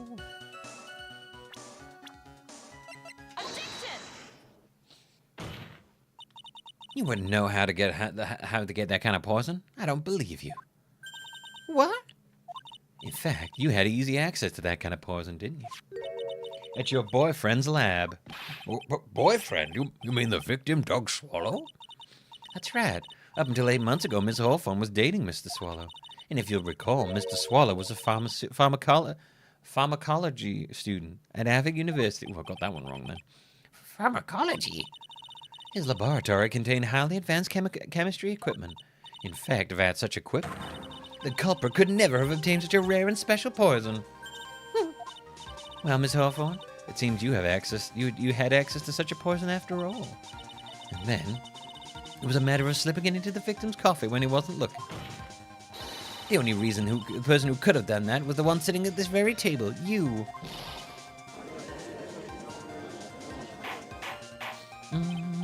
Water. Could it be? That's nothing but a basis accusation. May I say something, Miss Madam Faye? What is it, Miss Hawthorne? The amount of poison in the coffee was 2 teaspoons, correct? In order to carry that much liquid, you need some kind of container. Yes, that's true. I was searched immediately after the incident took place. Quite true. In fact, the entire courthouse was turned upside down. But they didn't find a suspicious container anywhere, did they?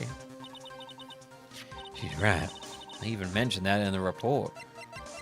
It's fucking that one. Well, you could have easily gotten rid of something that small. Excuse me, madam, but this is a court of law. If you're saying I threw the poison container away, I think you need to show some kind of proof. Proof? Proof? I need proof? What the fuck? When do I ever need proof? Like, she's shocked that she needs proof. What the fuck? Proof? Provide some evidence, or I'll have to disallow this line of questioning, Miss Faye. If you can come up with some evidence, we're going to lose this lead. He's conducted a full body search of Dahlia and of the entire courthouse. I need proof in a court of law. Yet the container holding the poison disappeared right after the crime occurred. I'm going to accuse a young lady of committing the murder. Then where is the container the poison was carried in? Right there, buddy. You were forced to get rid of the container in a hurry, weren't you? And that's why you passed it on to someone that had nothing to do with the case. Someone that you knew wouldn't be searched. Who is that person? Mr. Phoenix Wright, of course. So the defendant was this witness's accomplice? Of course not. She gave the poison to him disguised as a present. What? But that's... That's a charming little necklace. Is this a little bottle? It's really quite cute. So what about it? What does it mean, Miss Faye? Come on, dude. The day that the witness met and fell for Mr. Phoenix Wright was 8 months ago. August 27th, the very same day as the poison incident. Under the pretense of love, the witness gave my client a present. All for the purpose of hiding that one piece of evidence that would give her away. What? Are you saying there's a deadly poison in here? No, there's no longer any poison in that bottle. However, I'm certain that if the crime lab were to analyze it, they would find a trace amount. No! No! You see, Your Honor, you can't deliver a verdict because I've trapped your fingers in a Chinese finger trap. No. Order in the court. On behalf of Dolly, I object. Mr. Wright, control yourself. I won't let you bully her like this. Mr. Wright, I thought I told you to stay in your seat. Mr. Wright, why? Why are you going through so much trouble to protect her? Why?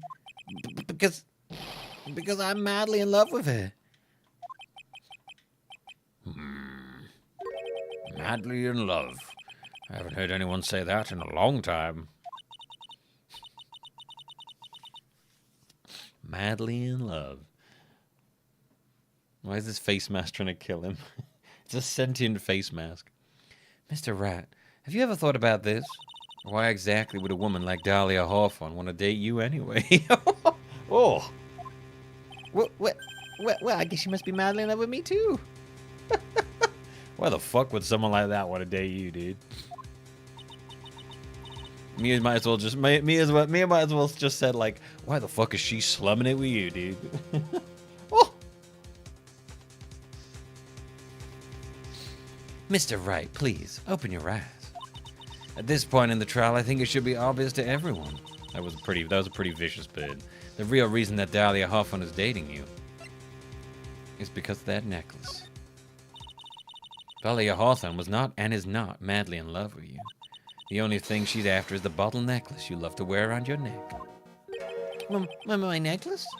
Yeah, remember she kept saying, back there in the waiting room, you said it yourself. Yeah, but she's so shy. Every time I see her, she always says the same thing to me. Please give it back now. A strange girl asking for a present back like that. For Dahlia Hawthorne, that necklace is irrefutable evidence of her crime. Yeah, I don't know why Phoenix is defending her as well, because she keeps trying to make it sound like he's the murderer. Wouldn't he just be like, wow, I definitely didn't push him twice. Why is she saying that? What a strange thing to say, to try and make me sound like a murderer. That's why she absolutely had to get it back. You're lying. But you never gave it back to her. And to make things worse, for her, you insisted on showing it to everyone you met. That's why she... I don't believe you. No, that's a lie. Ew. Ew. Mia, you... Oh, the defendant, he's getting away. Bailiff, hurry after him. Virginia run off crying. Mia, are you alright? Yeah, I think so. That boy, he went completely insane. Where's Mr. Rat? Looks like the bailiff caught him, so he should be back soon enough. Thank goodness. Oh no! What is it? The bottle necklace, Mr. Hawthorne's present. It's gone. What? That's terrible. Mr. Wright must have grabbed it when he slammed into me. Foolish boy. That's the only thing that could have saved him. What in blazes are we supposed to do now? Mr. Wright, this sort of behavior is unprecedented in the history of this court. Although eventually I will allow both a parrot and a fucking speakerphone to be interviewed. I'm sorry. I'm afraid that your apology is not enough. Mr. Rat, what did you do with the bottle necklace? Forgive me. I'm sorry. It's okay. Just give it back the necklace. I ate it. You what? You ate it? It was too big to swallow, so I had to chew it into little bits first. But yeah. Ugh. You chewed it? What is he doing now? Come on, Hag, you've got to stop the trial. Mr. Wright, are you feeling okay? Does your stomach hurt? That bottle you swallowed may have had some poison left in it. It seems the defendant has proven the prosecution's case for us. Clearly that bottle did not contain a deadly poison. How can you be so sure? I think that's obvious. As you can see, the defendant is still very much alive. As for the poison, more like a fledgling defense attorney's overactive imagination. So it was sealed. No, there must be some mistake. The bottle must not have had any poison left in it. Either that or the poison must have lost its potency. There. It's all right. Rookie, trusting your client is the most noble thing a defense attorney can do. And it's heartwarming to see that you placed this much faith in Mr. Wright. But that's how it is for us on the prosecution side, too. For example, I would trust the witness, Miss Hawthorne, with my life. Which is why I can state that your assessment of her is completely wrong. That's enough. Unfortunately, Miss Fay, I cannot accept your explanation of the events. But why? This may be impossible for a beginner like you to understand, but in a court of law, evidence is everything. Even after I prove so much, is she gonna get away with everything? Well, now that the suspicion surrounding Miss Hawthorne is being cleared up, I'd like to proceed with the trial.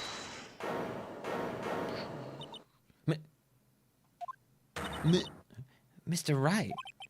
I'm sorry, Miss Faye. Wrong voice. It totally slipped my mind. I'm really, really sorry. I know you believed in me, and I feel like I really let you down. Mr. Wright, what are you trying to say?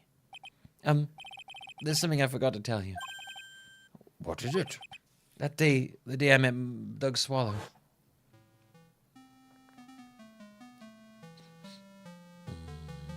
That girl, you shouldn't see her anymore.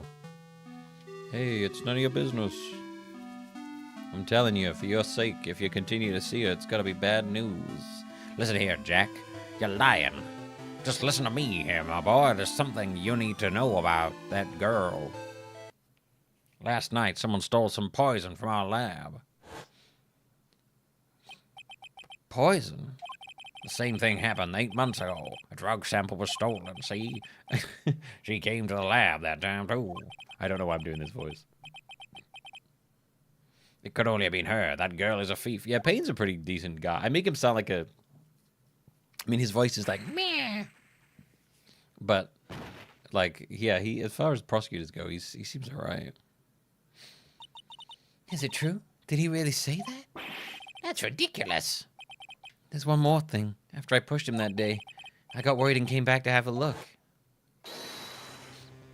And she was there. Dolly was right there. She was crouched down next to him. What? She told me not to ever tell anyone about it, but I'm sorry, Dolly. Your Honor, this is the defendant. Miss Faye, you tell them. Dolly didn't do it. She's innocent. I talk now, so I'm straight laced, see? So Dolly stole poison 8 months ago, too, huh?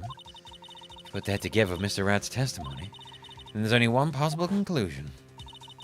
The defense believes that Miss Dahlia Hawthorne stole some poison on the night before she killed Doug Swallow. Night before?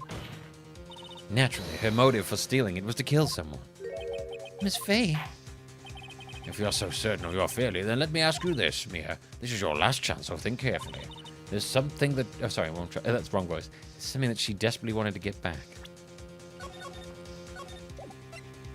Wrong voices all over the place. Therefore...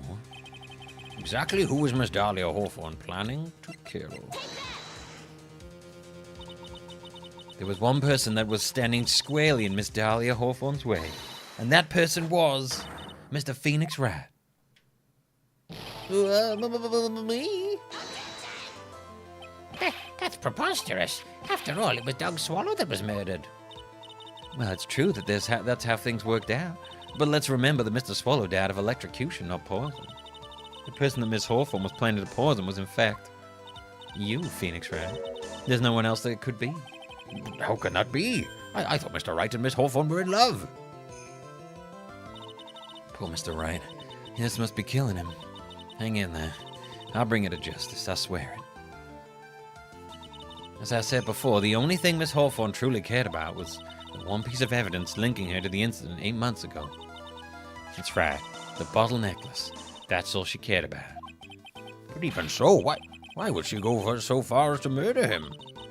8 months ago, just after the fall of that attorney in the basement cafeteria, Dahlia Hawthorne could think of only one thing: how to get rid of the bottle necklace as quickly as possible. No, it can't be. It was a pretty good move she made, too. The evidence was missing for a long time. There was just one big problem. Although she got him to hide the evidence, Mr. Wright refused to return it to her. To him, the tiny little bottle was a cherished treasure. He even showed it to everyone he met.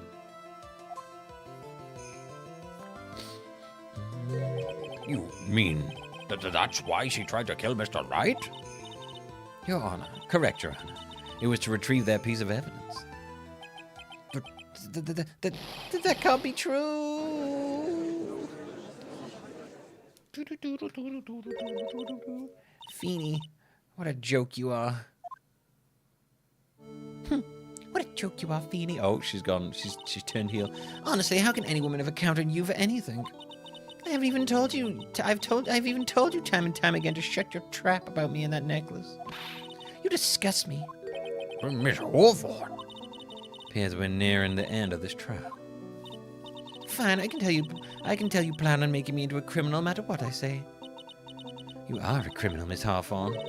We'll see about that. But first, where's your evidence? It seems your sniveling little crybaby of a client has eaten the bottle as a snack. Hey, old man, are you senile or something? Why don't you say something instead of sitting there with a dumb look on your face? Miss Hawthorne, what's happened to you? Are you really that shocked? Or do you prefer me this way, Mr. Judge? With absolutely no proof, you treat a voluntary witness like she's a mass murderer. Well, I have nothing more to say. I'll be heading home now if you don't mind. But we're not finished. Fine, then ask this nasty old hag to finish up already. She faded away into existence. I can't let her get away this time. Stop me. If you keep on pushing without any evidence, you could pay the ultimate price as a lawyer. Death? You've forced me to take off you'd be forced to take off your attorney's badge forever, I'm afraid. No. You better think it over carefully, Miss Fay. Or should I say Miss Gray? Oh, nasty. Well, Miss Fay, can you provide evidence that would establish her guilt once and for all? If I mess up here, my career as a lawyer is over. To be honest, at this point, I don't have any evidence that's well-founded. Double lawyer death. Even so, I'd rather lose my attorney's badge than let her get away with murder. Your Honor, the defense would like to present proof. Impossible. You can't possibly. Wrong voice, wrong voice, wrong voice. Stupid woman. It is the opinion of the court that there has already been enough discussion. Therefore, I will allow only one piece of evidence to be presented. Just one? If you are unable to establish her guilt, then I'm afraid that a very harsh verdict will immediately be handed down on Mr. Wright. I understand, Your Honor. I can just imagine the headlines for tomorrow's newspaper. Up-and-coming lawyer plummets to earth before she gets a chance to soar. She was planning to poison Mr. Wright. If that's the case, then the poison was probably in there. Well then, Miss Fay, please present your evidence. It was inside of the Cold Killer X.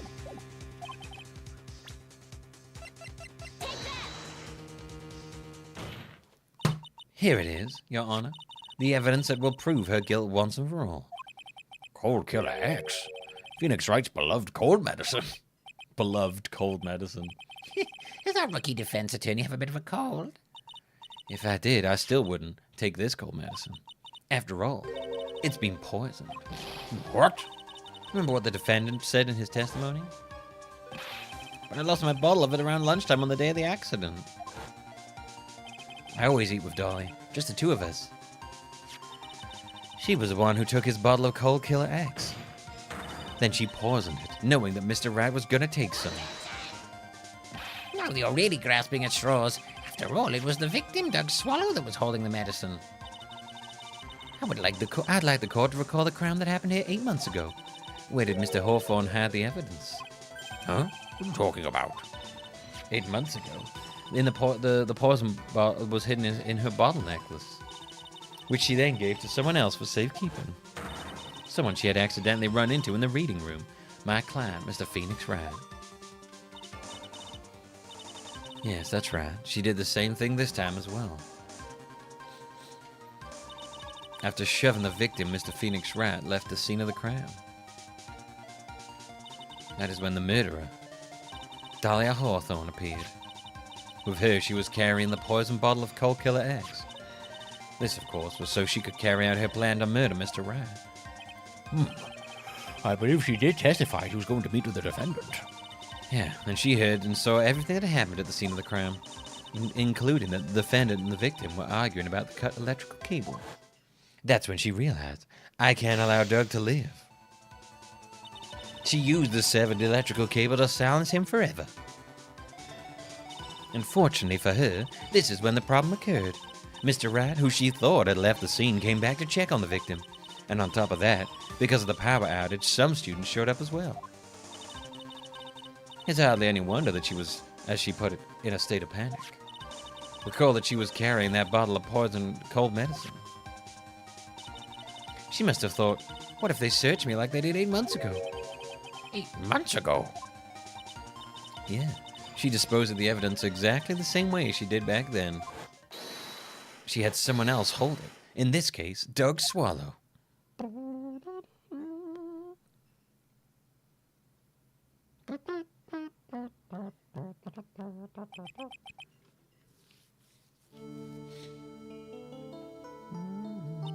Oh, come on now. Everyone's surely you aren't fooled by, are you? This stupid woman, she's nothing but a filthy, stinking liar. Right, Mr. Prosecutor? Huh? Yes, that's exactly right. It's just pure desperation. I wonder which one of us is in the desperate one. So, Mr. Hawthorne, this cold medicine, I wonder if you wouldn't mind taking some. Well, I mean, Mr. Wright ate that necklace of yours, right? Now it's your turn to prove your innocence. What do you say? If I'm just a filthy, stinking liar, then there's no need to worry. So come on, show us. I dare you to take some of this medicine right now. Do the medicine. Direct Mia Fey! Mia Fey! Oh, shit. Do you think you've won? Well, do you, Miss Mia Fey? That's some cool animation there. I like how the butterfly's burned up. Oh, that's just fine. For the time being, victory is yours. For the time being? Well, I have a very long memory, you know. You and I will meet again. I'm certain of it. Well then, Mr. Judge. I'll see you later too, okay? Huh? Right, yes. I'm gonna go spend a little quality time with the man in blue now. I wish you all the best. Okay, it's terrifying.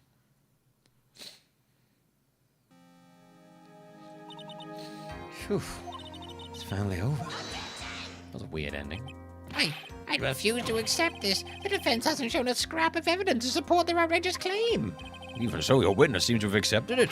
I don't care. I'm Winston Payne. I don't believe one word that this rookie lawyer has said. Well then, Mr. Payne, let me ask you this. Yes?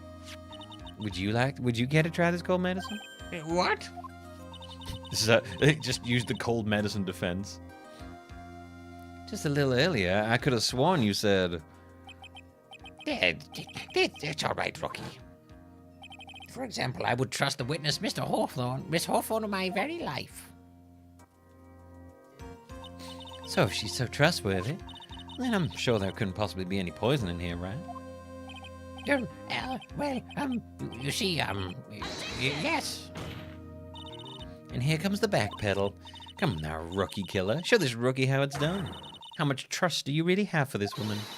Are you willing to bet your life?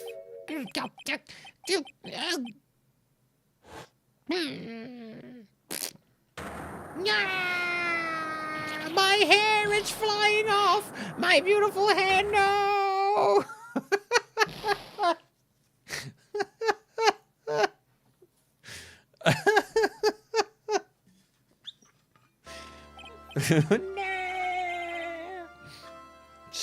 He's shocked into his hair flying away. I mean, it looked like she shot a beam at him. Lawyer Beam.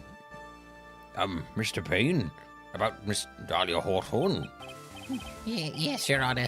I'll file papers for her immediate arrest.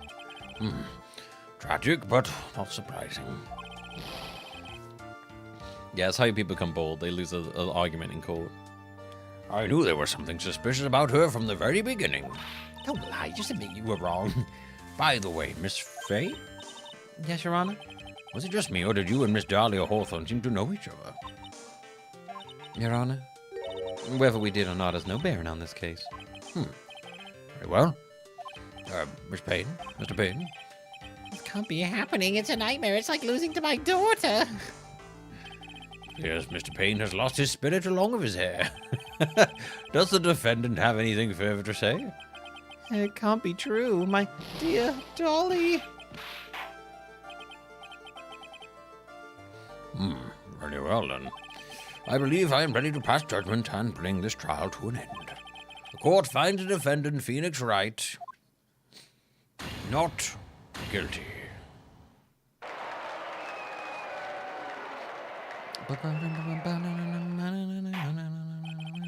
The court is adjourned.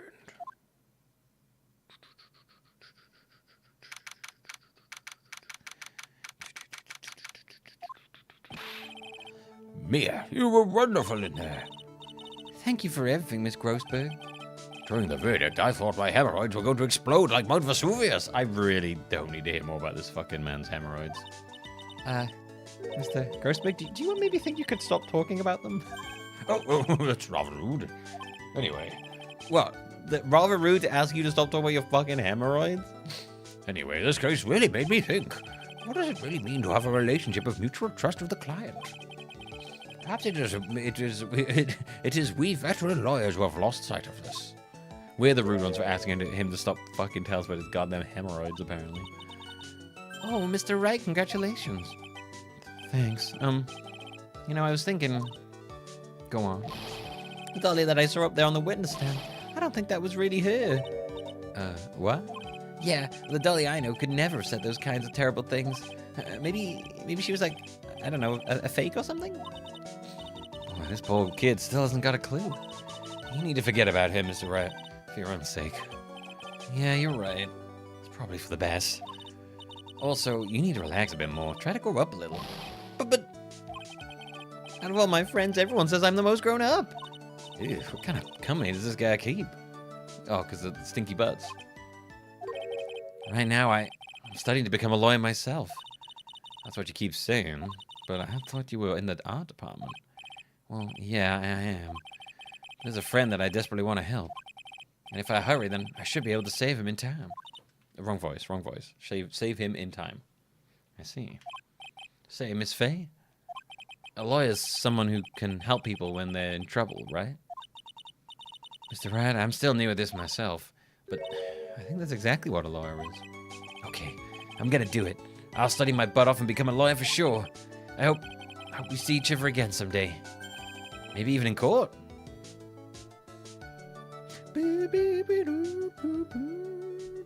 This outfit was DLC in MVC free. I like that.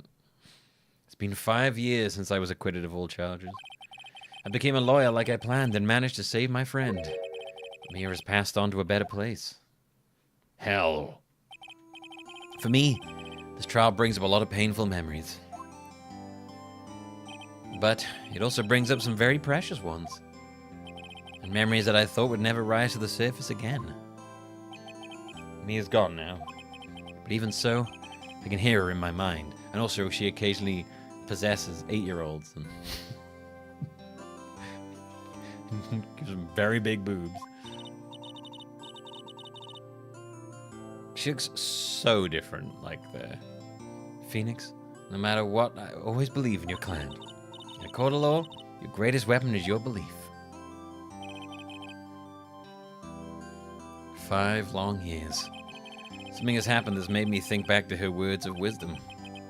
But that is a story for another day. It's the way they have her hair, the bit of hair that like flops down and stuff, and they draw her eyes differently. Like when she's older, they draw her eyes so much sharper. Oh, there's Mr. fucking Cyclops beam head thing.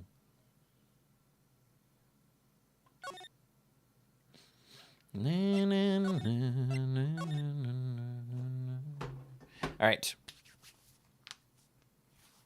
Quick break. I'm gonna refill my water bottle.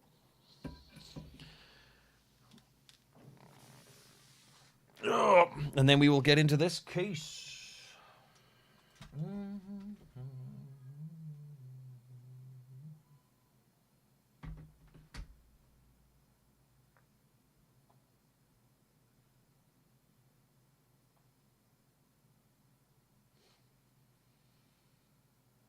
Sweet. Okay. All right. All right. Quick break. I'm gonna stretch my legs, get some water. I'm going to go find some ties since we're going back to Phoenix. I didn't feel like Mia doesn't really wear ties, so it'd be kind of pointless.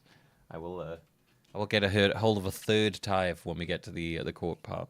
All right. I'll be right back, everybody. The freest time of his life is just sit on the toilet when the poo is about to popping.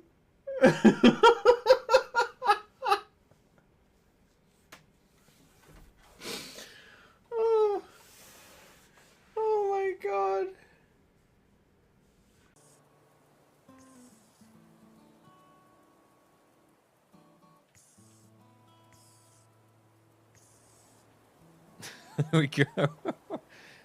Guys, we have a crazy person in here. Cool little empire of fairies.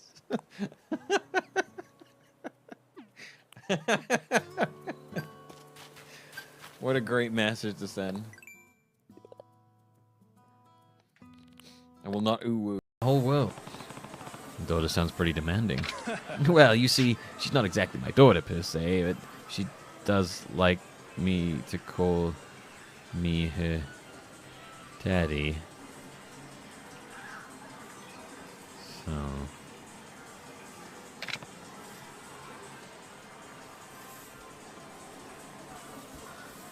Reminds me of a game. What? Me writing on this? Does it remind you of, Oh, shit. What's that one? Oh, yeah, just pull your drill out, Milby. You be the ore detector. Oh, fuck yeah. It's not as good on this, though, is it? Like... Be fine. Okay, cool. Oh, oh, shit! Oh, no! Oh, no! The fucking seat fell off! Oh, no! The wheels come off! No!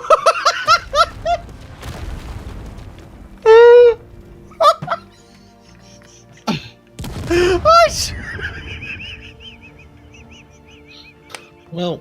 Oh, my God! Why did this happen? That was... On that, right, from my perspective, that was the funniest thing I've ever seen in my life. Like, you were sitting there, and then all of a sudden... Oh, it's a nose pass. It's so funny. Nose pass looks hilarious. I love nose pass. There's no rhyme or reason to it. Thank you, Ranger. Thank you, nose pass. Now, hold it right there. What the... Hey, I'm a bad guy. I'll admit that. But even I don't do anything that selfish or frivolous. You owe an apology to that ranger. Also, you laugh too much. It's really rude to the nose pass. It's true. This is a selfish quest. What I did wasn't fair or right to either the ranger or the nose pass. What? Don't do this at home, kids. Good. You know where you went wrong. I'll be off on my criminal way now. Sizzle. Why would you not bang Sizzle? Shuckle. A lot of holes and a lot of tentacles. I feel like maybe Shuckle should be a yes because I think it would be an experience. It would be an experience. And I feel like it's an experience that I would want to have. A lot of boring people. Heracross, yeah. I think Heracross is cool.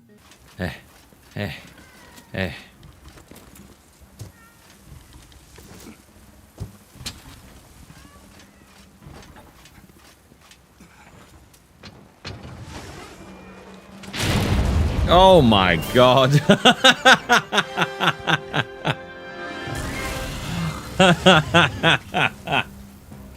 That was hilarious. Jesus Christ. That was such a big explosion.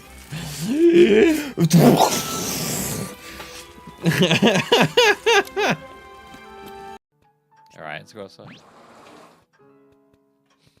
Get out of my house, Pikachu. Wants to keep watching TV. See? See? See? It's fucking Pikachu. He kidnaps you. Look, he's like, nope. You're not going out. It's time to shut that door. It's time to watch some TV. Okay, Pikachu. Okay. So you girls? None of you? None of you?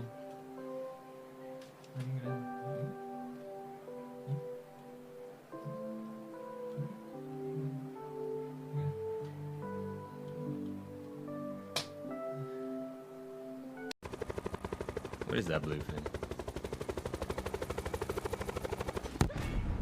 Squad destroyed by hostile action.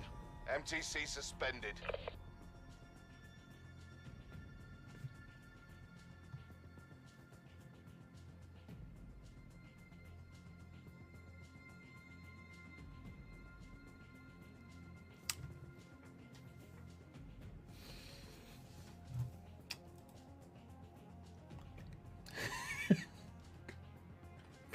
from only fishing. That's true.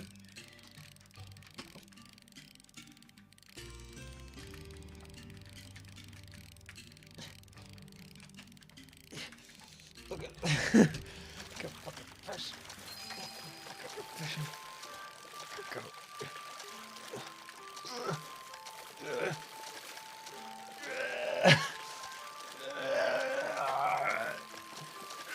Come on.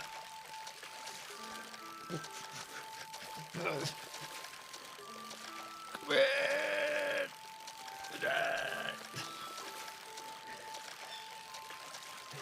He's got a fish. He's got a fish. He's got a fish. Come on. Come on. Oh, he's got him. The fish cam's, the crush cam's too intense.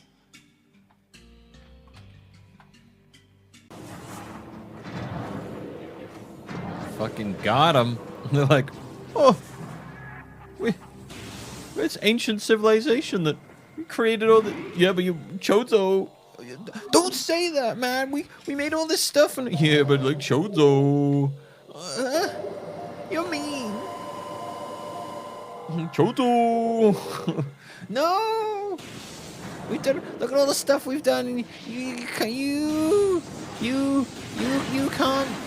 just.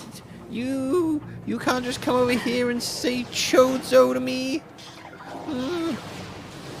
I'm ancient race. Coming over here and call me Chozo. One sec.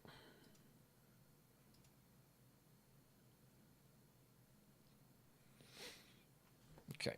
All right.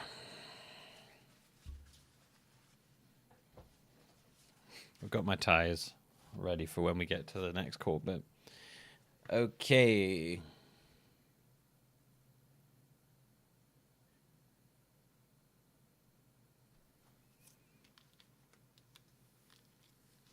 That was the first opening case they didn't show us who did it? Yeah, I mean, clearly that's going to come back again.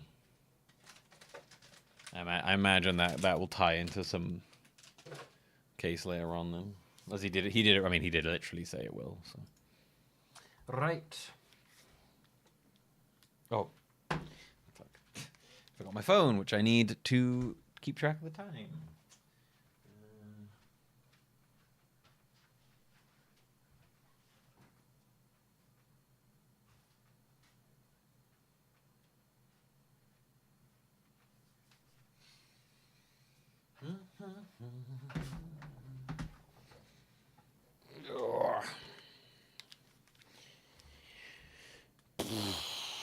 Alright. Just gotta add this.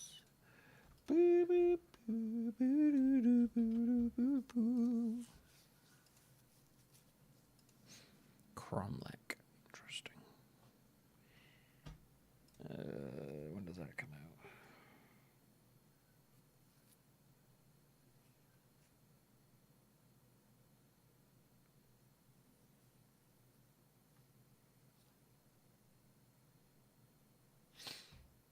Okay.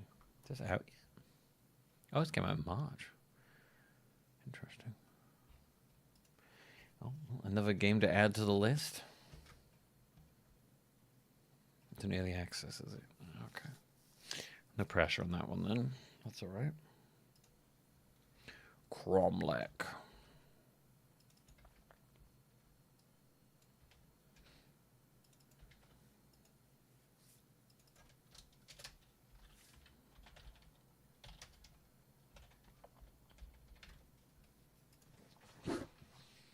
All right.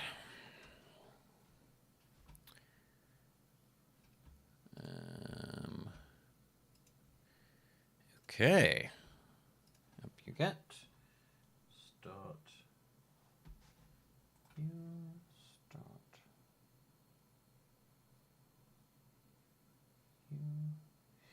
There we go. Okay.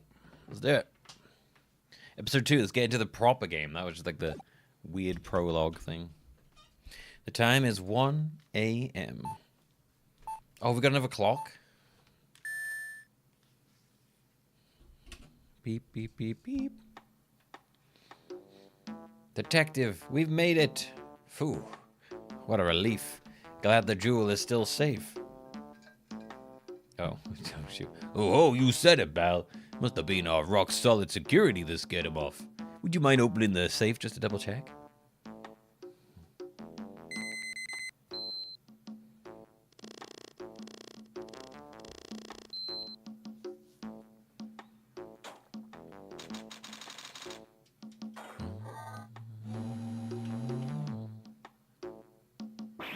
Gah! We be dead!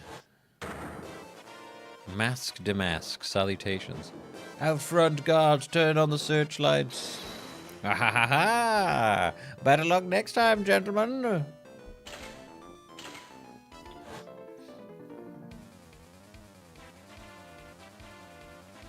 What is happening? Excuse me, but I'm afraid I must be leaving now. We shall meet again when the next moon is full. Ah.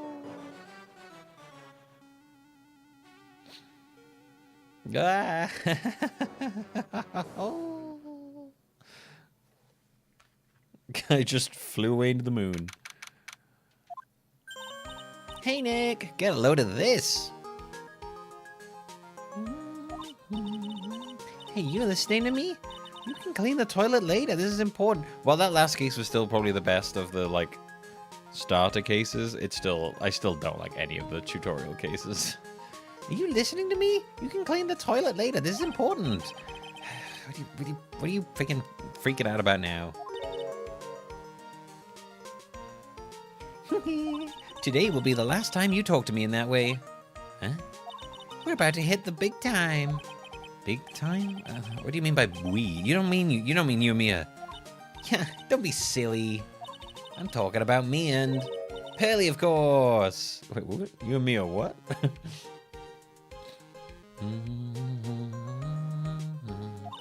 Hello. Oh, hello. It's a pleasure to see you again, Mr. Nick. Oh. Pearls, you haven't changed a bit. Wait, what are you doing here anyway? Oh, haven't you heard, Mr. Nick? Here, take a look at this. What's this? Some kind of poster? Oh, it's the pot, the inn. Korean village, isn't that? That's right. It's our hometown, Pearly mine, that is. What's this about treasures from the boonies? Very funny. You can laugh all you want, but you'll be singing another tune tonight. Tonight? What about tonight? The Treasures of Korean exhibit doesn't actually start until next week, but, The voice will be here until my throat gets sick of it, and then it'll be gone. The promoter sent us some special VIP entry passes. That's why I dressed up extra special today. What do you think, Nick? Same Maya. Different day. This young lady here is Maya Fey. The younger sister of Mia Fey. My friend and mentor. I first met her 2 years ago. See, now Mia's boobs look insanely big. I was working on the case surrounding Mia's death, and ever since then, I've been the one who's keeping the law office afloat from behind the scenes. Actually, that's just a cover for her true identity. In reality, she's a spirit medium and a bit of a shady character. Hey, who are you calling shady? And this little girl is Pearl Fey, but I usually call her Pearls. She's Maya's cousin and a spirit medium in training herself. Oh, I love her. Oh. I know I'm a bit young, but I want to help in any way I can, Mr. Nick. Oh. Why does Pearl the voice of Mrs. Froghead from Rocko's Modern Life? Don't know. I think it's really funny to have a tiny girl have that voice. Rocko's Modern Life was a thing here, yeah.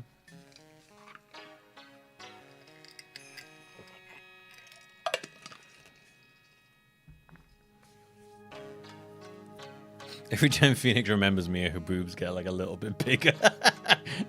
He's like, at one point he's gonna look back and her boobs is gonna be her whole face, and he's like, Phoenix, I don't think they were that big. Korean village is the home of the mysterious Korean channeling technique. And Maya here is the daughter of Korean school of channeling's master. I know it sounds ridiculous, but it's no joke. I've seen her power with my own eyes. It's the real thing, alright. After Nick... yeah, we've seen her with both our eyes. After Nick, how long are you gonna make two gorgeous women like us wait? Yeah, Mr. Nick, I can't wait any longer. I want to see the exhibit.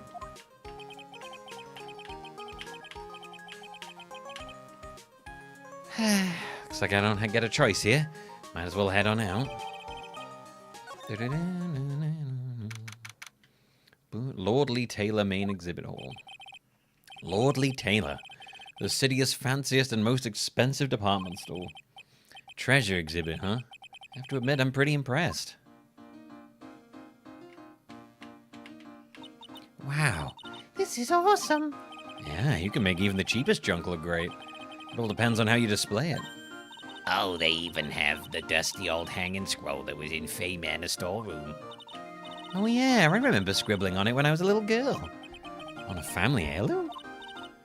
Say, Nick, the person in charge of this exhibit is waiting for us in the basement warehouse. Alright. Your friend is waiting for you in the garage. Guess we should go say hello. Oh god, who's it gonna be? They're just a bunch of old urns. Are they really treasures too? Of course they are! This is the treasure exhibit, isn't it? Well, yeah, I mean, I guess so. So all it takes to be a treasure is age? No wonder nobody likes museums. Dun, dun, dun. Oh, Mystic Maya. Oh, Mystic Maya, look, I can't believe it. Oh, it's so cute. It's like a little diorama of Korean village. Yeah, look at that. But somehow it seems to reek of dreariness. Oh, Mystic Maya, it's your house. It even says Faye Manor on it. Yikes, you're right. I kind of want to add the famous in front of it. Don't do it, Maya. They might get mad. Dun, dun, dun, dun,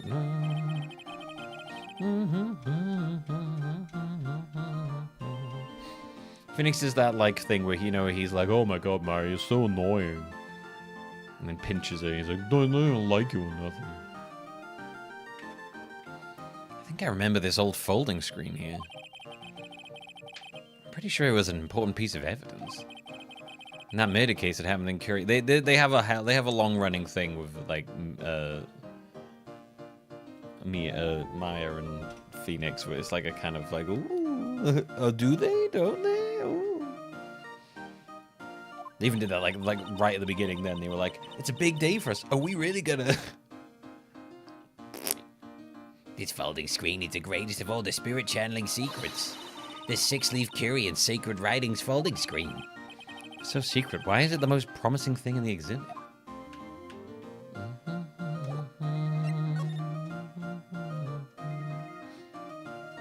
Well, the will they won't they with Phoenix and Nedriff is they have and they will keep doing it. They have and they just won't admit it.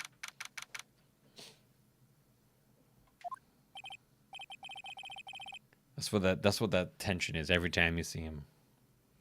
Yep, this is a basement warehouse, all right? This place is scary. I feel like a monster could jump out at any time. Any time. Don't be scared, Pelly. I'll protect you. Oh, Mr. Wright.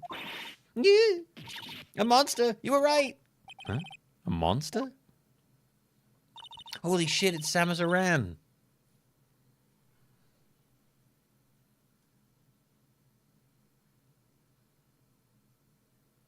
I had a cat meowing then. Good evening. It's good to see you again. You? I know you. Nice to see you again, little miss. Oh, hello. Is she a friend of yours, Nick? And how do you know her, Pearly?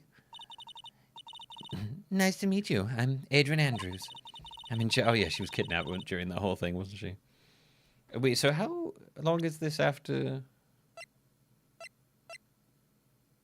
So it's a year again, because they've all looks like they've all aged up a year.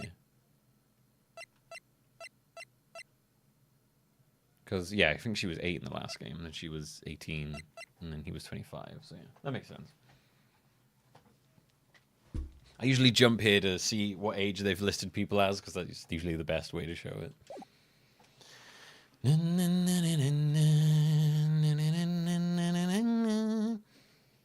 in charge of the promotion and planning for this treasure exhibit. I'm also responsible for the security arrangements. Oh, nice to meet you. Adrian sure has changed since we last met. So this is the warehouse. The really valuable exhibit items are still stored away in here. It really has been a long time, hasn't it, Mr. Wright? Nick, what's going on? Who is this woman? Why are you freaking out on me? What? I just thought it'd be more dramatic if I got all worked up, that's all. Oh, they really fucking playing into that, aren't they? Okay. Has this been a good case? I don't know, we literally just began it. This is like right near this is like right at the start of the case, so we haven't even gotten into the crime aspect yet. Mystic Maya, you shouldn't let him off the hook so easily. Oh, please, Maya, don't say anything that'll needle pearls further. Mr. Wright was there for me when I really needed help. It was something that had happened 7 months ago. Oh, it's been 7 months, okay. You remember, don't you, the Nickel Samurai case? Oh, really? I was stuck in a dark wine cellar? Did that escape your memory, Nick? After that, I quit being a manager and started this job. Wow, that's tough. I'm sorry, Miss Andrews, if it wasn't for us. No, don't say that. I'm glad the whole thing happened. Thanks to you and everyone else who was involved, I was able to change my whole life. I really am grateful. That's a relief. I'm really impressed, Miss Andrews. Handling a huge exhibition like this must be very tiring. Well, Lord Lee Taylor is celebrating their 200th anniversary this year. The works on display in the main exhibition hall are worthy of the finest museums. Ooh, did you hear that, Pearly? The finest museums. Yeah, I did. That's really wonderful. Yeah, she changed the top and it changed her whole life. So this basement warehouse is pretty well protected, huh? Of course it is. After all, there are some priceless treasures here. Weird thing to say that. Security, it's a weird thing to say. Security guards are all very high trained as well. Sounds good. So what is it? What's with that face she's making? I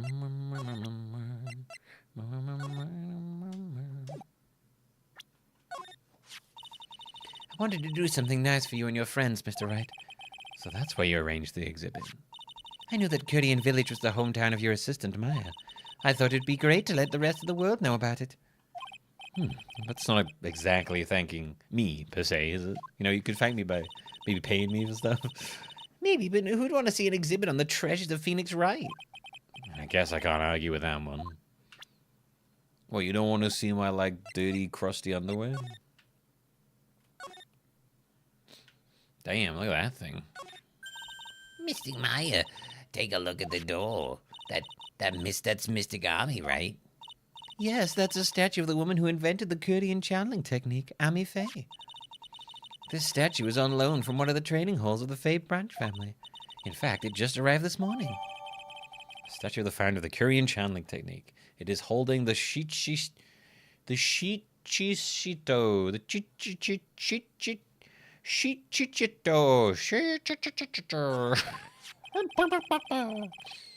What's that creepy looking thing she's holding? Don't ask me. How should I know? Well, you are the future master, right? Maybe so, but this is the first time I've ever seen the statue. That thing is the Curian Shichito. Shichito.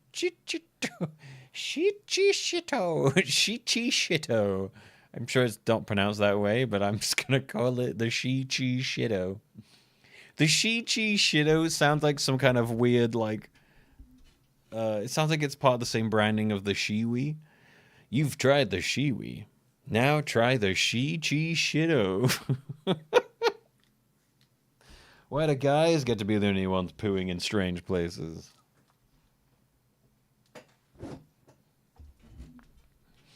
It's a ceremonial sword. It's not a real weapon, so the blade isn't sharp. I don't know, man. There's a lot of points on it. Ah, phooey. I wanted to cut something.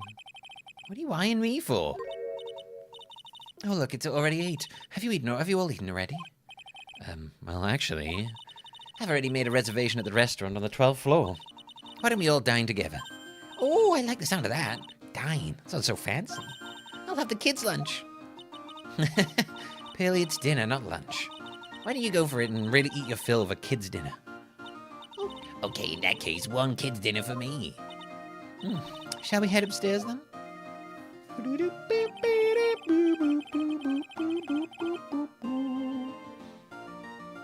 After that pleasant evening, all that remained was to wait for the exhibition's opening. It was wonderful seeing Miss Andrews looking so happy. None of us could have imagined the very next day something terrible would happen.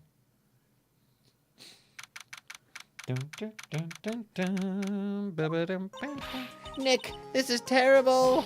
Oh, what the? You're cleaning the toilet again? I never knew you were such a toilet freak. Little fucking toilet freak. You like cleaning up my piss and poop, you little toilet freak boy, huh? Give me a break, would you? My brain just hit the snooze button for the 5th time. I'm gonna turn on the TV. We've got an update on the recent treasure heist. Based on clues found at the scene of the crime, the authorities have announced that they believe it was the work of the renowned Phantom Thief, Mask to Mask. Mask to Mask? According to a spokesperson, Lordly Taylor received a threat letter some days ago. This is the 5th heist by the Phantom Thief, who only targets rare treasures. Lordly Taylor? Well, Nick, what are you gonna do? Don't you dare go back to scrubbing that toilet, you little piss poo freak. Treasure? Lordly Taylor? You don't think... Yeah, now get up, Nick. I was stolen by Mask to Mask. Mask Star Damask.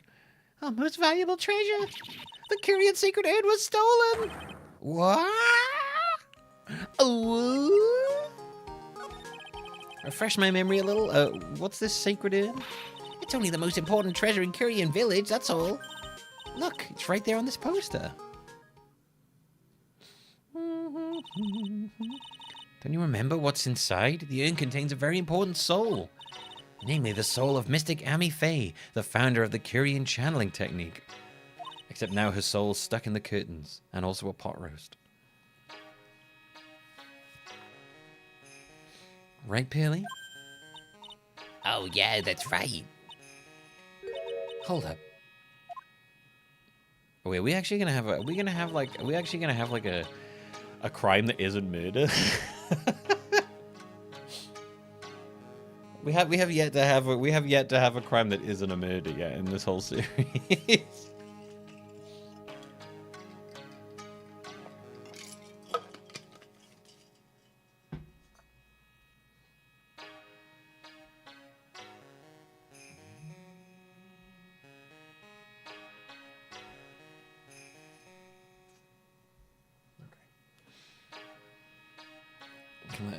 In Kung Fu Panda. Can't remember Kung Fu Panda very well. I thought that urn had the name Amy written on it. Now it says I am. Any idea how that happened, Bailey? There were some things best left unsolved when you say, Mr. Nick. Oh, no. I fucking love that face animation. That's right. 1 year ago, there was a murder in Curian Village, Maya's hometown. The sacred urn, it turned out to be an important clue in that case.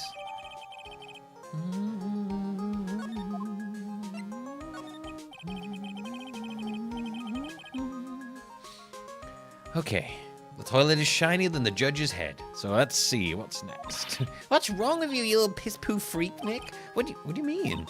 What do you mean? What, Mr. Nick, your beloved Mystic Maya's treasure is being stolen. Doesn't that even bother you? I thought the urn was the village's treasure, so I don't see how... Village is Mystic Maya. She's the future master of the Curian School of Channeling. You know what I'm talking about, Mr. Nick. I won't let you say you don't. Okay, so I do. So what am I supposed to do about it? Isn't it obvious? Go and find the bad guy who did this. Yeah, and get the secret urn back. But I'm not a detective, even though I do mostly do detective things. That has nothing to do with this. If you're a real gentleman, you go find it for your beloved Mystic Maya. Man, oh man, there is no winning against Pearl's fairy tale image of love. So, what's the name of this bad guy again? Mask Star Damask, Nick. Make a note of it. Mask Star Damask. I'm going to say the star every time.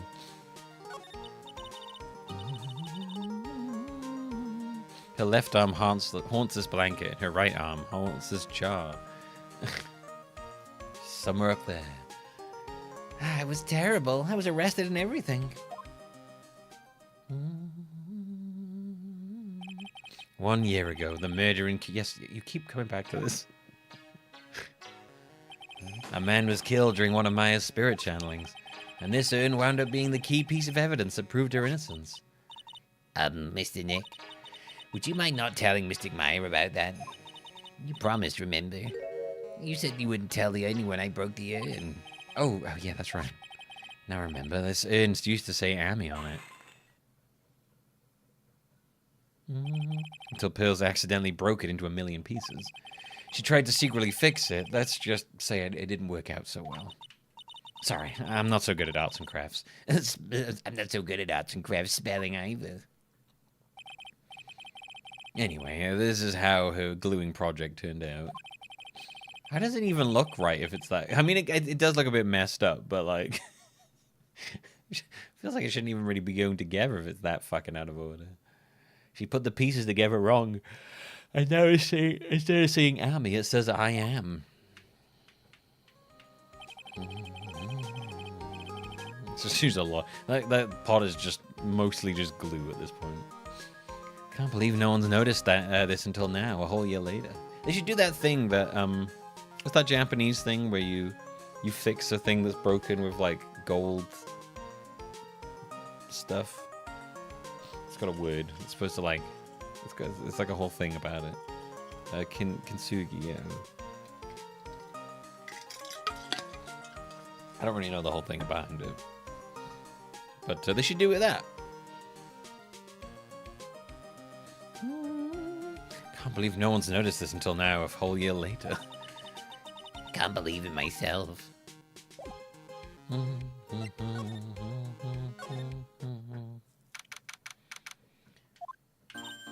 Right, let's see if we can find some clues that might lead us to the bad guy. Doesn't look like anything's being disturbed. Yeah, it looks pretty much the same as it did last night. Bad guy, huh? Hey, you can't poke around. Hey, you can't poke around here, pal. There's only one character that says pal. Wait a minute, that voice. Oh no, not him again. It's you! And I'm the one who should be saying not again. Why is it that every time something bad happens, you always show up, pal? I should be asking you that. Aren't there any other detectives? No, I should be asking you that. What are you doing hanging around here? Yeah, I asked you first. Why are you here? All right. Okay, we got it. Why didn't you two kiss and make up already? Hello? It's been a long time, Mr. Scruffy Detective. Oh, it's you, little missy. Actually, my name is Gumshoe. Detective Dick Gumshoe. Now is a good chance for you to try to remember it, right? If it's too long for you, you can just call him Dick. Okay, it's good to see you again, Mr. Detective Dick. Yeah, good to see you again too, I guess. Great, okay. We're just gonna call him Detective Dick now.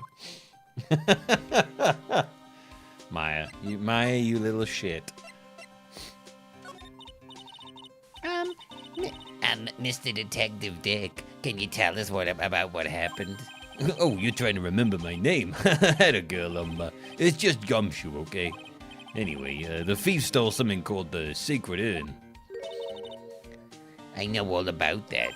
Oh, well, then the criminal's name is Master Damask. I know about that too. Detective, can't you tell us something other than that? Well, hey, oh, I guess I sort of owe you guys, in a way. The crime occurred last night at around 1:30 in the morning. How exactly do you know that? We got an emergency phone call from the guard at the scene of the crime, pal. He said the urn was just stolen. The scene of the crime? You mean here, right? Wrong. That urn was kept under careful guard in the basement warehouse. Basement warehouse. What year are we at now in terms of games? So this came out 2 years after Justice for All. So unlike the Justice for All, which was like put together within a year of the last game, this one was like 2004. Okay. Because we've been jumping back between like 2001, 2002, and 2007 for the last two Professor Layton games.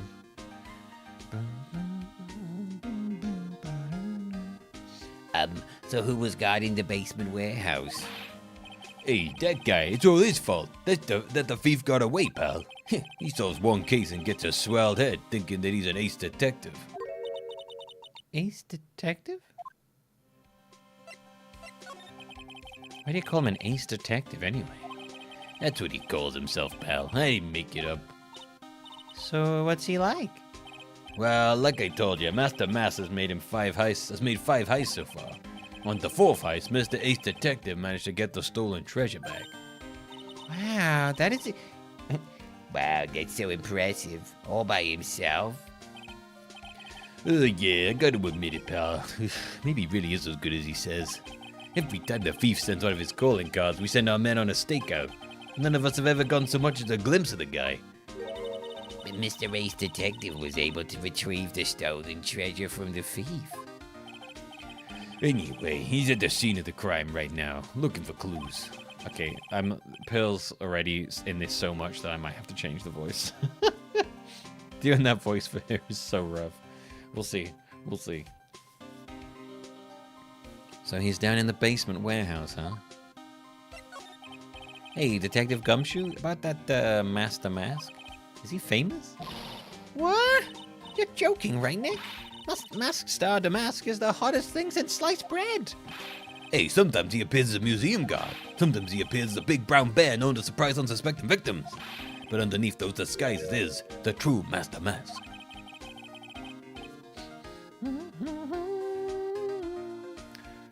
So he's some kind of master of disguise. Oh no, I was talking more about the actual like date came out, Rock, not the in-game date.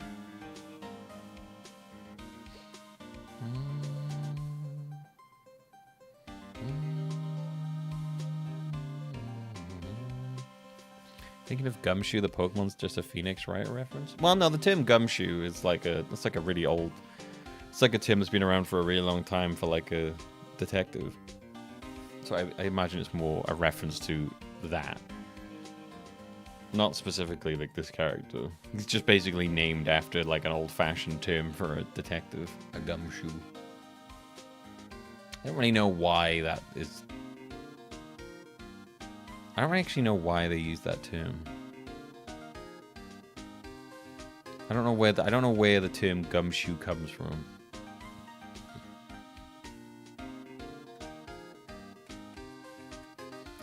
Dick and Gumshoe are both old weight tabloids that say detectives, so his name is like Detective. That makes sense. I think it's just this type of shoes they would wear. Oh, okay. Interesting.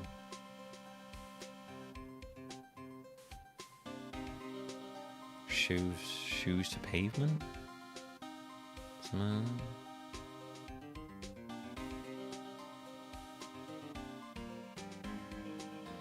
Gumshoes are a slang term for wearing soft, quiet, rubber-soled shoes.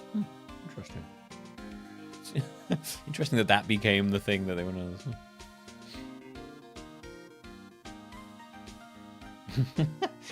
Yes, if we're detectives, we better be wearing them gummy-soled shoes.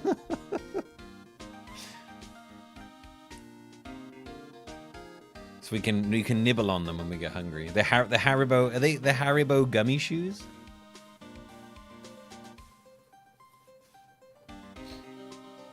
Specifically the Haribo strawberry gummies. They taste like beautiful, tasty strawberries. When you're in a stakeout, you can take off your shoes and nibble on their beautiful Haribo gummy goodness. Cool. That's obviously why. That's interesting. I didn't. It makes sense that there was like a sneaky kind of shoe, but the Haribo sour gummy shoes are so good. I want a shoe made of Haribo gummies now. If you had to have a shoe made of Haribo gummies, what which one would it be? Like, you could have, like, you know, like maybe there's like Coca-Cola ones, or there's like egg, you know, those little egg ones, little egg Haribo shoes. It's called a stakeout because they ordered steak. There it was. I thought it was called a stakeout because they carry around steaks to stab vampires.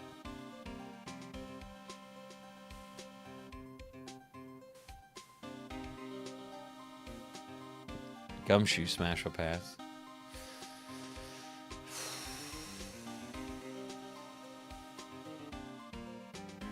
Smash, but only well. Smash, but only smash, because I don't think he's reliable enough for a long-term thing. But he is very nice and very kind and very sweet. Do we call them dicks because cops are dicks? Why not? So he's some kind of master of disguise, huh? And he only goes after the finest works of art, pal. Last night was his 5th heist. If Lordly Taylor had only cooperated, I could have caught him this time. What? Then you knew he was planning to stealing the sacred urn? Of course I did. The guy always sends his calling card before he steals something. Calling card, huh? You mentioned that on TV. So what's this calling card? Here it is. But don't show it to anyone. It's top secret, okay, pal? What's this mark on the front? That's Master Mass signature emblem, pal. You could say it's his mark. Well, his calling cards have gotten it on them. They didn't mention that on the news, Flash. We're withholding that detail from the public for operational reasons. The only way we can tell if a calling card is real or not is by its emblem. That makes sense. When you get famous, there are always imitators. Mr. Nick, if you work a little harder, maybe you could have your own copycat someday. Thanks, I guess?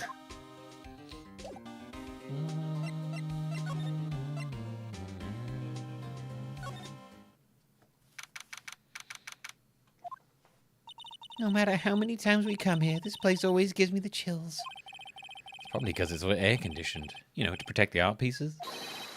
Welcome to my private little banquet of chaos. Huh? What the heck does that mean? What the fuck am I looking at?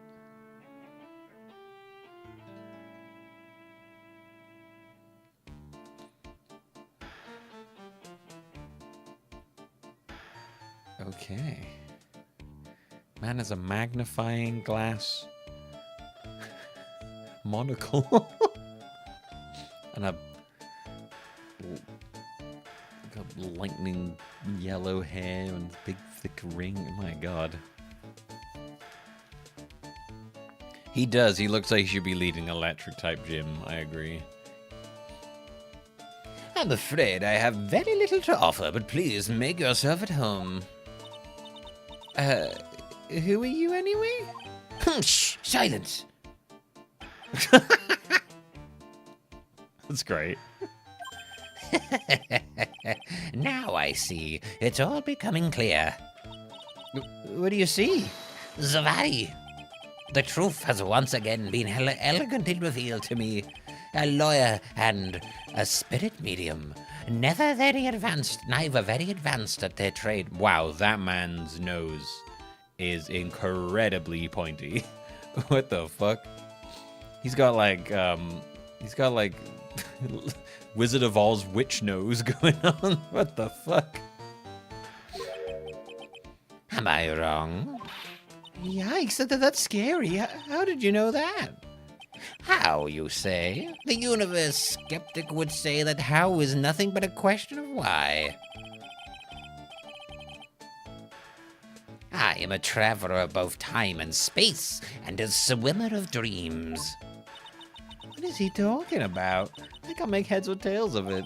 Without further ado, let me fulfill what should be the first duty of any gentleman, and introduce myself. My name is Atme. Look at me. Oh my god. Look at me. Jesus Christ. These names.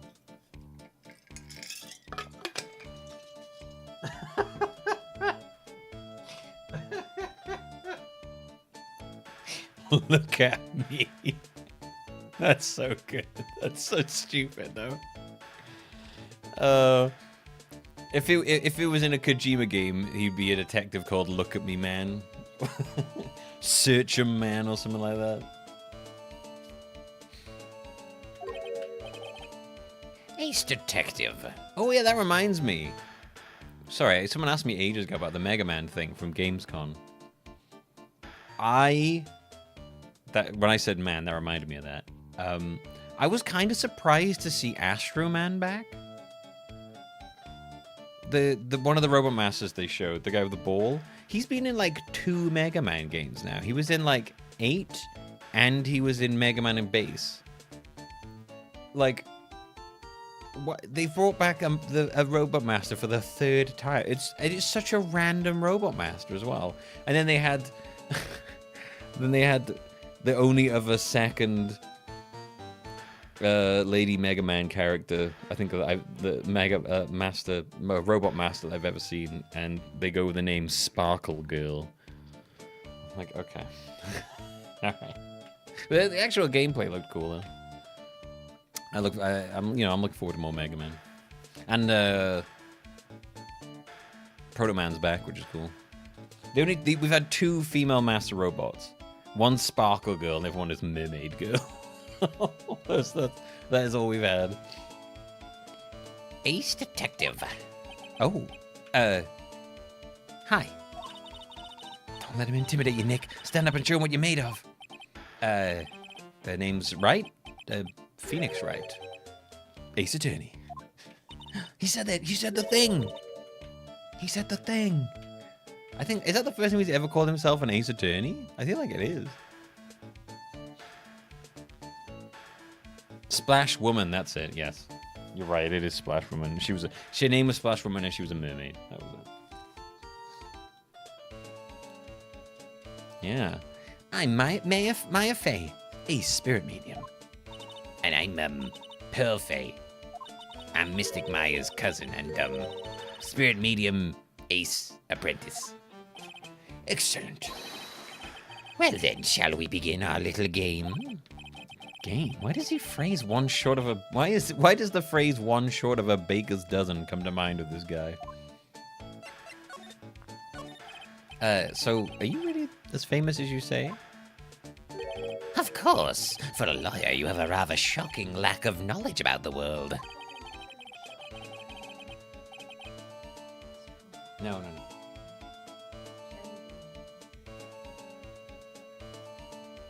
I had no idea anyone was left in this city that had not heard of me. Look at me. I am Master Mask's arch enemy, the Ace Detective. Look at me. At this moment, there are 2 mighty figures which loom large over this grand city. One embodies the nefarious forces of darkness, the other, the angelic cherubs of light. Boy, now I'm really lost. What is he saying, Nick? I have been personally on the heels of this villain since his first crime.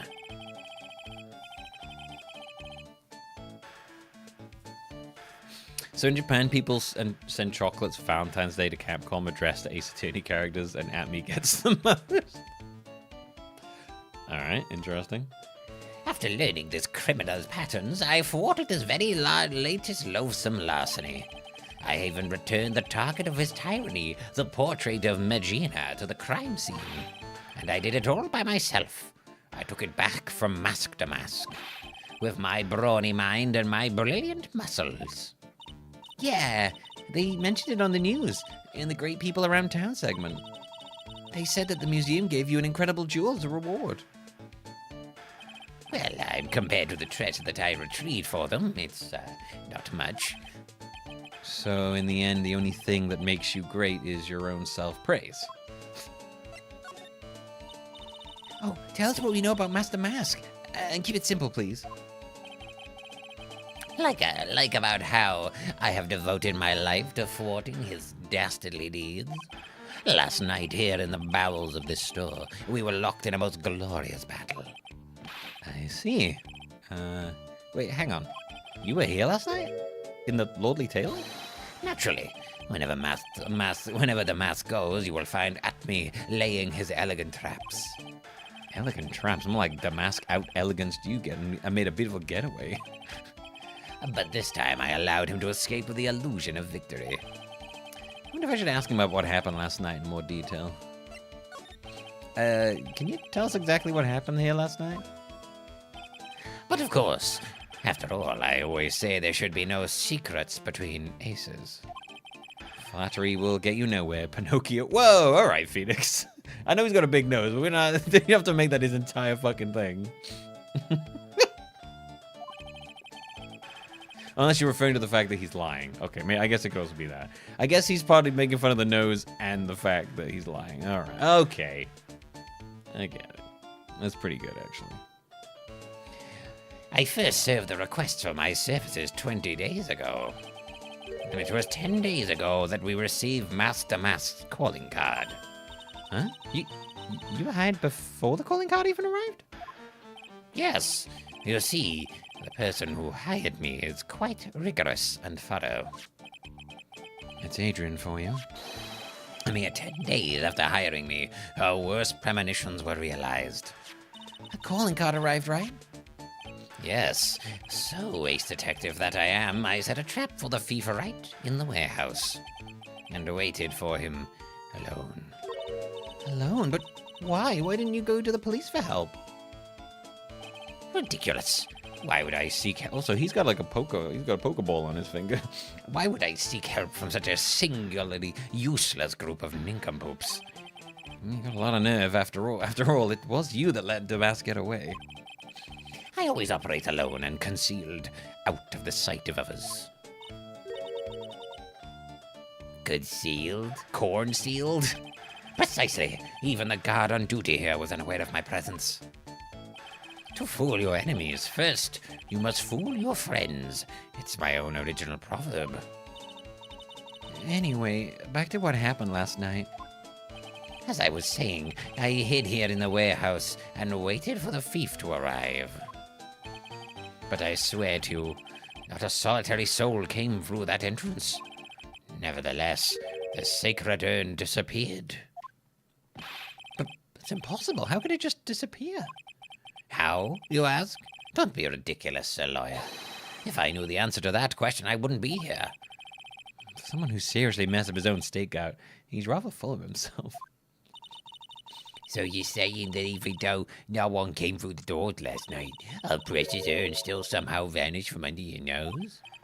That's just not possible.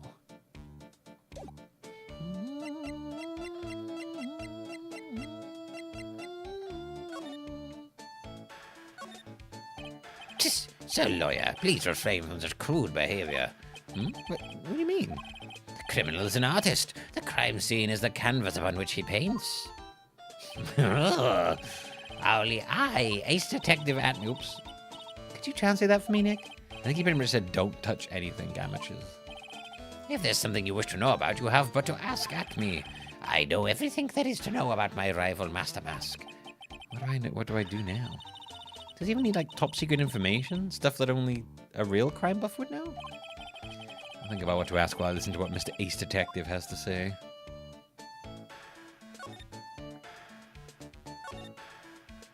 Okay. Well, you can't see what he said now. Which is only I which is etiquette. I have to read the signs. Okay.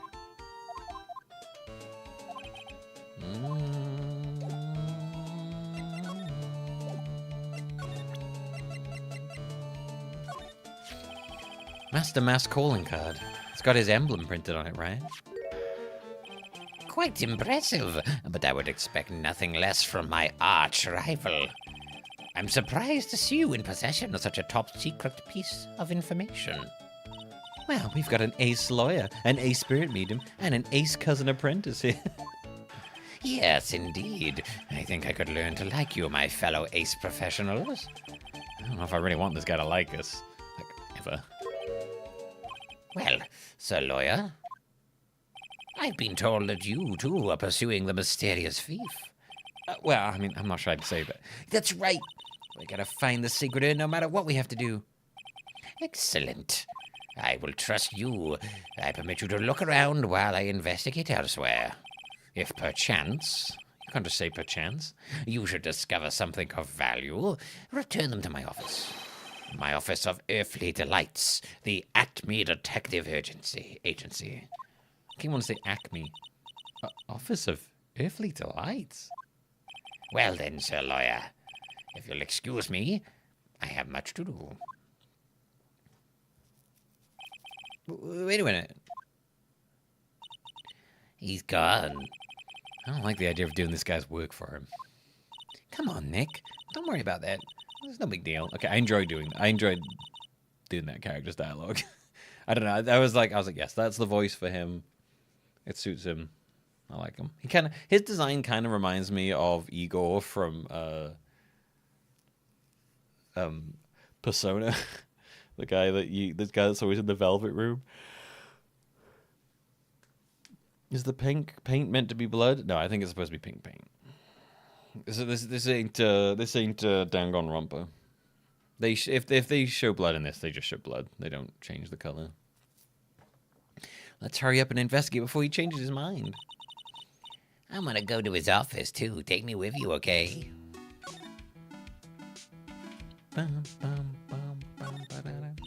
Hey, Pearly. Hey, Pearly. Do you know what this is? It's a computer.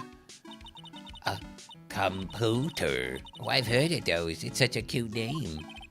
Looks like this computer is storing the data from the security camera. Someone comes in or out of the warehouse, the camera takes a photo of them. It's probably to trap the detective set up. Let's see if we can find last night's data on this thing. Might even find a photo of Master Mask. Let's see here. Man, I really stink at working these things. What's wrong with you, Nick? You're sweating an awful lot.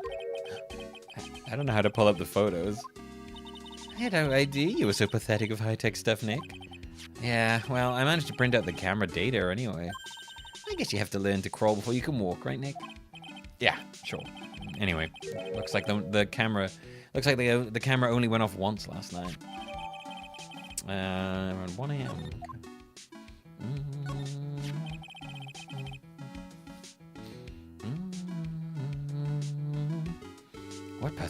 That pathetic-looking wooden box. Ah, that's the box that had the secret urn in it. Don't touch it. Yeah, this game's not afraid to deal with topic. Like, it deals with suicide a lot in this and stuff. I've had a lot of stuff with that, actually. Especially in the last game. It's not afraid to touch on topics, normally. In its own weird way. Don't touch it. There may be clues to the thief's identity on there. Yeah, we've seen a hanging. We have seen characters hanging as well. Grr. I worked so hard to make that box. Huh? You made that poor excuse for a box? What's that supposed to mean? That urn has always been understood in the winding way of Fey Manor. So there was no box suitable for it, Mr. Nick. And I was so proud of it. Oh, poor Maya. Maybe it'd have been better if Master Mask had taken the box, too. Wow, this is awesome. What did Mr. Andrew say it was called again? Ah, the Shichi Shido. It's literally a 7-branch sword in Japanese. Also says Miss Andrew. Whoa, it's pretty heavy. 1 hit, 7 times the fun. Pretty catchy, huh? I bet it'd sell like hotcakes. 1 hit, 7 times the fun. Is that how you sell like your new drug? There's something about it that bothers me. Wow, you're really firing all cylinders today, Pearly. This sword, wasn't Mr. Gami holding it last night? Oh. And another thing. What? The sword wasn't bent last night like it is now. You're right. Awesome, Pearly. I wouldn't expect any less from my little ace apprentice. The sword is bent, so that must mean... Last night, someone used it somehow. Oh, hope not in the way I'm thinking. Oh, I just thought of something. Maybe Detective Atme smashed the mass of it. Like this. Ah! What the fuck? What the heck? What the heck? What do you think, Pearly? I think it's even more bent than it was before. Oh man, my head. My hair. It's alright, your hair's made of titanium. It's fine. Looks like a part of a big signboard. All I can read now is the B. I've got it. Maybe it's supposed to say hamburger. Why would anyone write hamburger that big? Like, I don't know, maybe for the World Hamburger Festival or something? I kind of doubt it. I got it. Maybe it said spaghetti. Why are you talking about food? Oh wait, hang on, that's normal for you. Spaghetti. Anyway, it says bird. There's no way it could be spaghetti. Well, maybe it was a typo. It might have said spaghetti. It might have said spaghetti festival. What do you think? Okay, to me, besides spaghetti is the only thing more. Besides spaghetti is the only thing more tangled than your reasoning. Okay, I love it. Maybe it said spaghetti festival. That's how you spell spaghetti. It's a security camera. It's trained on the big door of the storeroom. It's set up to take a photo of anyone that goes in or out. A security camera? Yeah, go stand in front of the door and it'll snap your photo too, Pearly. Oh, thank you.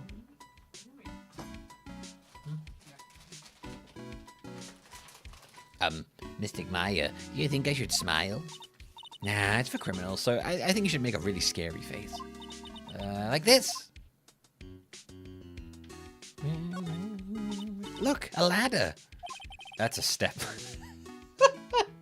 This is such a weird running joke in this series. Every time we see a ladder, she calls it a ladder and he corrects her and says it's a step ladder. Like, I don't know, this is such a weird running joke. I love it. It's like such a weird one.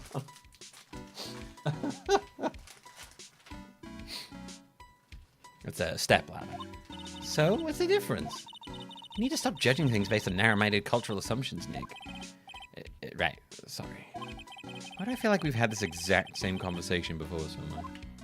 You have had this conversation about ladders every single game.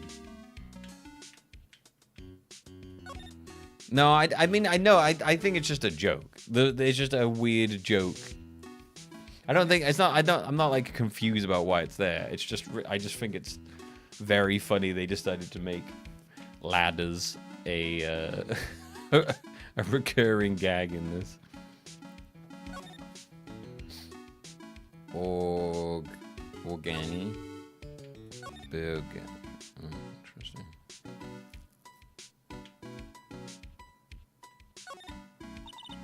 It's just, of all the things, they picked fucking ladders. Unless maybe there's like a play on words in Japanese for it. Mr. Nick, what's that big door over there? Looks like it's the door to the actual storeroom. I can see lots of big boxes and stuff back there. I guess that's where they were keeping the sacred urn. Remember, Maya, Miss Andrews said we're not allowed in there.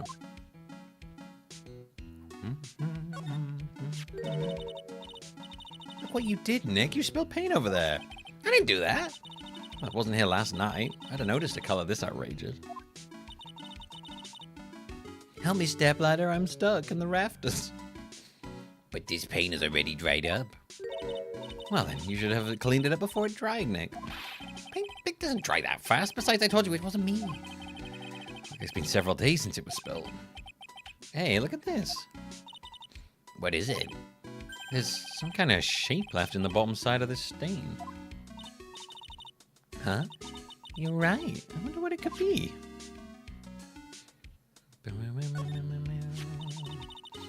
This statue of Mr. Gammy is so cool. I want a gold statue of myself. We could put it in the office. Hey, it's Wright & Co. How about a gold statue of me? Mr. Nick, I'm sorry, but I noticed something strange. Huh? What is it, Pills? The statue of Mr. Gami. Was this where it was last night? Oh. Pretty sure it was closer to the door. Yeah, I think you're right. Great job, Haley. I wouldn't expect anything less from my ace cousin. So the statue was moved on the night of the crime.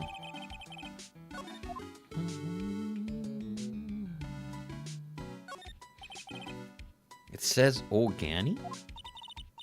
No, it doesn't, Nick. It says organize. You just can't read see the last two letters. Yeah, well, I guess no one else could read it either, because this place is a mess. Yeah, you must feel right at home, huh? You little fucking piss and poo freak. Bet you wish there were some toilets you could stick your hand in, huh? You little freak.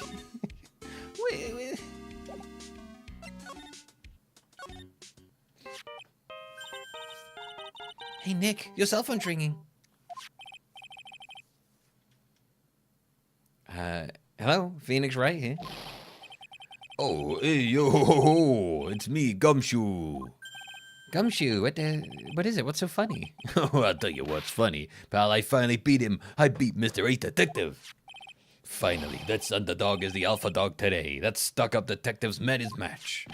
Yep, I finally caught him. Lock, stock, and barrel. Ain't no escape for him.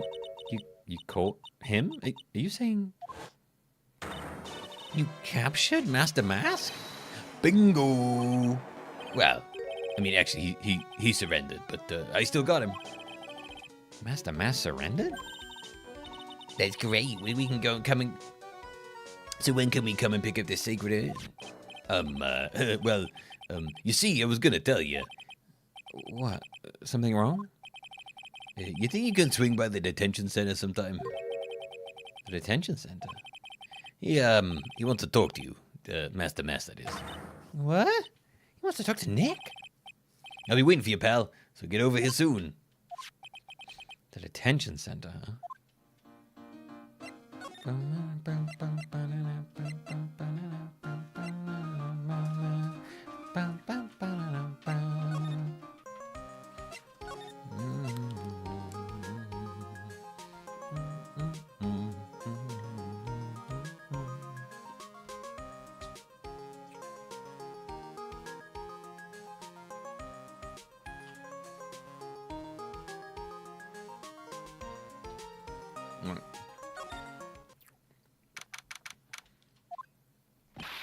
Hey, pal, welcome to the detention center. You're sure in a happy mood, ain't you? Yep. After all, we got Master Right, but, so where's the secret inn? Oh, sorry about that, pal. I guess I didn't really think about it before. But, you're the victim in this case. Huh? Well, I guess I should let you guys hear the story straight from the horse's mouth. You know, he's right, Nick. He is? If you think about it real hard, we are the victims. Well, I mean, I guess so, in a way. I'm so used to thinking of the victim as a dead person because we're always on murder cases. Excuse me, but anyway, I have to get the secret in back. Please don't just ignore me.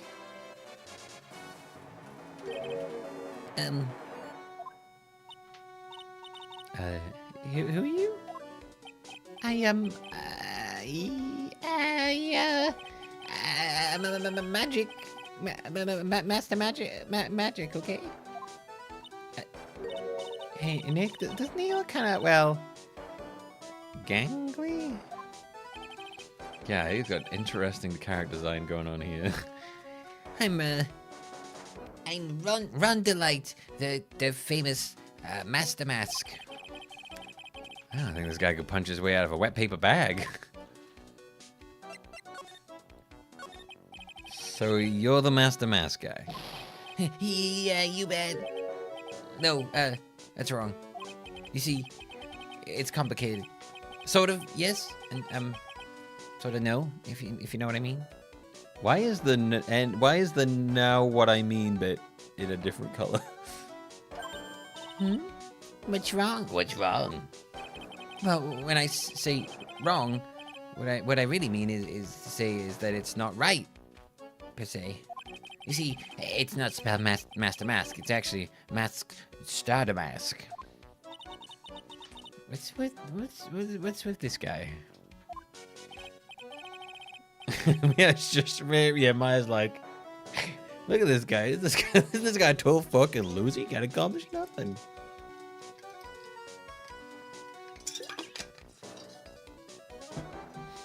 Well, he's a timid little weakling. We know that much. Don't do that. Don't look at me like that. I don't need your pity. And a major crybaby, too. So, why'd you give yourself up? Well, you see, it's because, well, I know why. It's because you stole such a priceless treasure. And now you're overwhelmed with guilt. Am I right? Priceless treasure? That broken old inn? I have a little favor to ask. Yeah, what is it? Could you, go and talk to Desi? Desi?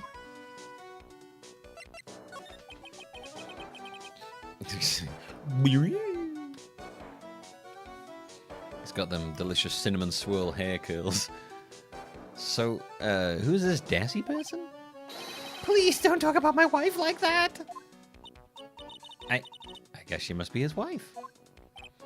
I'm sorry. The truth is, it was my wife that told me to have you all come here. You think you could go and visit her at my hideout? Hideout? Mr. Nick, what does he mean by hideout? Oh, sorry. Naturally, I meant to say my secret base. Secret base? Well, my apartment, actually. Palazzo Pelpete, 3rd floor. Let's go have a look, Nick, to Master Mask's hideout. Something tells me she just likes the sound of the word hideout. Look, we really want our urn back. Where is it? I'm sorry. I'll give it back. I really will. Maybe not. No, I can't. I can't make promises I can't keep. I'll just end up hurting people. What is going on with that? I'll just end up hitting people. Mr. Nick, I couldn't hear what he just said, especially that last part. Oh, it's supposed to be him whispering. I thought it was like a graphical issue of the text. Damas, do you think you could speak up a little? Oh, yes, sir. I will. I promise. Maybe not. You see, I'm already speaking in my normal voice, so I really can't do anything. Mr. Damask, about the urn? Oh, yes, the urn, right away. Actually, no.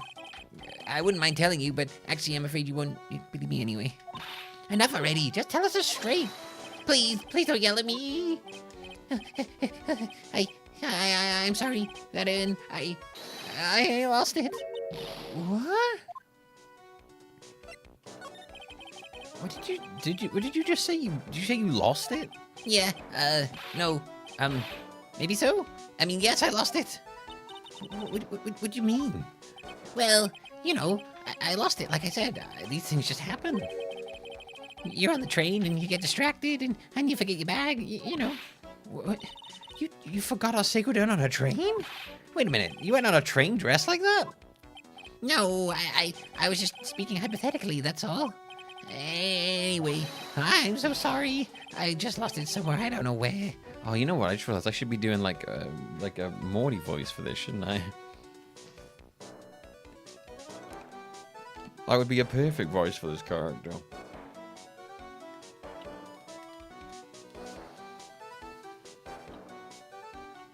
It's like with the constant stammering. The sort of meekness. It would work really well. Oh, I got a drink. Though he is very, the dialogue in this is really good.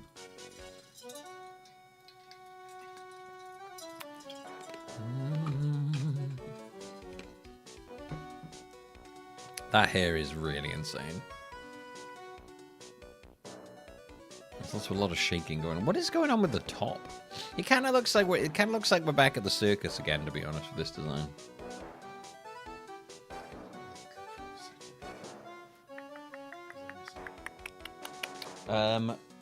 I did use them.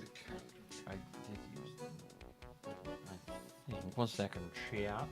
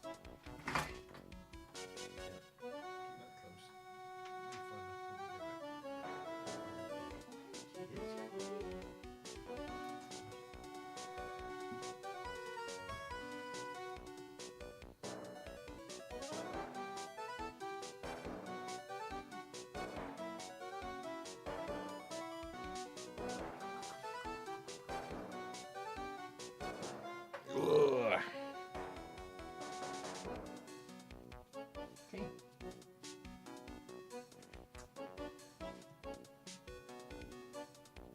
Right.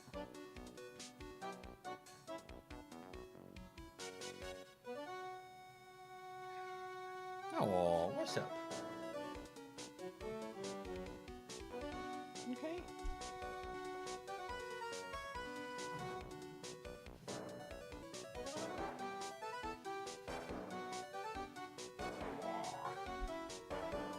Okay. Come here, baby. Wow. Me? Mr. Meow Meow. Meow.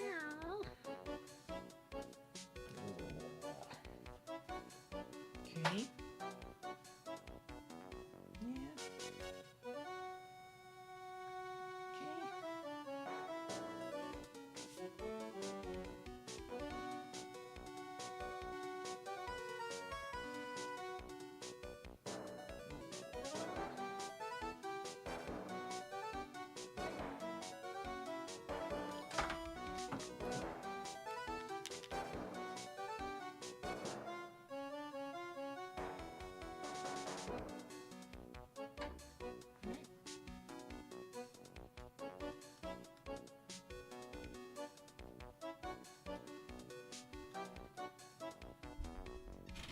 All right.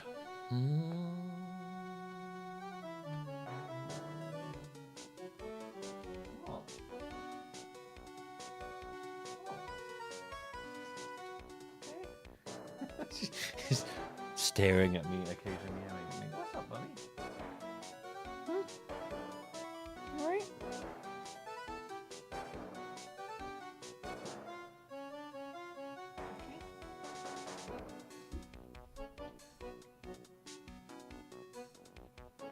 You want attention and you don't.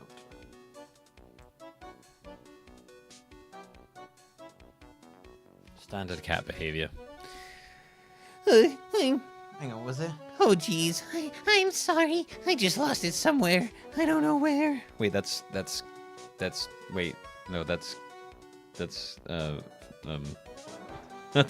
not Morty.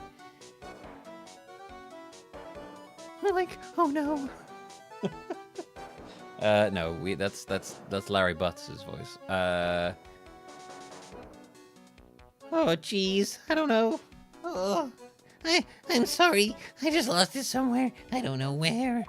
You know, whatever. I'll just stick to the voice I was doing before. Fuck it. This guy's story is more surreal than a Dali painting. Okay. Are you really sure this is a creep? I like the Salvador Dali reference. Interesting. Are you really sure this is this creep is Master Mask? Don't call him a creep. Call him a pathetic worm. Although I do have to admit, I understand your doubts about this guy. Don't call him a fucking creep, dude.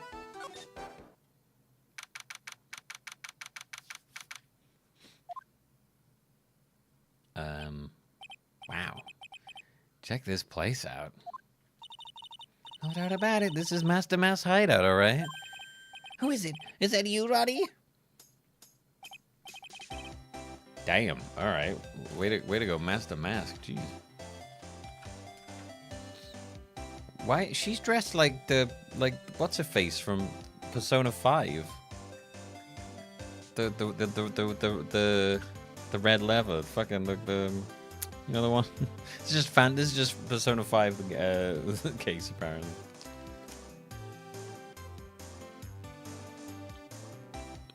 She got wheels for earrings, and yeah.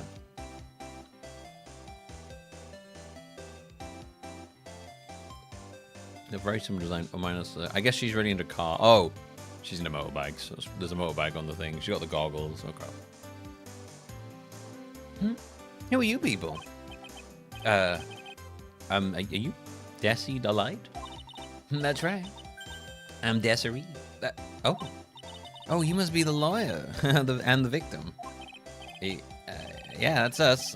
Husband told us to stop by and speak with you. Why does every girl in this just gets like a southern twang? I don't know. I just can't not do it. I'm Maya Faye, and this is Phoenix Wright, attorney at law. Nicky Boy and Maya, huh? I can tell how grateful I am. I can't tell you how grateful I am you decided to help my Ronnie. I don't know what voice to give her. I don't know. You're welcome. Did she really call me Nicky Boy?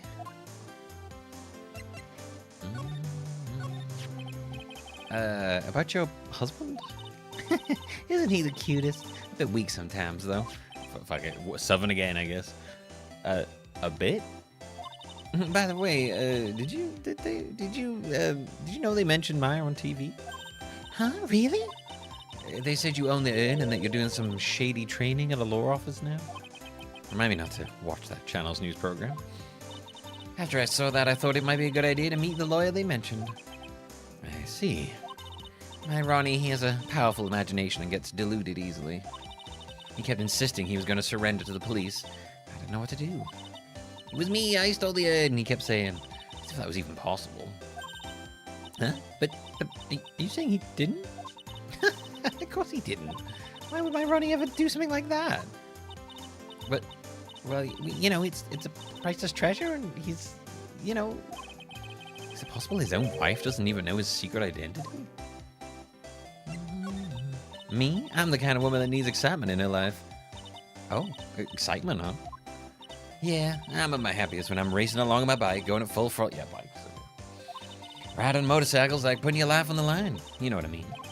Well, I think that depends on how you ride it. I'm the type that can't stand living a boring, dreary old life with no action. No offense, but your husband, Ron, doesn't exactly look like the risk-taking type himself. You're right about that. He's definitely not one for frills and danger. But I do have to say that he makes up for it in other ways. Okay. Other ways? Yeah, money. Ronnie's incredibly rich. And super generous. Ah. Right. Well, okay. There we go. Okay, well, yeah. There you go. It makes more sense now.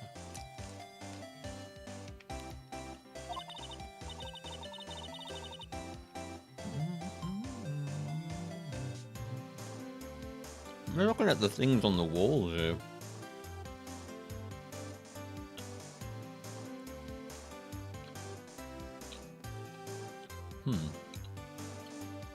Wait a minute. Wait a minute. Wait a minute. Isn't that thing to the left of her fucking Windy Old Bag's outfit from the last game? Oh god, is she about to appear again?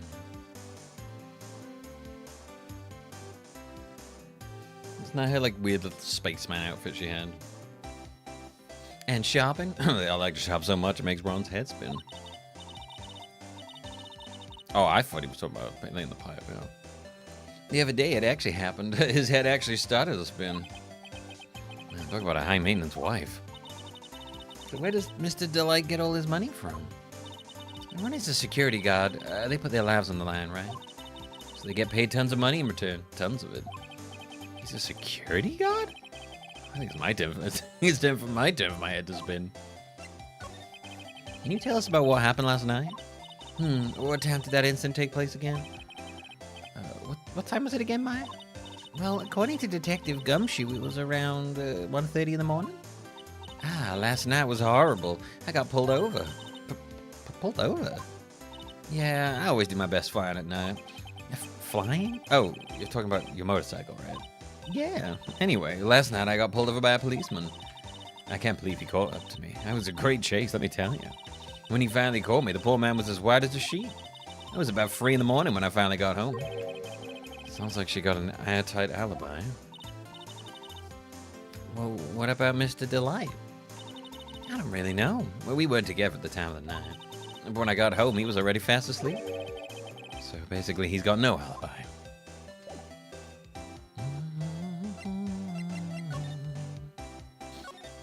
This thing looks vaguely familiar. Oh, I know, it's a fishbowl. Well, an upside down one anyway. I think it's a helmet, an alien helmet. That looks like a tape recorder or something next to it. I think it's a transceiver, An alien transceiver. Nick, do you think maybe you could act like a grown-up for a little bit? Yeah, lectured by Maya to be more of an adult. That's a new one. There's a whole bunch of stuff piled up over here. Duck and cover, it's a missile. Did you know there's a dynamite? Did you know there's dynamite missiles? But they're not heavy enough to be real. Oh, wait. They're just really well-made toys. What are these rolls of paper stuck in the trash can? Theft of the Mazarin Stone. The Great Albatross Strategy. Theft of the Immortal Goddess Statue. The Great Knuckle Bomber Strategy. Did the police even investigate this place? Hey, Nick, look on the top of the chair.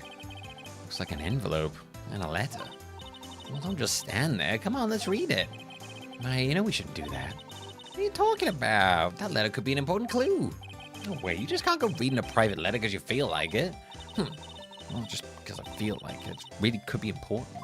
If I were sure it was a clue, I guess I wouldn't mind.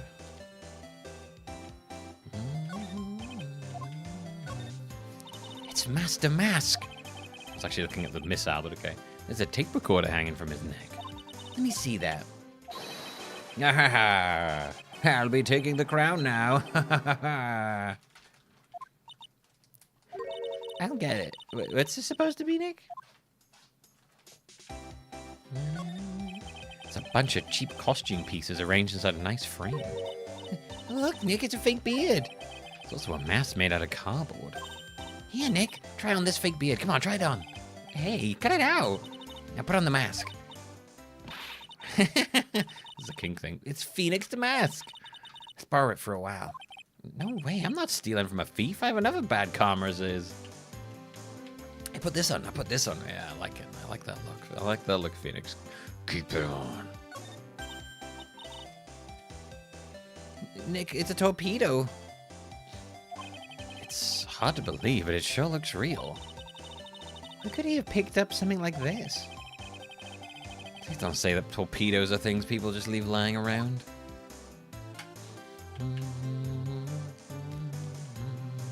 Yeah, some of these wigs look familiar to me.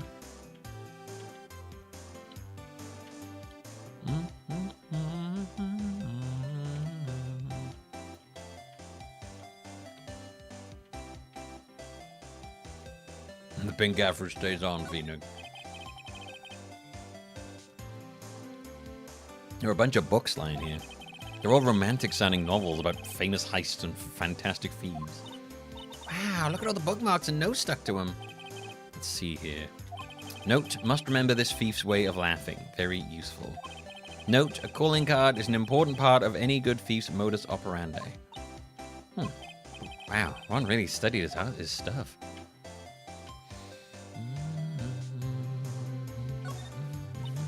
Oh, that's so cute. It's called a hot air balloon, you know.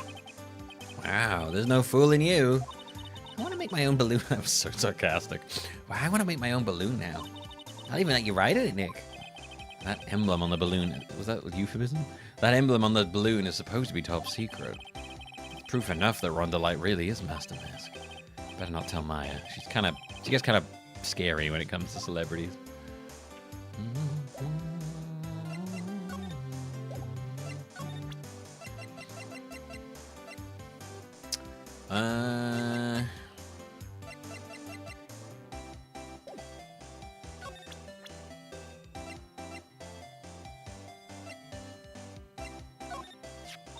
I know he doesn't look like it, but he can really get things done when he puts his mind to it. Really? So when exactly does he put his mind to it? Well, not very often, I admit. Exactly does Mr. Light see in her husband anyway? Money.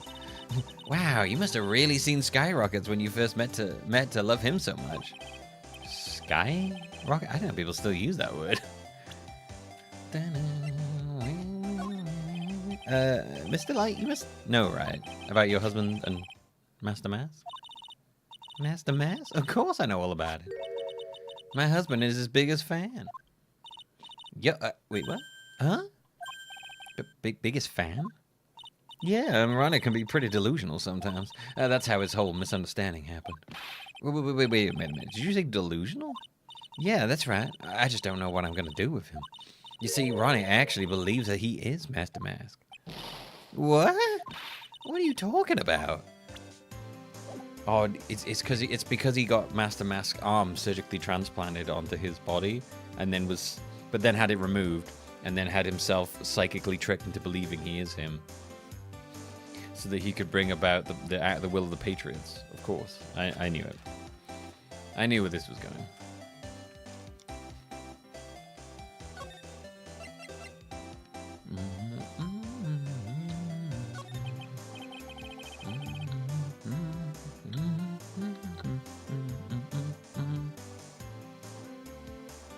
Do you have a random missile in her room? She does.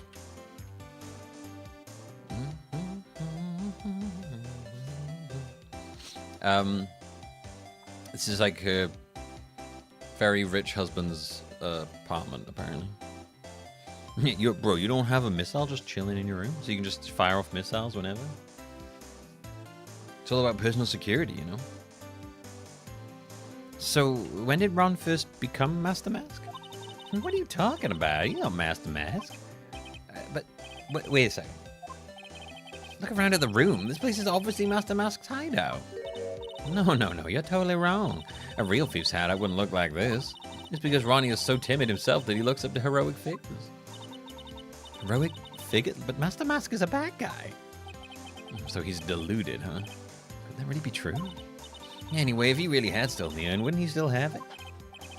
Well, I suppose so. Why don't you ask him if he has the urn or not? She has a point. Mr. Delight isn't exactly the criminal type. But something about Ron's behavior bothers me. Maybe it's true. Maybe Mr. Delight isn't Master Mask after all. Say, can I ask you something, Nicky boy? What is it? I know I may seem like a bad girl on the outside, but the one thing I won't stand for is illegal activity. I had the feeling you wouldn't. You're tough, but I can tell you got a good heart. Somebody framed my poor Ronnie, I just know it. Could you give this to Ronnie for me? A letter? Yeah, for Ronnie. I want him to fight back. Mr. Delight. Miss Delight. Okay, you got it. Just relax and leave it all to us.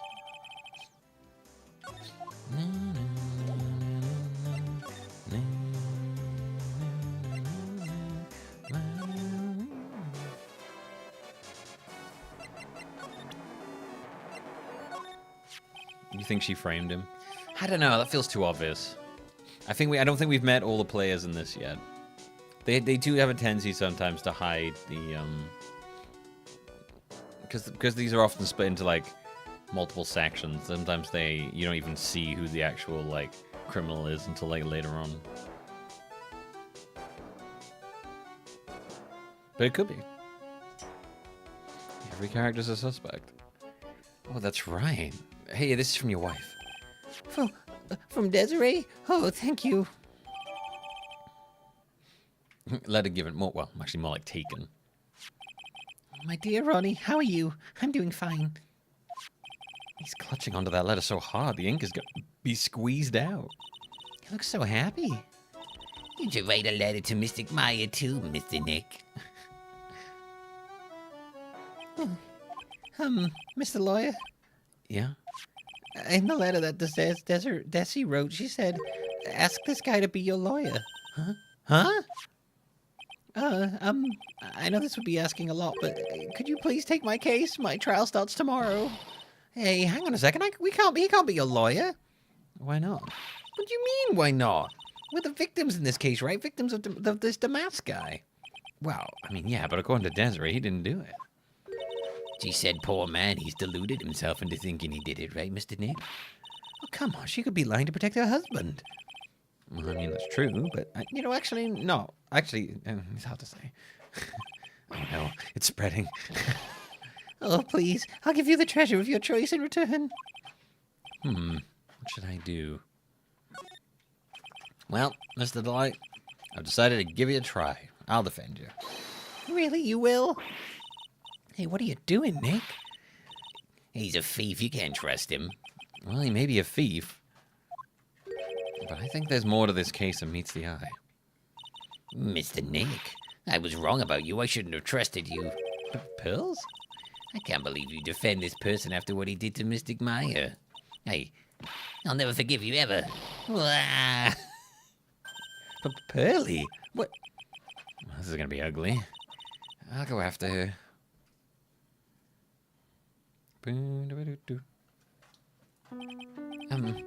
Sorry about that. I didn't mean to cause any trouble. Well, you couldn't have known she'd react like that. Guess I might as well start investigating. Oh, Maya. Where's Pearl? She said she's going back to the office. Go check in on her later, would you? What about you? Are you okay with me taking Mr. Delight's case? Yeah. I'm fine, Nick. I believe in you. I think I'm gonna cry. I know you have a lot of work to do. I really appreciate it. Oh, okay, Nick, let's get this show on the road. All right, so...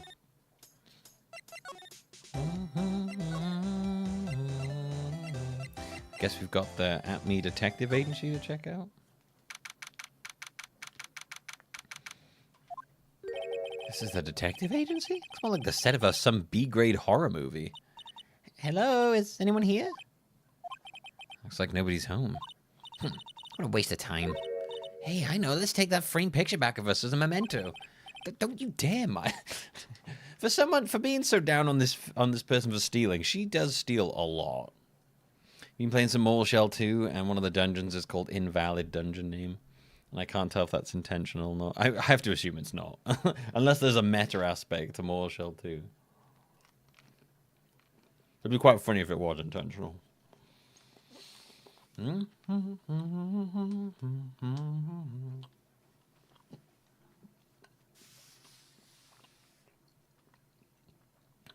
She's not stealing it, she's making you do it. Okay.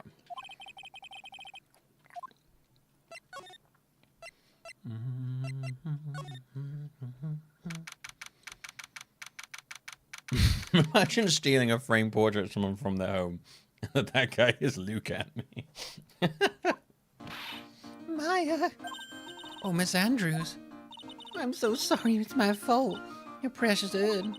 Your precious Ern. Please, calm down. What's wrong? It never ends. Everything I touch ends in failure. I'm sorry. I'll do anything to make it up to you. No, it's okay. I know I don't look it, but I'm good at my hands. I can make you another Ern.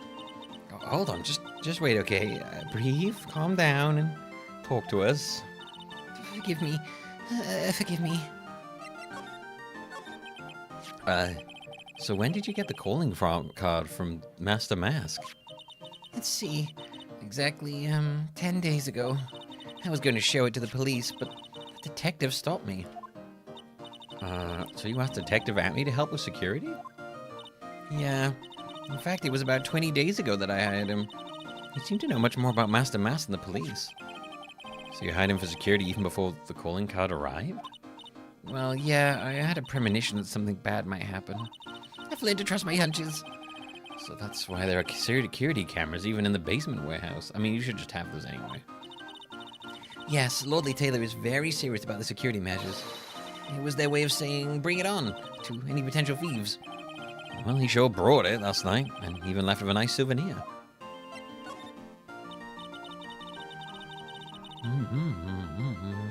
You can accuse everybody if you want, Madness. Every time you see a new character, you can throw an accusation. That's how it should go. You go, wait, no, it's them. No, it's them. It's them. No, I know it's them. Oh my God, it's them.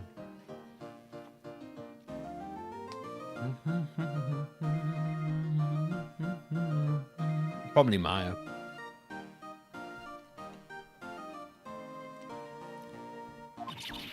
It was all my fault. I never should have called that paltry little collection a treasure exhibit anyway. Why did you say that? The Irma stolen is a pretty important object. Maybe, but its actual value after appraisal was, well, practically zero. Zero? I polished it until I was just about glowing. I thought maybe I could make it look more valuable. But that urn contains the soul of Mystic Amy. Anyway, no, it doesn't. It broke apart now. It was you. Who are you pointing at? Whoever is the most guilty. He's like, I nominate you as the new conductor. Me? Yeah, sure, whatever. Yeah, you're the criminal, whatever, man. I don't know. Anyway, I left all the security arrangements to Detective Atney.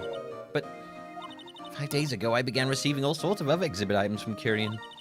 Lots of people started going in and out of the warehouse down there. So maybe one of them was actually Master Mask in disguise. No, I personally checked out everyone that came through here, so it's not possible. Knowing Adrian, she probably even checked out what they ate for breakfast that morning.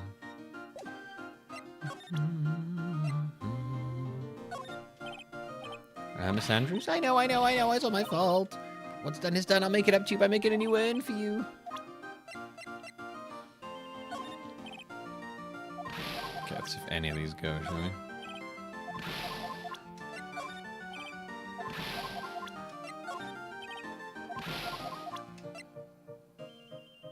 Alright.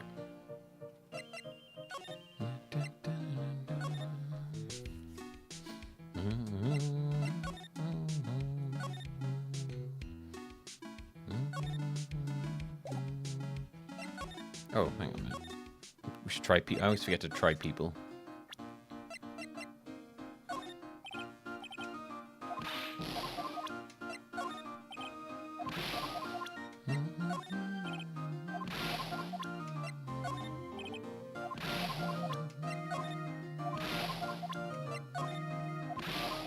Okay, so she is definitely gone.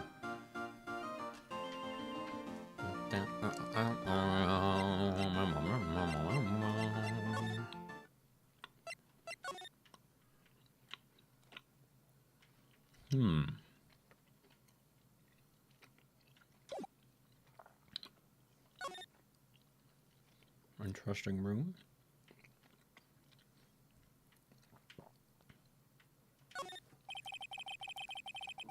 Urns make all the problems go away, it's true.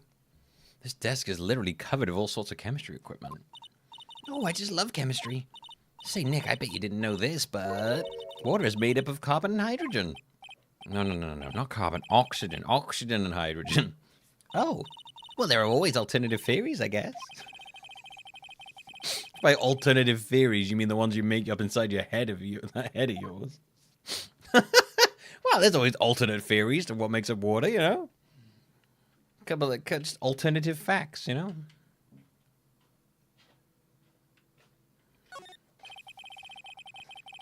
Maybe I should use knives instead of thumbtacks. It does make quite a statement. You stick all of the papers you need in the wall of a knife. That's one impressive bookshelf filled with some very impressive books. My Life as an Ace Detective, unabridged edition by Luke Atney, Ace Detective. Yeah, he's even got one of those ships in a bottle thingies. Would you look at that? There's a little Luke Atney doll at the helm. How cute. There's a microscope here, too. I wonder if he was researching something. Glass slides of different names on them. This one says Atney Virus? This guy's just dying to make a name for himself. It's getting kind of irritating, actually. The Atney Virus?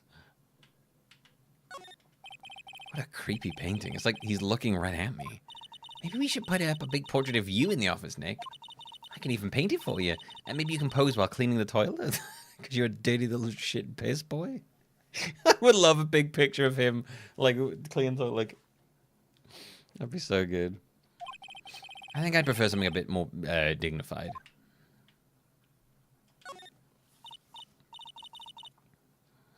The TNT virus stands for at me. Hey, so this is actually tied into Resident Evil. I knew it. I knew it all along. I mean, it is Capcom. Hey, Nick, what's this thing here? It's called a gramophone. In the old days, people used them to listen to music. You can't be serious. I think it's probably for purifying the air or something. Wright & Co. Law Office, getting you out of the shitter. That's a good one. I do like that. I'll bet you 50 cents. Come on, what do you say? Forget it. You never pay up when you lose. Whoa, it's a huge hearth. That's a fireplace. So, what's the difference? You need to stop judging things based on narrow-minded cultural assumptions. Right, sorry.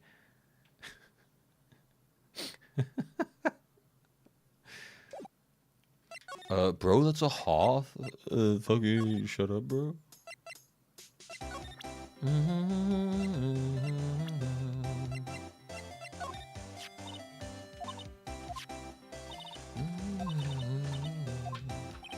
Alright, so we need to work out where we're going next.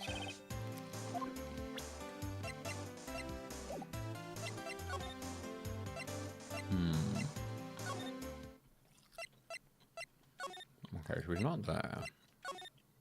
Oh, okay, yeah. Oh, yeah, we have to go see Pearl somewhere.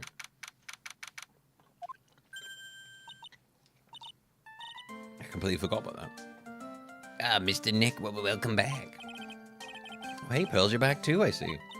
I went and bought us a strawberry cake. I'll go make with some tea with it. Hey, Pearls? Looks like she feels really bad about what happened at the detention center.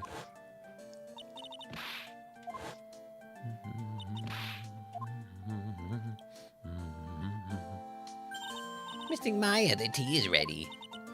Oh, thanks. Come on, Mr. Nick, please have some of this cake. Yeah, thanks. Pearls? Oh, excuse me, I was in the middle of cleaning the toilet. Oh no, she's become a piss-poo happy person. Hey, it's okay, I just cleaned it this morning. Too late. This might be a good time for me to ask about her.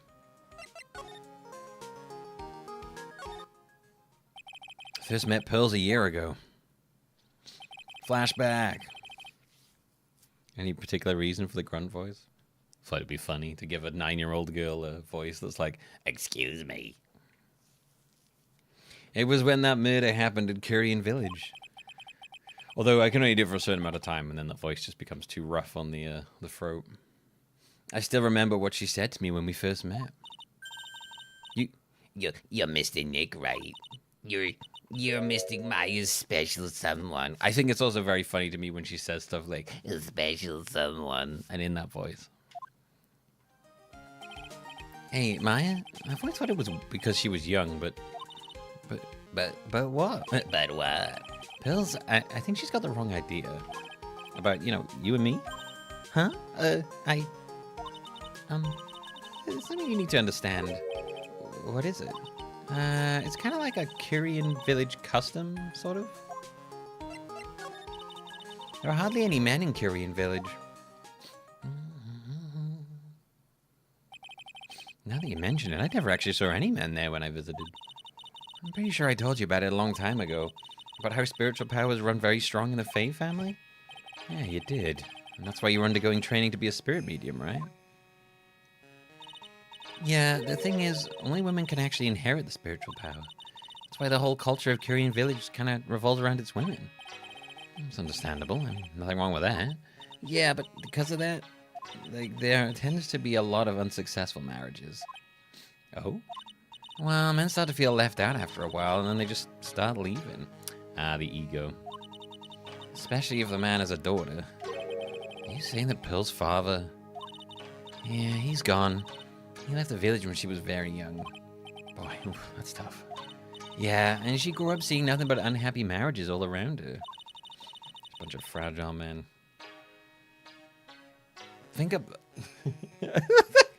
That's really weird, but like, think of the role play scenarios if you were with a person who could channel the dead and physically become them. It'd be crazy. It'd be madness. My God, it'd be endless. As long as you don't channel like a murderer or something. Although I guess if it's the person talking, then wouldn't you really be with them? Be with them. Interesting. Did you really marry me so I could channel your dead wife?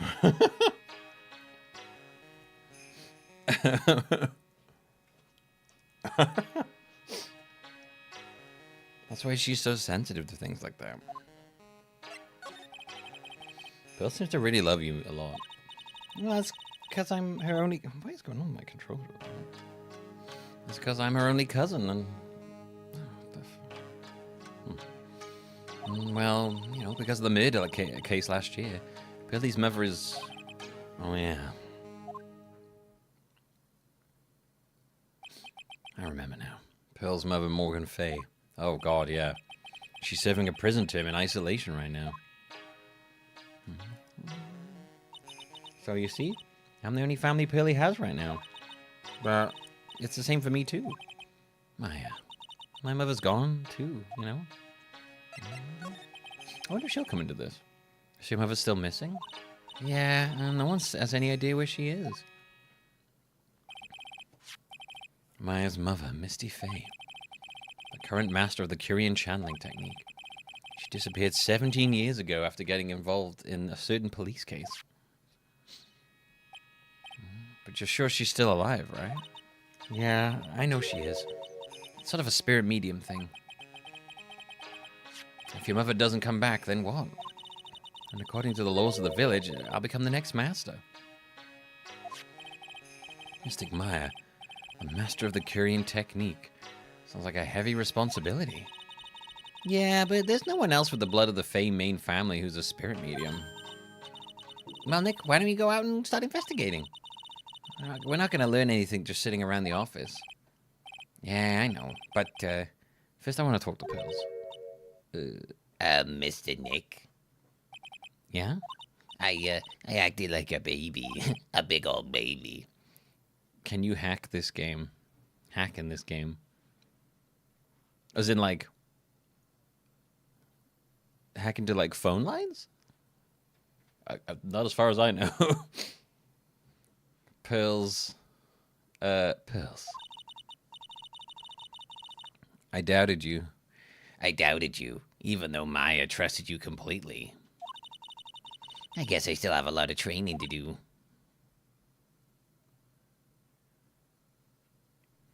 Mr. Nick. Yeah? From the bottom of my heart, I apologize for what I said. Yeah, this is more of a visual novel. I'm happy.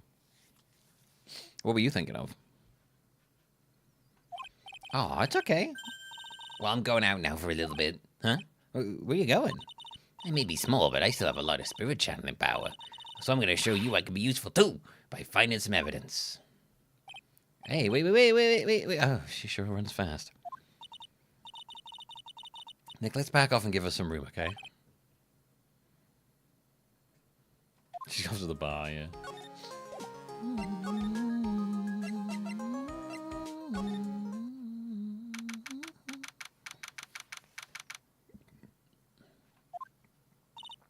Hello?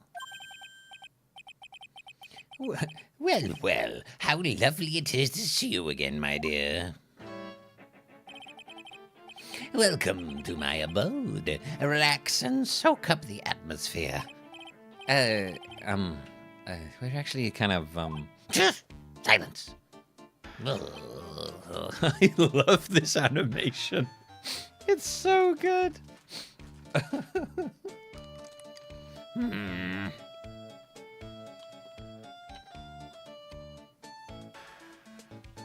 It's so good.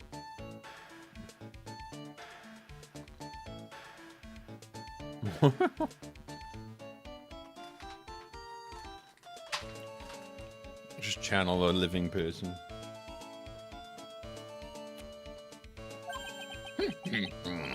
Precisely as I expected. What is it? Zavari.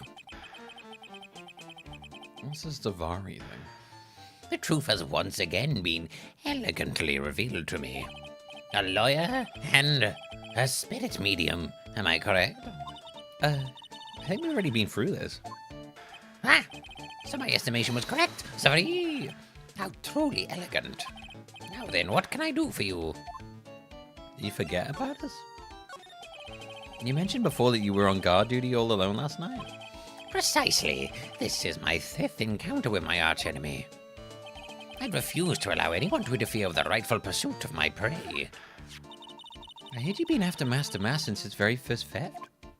Yes, my dear. I see you've done your homework. In his very first heist, that vile thief pilfered the famous jewel, the Tear of Emanon.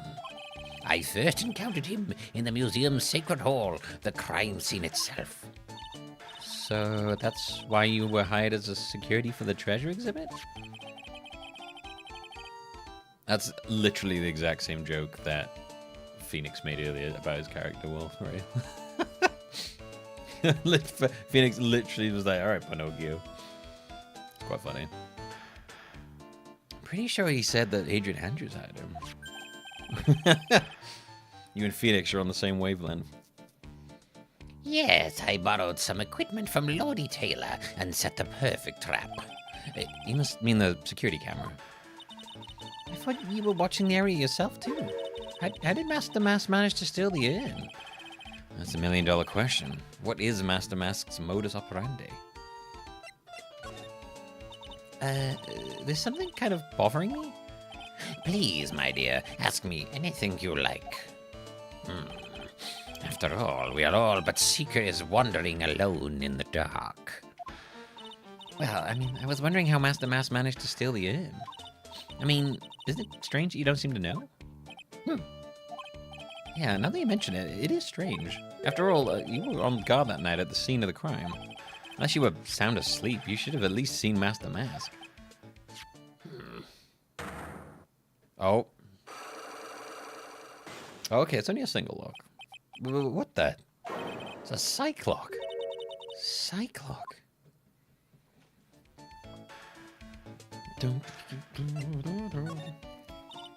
Mr. Atme? Did you know about the secret urn? I'm interested in only one thing, my dear, and that is Master Mask. Dressed very casually today. Oh, you know it is. The ties come on when I'm in court. I can't be using up the tie power when I'm out of court. Once I get into court, then the ties come on. If I had them on all the time, you know, I have to power up, you know. This is me at quarter power. Now prepare for me at 2 times power. Now I'm gonna go even further beyond. The tie stays on in the courtroom. Outside the courtroom, can't be having the ties, you know. They'd lose their edge. I need to, like, when we're in court and I'm facing off against my enemy, I need to put the tie on, and they're like, oh shit, he's put the tie on. What the fuck?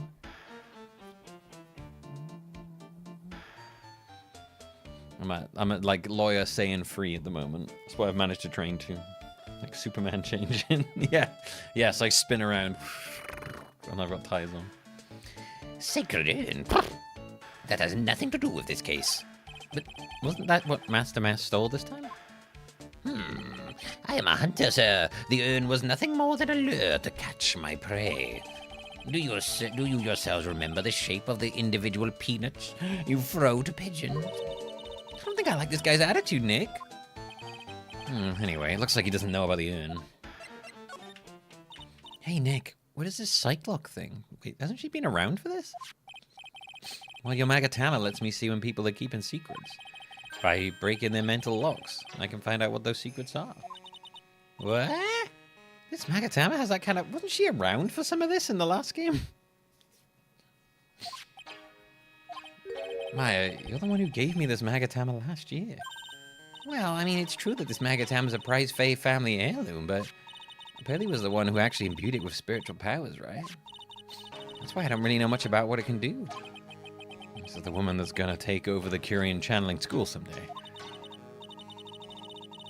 How do you do it? How do you break the Cyclock thing? Well, you present the Magatama to the person with the secret. Cool, I can't wait to see it in action. Come on, try it out. I swear she was with us. No, she was with us in... She was with us in Case 3 in the clown place, and this happened, and she was there. So I'm a bit confused how this is apparently the first time she's noticing this.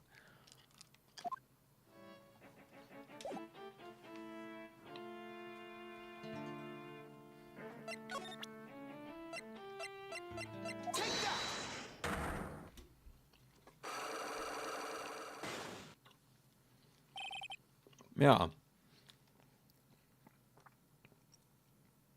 We had a couple of Cyclocks in the circus case. It was kind of odd that she never brought it up then. Yeah, Phoenix had his own Cyclops in place so that he didn't talk about Cyclops. Cyclops? Cyclops? Cyclops? Psylocke? One of them.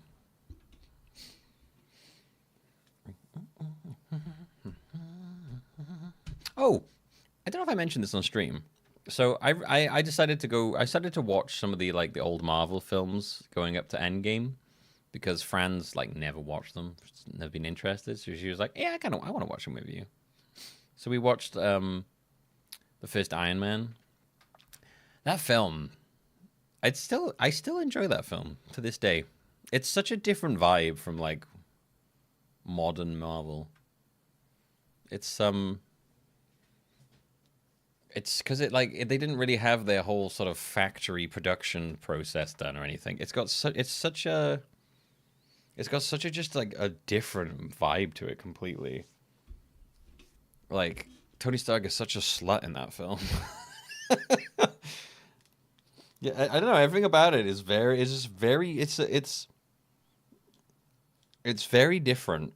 It's very different. I enjoy it though. I legitimately really enjoyed rewatching the first one. I haven't rewatched the original Iron Man film in a very, very long time. It's very quaint. It's I was like, this is fun. Enjoy this. It's got such a yeah. It's the very first one. Yeah, it makes sense why it is that way. It's just it's wild how. So it was 2008 that came out, which is kind of nuts. But yeah, no, I'd forgotten just how different it was before they because they weren't really planning anything back then. I think it was a bit of a shot in the dark. It's also crazy to think that back then they had a clause in Robert Downey Jr.'s contract that if he started drinking again, that they could just immediately fire him without any pay because he was so unreliable. But Iron Man was his big break back into acting. It's nuts.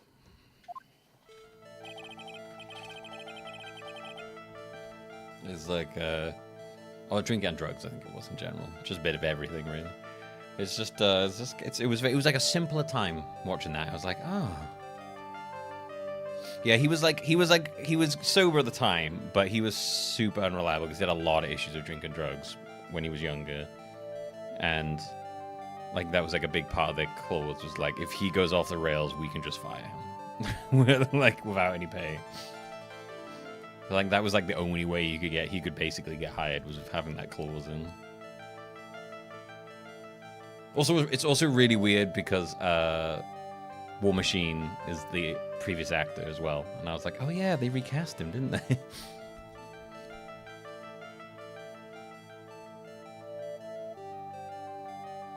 You still enjoy the Fantastic Four movies from the 2000s? Oh, those are a level cheese I can't quite handle. I find it difficult to watch those old Fantastic Four films. I think we're only going to go up to Endgame, but if we decide to go on further, I'm going to have to start having her watch if we go past Endgame, you're going to have to start doing homework because there's a whole bunch of other films we're going to have to watch that aren't MCU that bring up and you won't get it if you don't watch this. I was like, it's gonna be I was like, we might as well just stop at Endgame because that's a pretty. You could just end it there and be like, that was fine, I'm good. So I don't know if we'll ever go any further than that. I'm okay if we don't, quite frankly. But I mean, it would be interesting to rewatch a bunch of old X-Men and Spider-Man and the Disney Plus series. I don't mind some of them. I mean, Loki's good. Yeah, and anytime before Endgame, you don't have to deal with any of the series or any of that. Yeah, I don't know. It starts to get more of it becomes more of a chore after Endgame.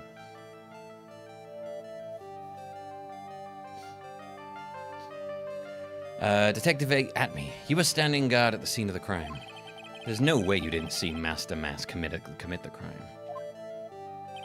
Well, now I can hardly see why you're so positive about that. Yes, indeed, I was guarding the warehouse. That much is true. But I can tell you for certain that not a single person passed through that door. I'm not sure why, but this Atme guy is lying through his teeth. I know, I'll show him some proof. Detective Atme, I have here proof that someone went through that door last night. Yeah. Like, I'm looking forward to watching Doomsday, don't get me wrong. I'm like, yeah, you know, you're bringing back the ones from the other films that were actually decent, so, yeah, why not? But, yeah.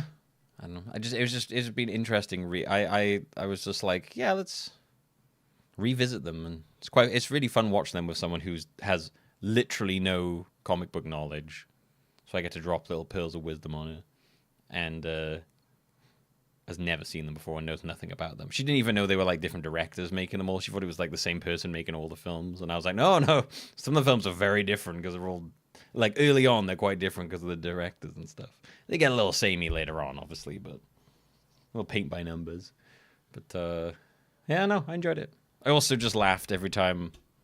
I laughed at the bit where he was like, he built this in a cave with a box of scraps, and I was like, oh, it's so memey now.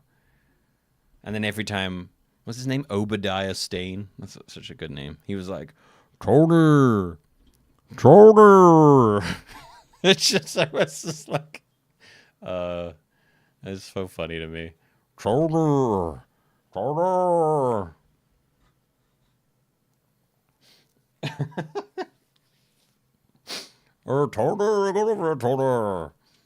There's a security camera set up at the scene of the crime. He should have automatically taken a photo of anyone that went through that door.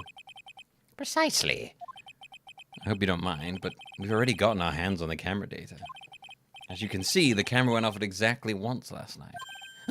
But that my monocle didn't catch anyone in its flash. It must be some kind of computer malfunction. It must be. Maybe it was your monocle that malfunctioned? What? Are you saying that I didn't do my duty properly? Detective Atme, you must have seen the thief last night. The question is, why are you trying to hide it? If he's hiding it, there must be some reason. Some reason that he desperately wants to keep hidden. And I've got just a piece of evidence that should prove it. Do we? Okay, let's suppose you didn't manage to see Master Mask. In that case, the reason you didn't at the time was because you were fast asleep, using the bathroom, or unconscious. Let's try fast asleep.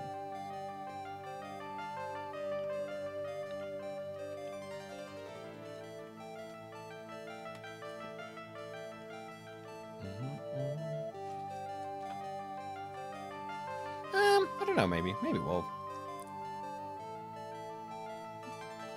I don't know. Let's try fast asleep. I'm afraid that making a guess is not enough. Time to put your money where your mouth is. Show me your evidence. Oh, I have no evidence. I was just taking a fucking guess. In the toilet. What was the other choice? Unconscious. Oh shit! I should say unconscious.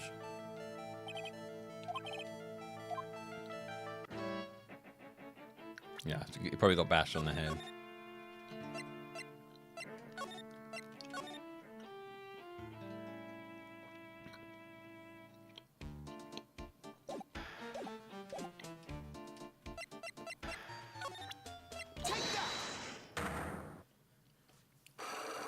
It's not made a case of like, oh, they wouldn't do that now. It's more just like it's just the general vibe of the film. It's just very different from modern Marvel. Because they didn't really know what they were getting into at that point. Also, like that was pre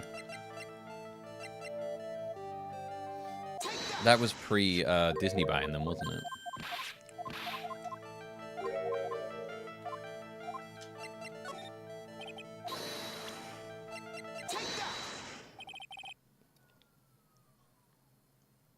Yeah, that's fair, Wolf, yeah.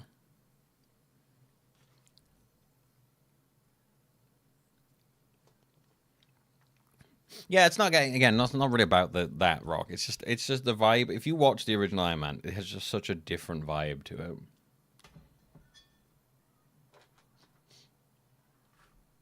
it. It just feels very different. You were knocked unconscious by the thief, weren't you? Huh, You surely must be joking. You think that I, Luke Atme, could be knocked unconscious so easily? The sword proves it. That's... I mean, it doesn't technically. It's just a bent sword. Before the theft, the sword was in the hand of the statue of Ami. This guy really is a good lawyer. He's really good at just blagging. Furthermore, at that time, it was not bent. There's only one explanation. You were struck on the head and knocked unconscious by this sword. Well, detective, how about it? I'm impressed. You truly are an ace attorney. I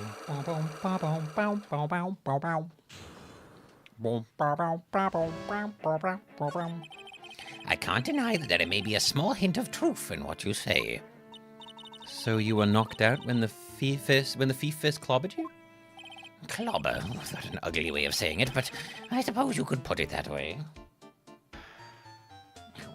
Gizzy. The coward struck at the precise moment that I turned to look at the computer. So you never noticed that the thief had entered the warehouse? No, the coward must have wormed his way in through somewhere besides the door. Perhaps the air ducts or the sewer pipes. Then my arch nemesis struck me on the head from behind with this gruesome item here. Ouch, Mr. Amy should have had his poor head examined. Are we carrying around that big fucking thing? You can say that again. How could he have underestimated the thief that badly? The choo-choo shitto. The choo-choo shitto. Well, looks like we got one thing cleared up. Yeah, we unlocked his chastity belt. Now we can all get crazy style. Huh? What? That Atme is the greatest detective in the world? No, that he never actually saw the thief. Oh, that's right. So the thief may not even be Master Mask. Just one moment, Sir Lawyer. The thief was unquestionably Master Mask. But you never actually saw him. Perhaps so, but I installed a security camera for just such a contingency. Oh. Last night, the camera went off exactly once. Behold, this is the photo of the dastardly thief taken by the security camera. That's him. Master Mask. Mask to Mask. The thief can be none other than the arch criminal, Mask de Mask. After all, he has a very good reason for committing such brazen crimes. What are you talking about? So, what do you mean by he had a very good reason? Exactly that. Mr. Delight had a very good reason to dress up and commit these crimes. There should be a green envelope somewhere in this room. You'll need to go and investigate. But how would you know about that? Have you forgotten? You're speaking to the finest ace detective ever to walk the face of the earth. The most brilliant mind since, well, ever. Look at me. Well, I guess we better go take a look, just in case. Did you say there's one in here? It's quite a large portrait of yourself you have there. Yes, I wanted it to say to everyone who saw it, look at me, look at me. Saying the same thing twice. With a model so fine, I knew the portrait would also be aesthetically pleasing. That's nice. So the music in this room is coming from here. Oh, that music is diegetic. Oh, okay. Look at Me Elegy, composed by Luke Atme. This lovely device is called a gramophone. In days of yore, people listened to music on them. Ah, that's just what I thought. I told you so, Nick. Maybe the keyboard, maybe the courtroom keyboard is just diegetic too. That'd be amazing. Ah, there's a cold breeze coming from this half. It seems you've fallen for my little deception.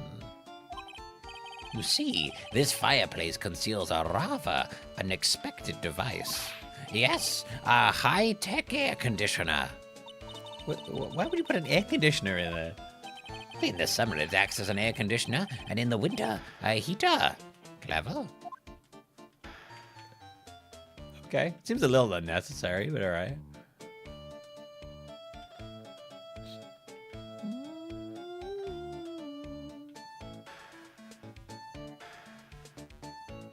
Wait, so we're supposed to be looking for like an envelope?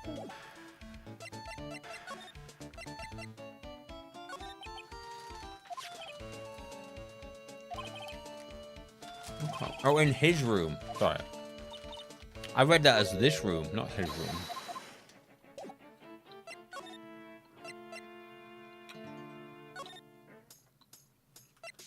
Oh yeah, that thing. We mentioned this before.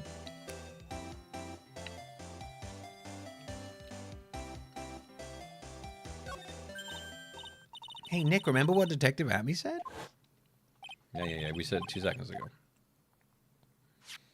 We don't need a flashback to that whole thing. It happened literally a second ago. A green envelope, huh? Looks like this is it.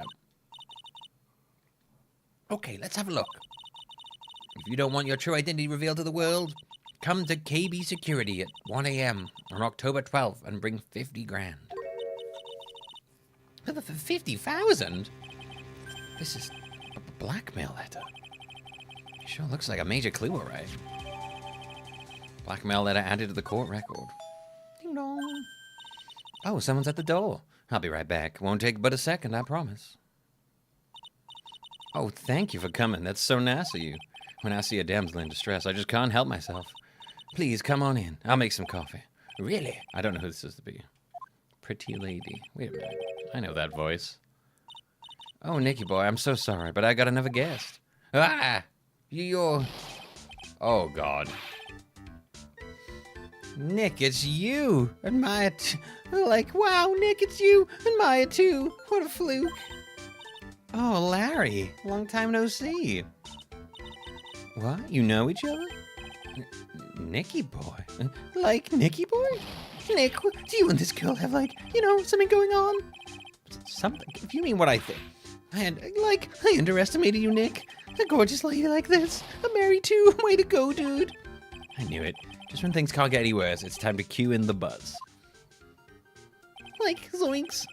Larry Butts. Ever since grade school, he's been, well, not exactly a close friend, but yeah, we know each other.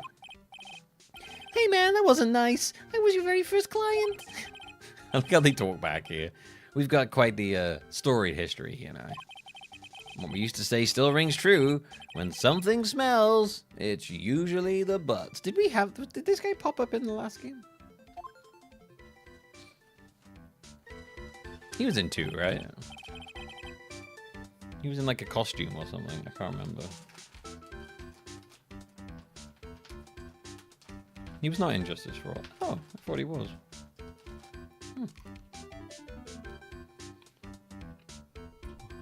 I guess I just confused the 2 times he popped up in 1.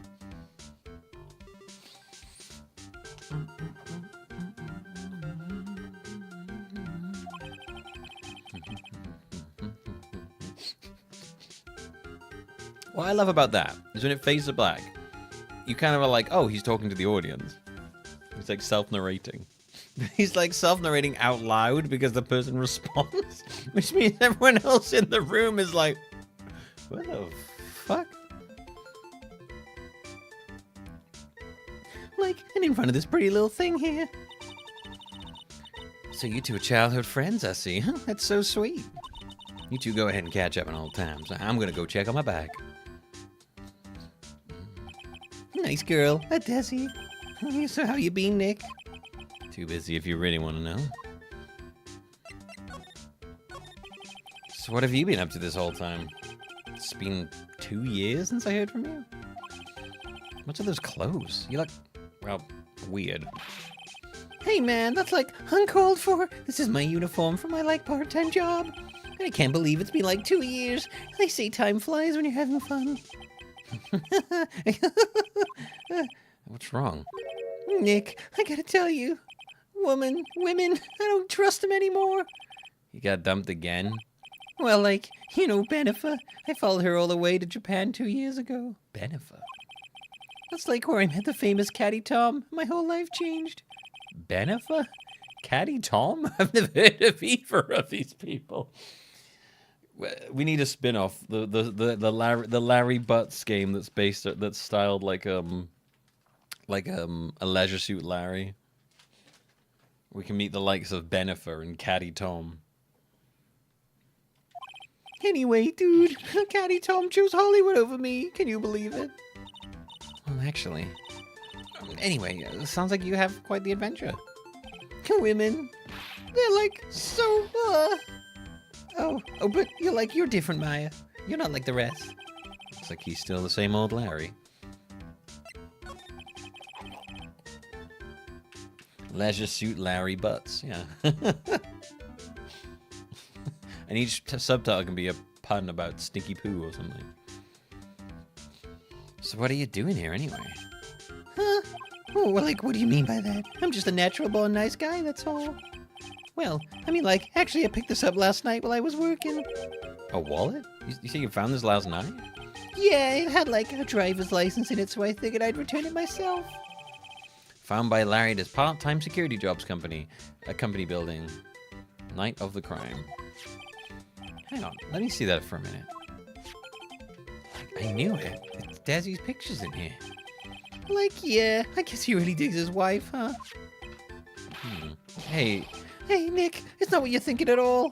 No, I'm pretty sure it is. You haven't changed a bit. Oh, like, no way, man. I mean, she's a married woman. That's just, like, bad news. Well, okay, at least Larry knows that. He really is here just to check out Miss Delight. So you said you found it at your job, right? Yeah, like, I'm working a private security company as a guard. Chicks love a guy in a uniform, you know? Security guard, huh? That's what the uniform's about.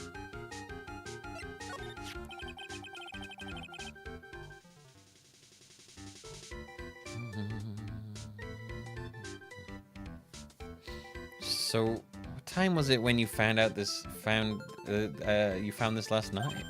Huh? Like, why are you asking that? Trying to see if I've got an alibi? I don't know, Mari. He feels like pretty much the same as he did in the last one, to be honest. Just a horny dude. You're not the one on the hook for a crime this time, buddy. I, like, guess I was around 1 in the morning on the first floor of your company building. What was Mr. Delight's wallet doing there? Like, anyway, there's nothing weird about it. After all, he works there. He works there? You mean Mr. Delight? Sure. Like, take a look at this. It's right here in his wallet. What's this card? It's like a key card for the security company. See, he's got like a serial number on it right there. There's no mistake about it. I mean, like, I might be misremembering Larry from the first game. This feels very much like Larry from the first time we met him.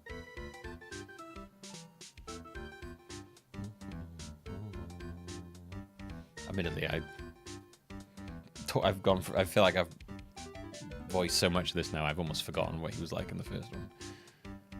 You said you're working part-time at a security company, right? That's right. Like, why are you making that scary face? Security company.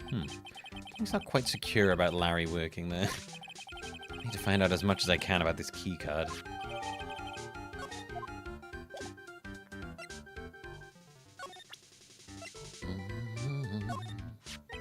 So you're sure about the key card? Yeah, like that's the key card we use at the building I work in. According to the serial number, this one is for the CEO's office. You needed to get into that room, and every time you use that card, it leaves like a record. Leaves a record? Yeah, like it tells you exactly who entered the room and when. Larry, I need that data. Whoa, slow down, man. Sorry, but like that data is off limits to outsiders. If I lost this job, I'd never have a chance with Desi. Oh, okay. Times like these when I wish lawyers weren't so powerless.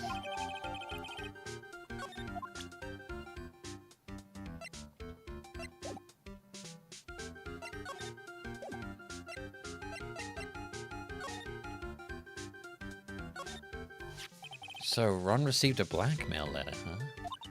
You think Miss Delight knows about this? Well, if she did, I don't think she would have been smiling like that. I wonder if we should tell her about it. I think it'd be smart if we didn't.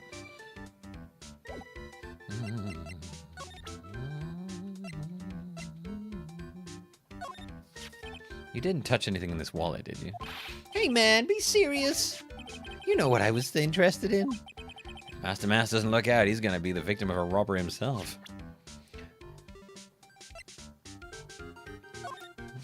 Hey Larry, what about this? What if you got something to say, then say it already? Huh? A blackmail letter? Do you know anything about this? Oh, what? I don't know anything about Alexis, and that's the truth.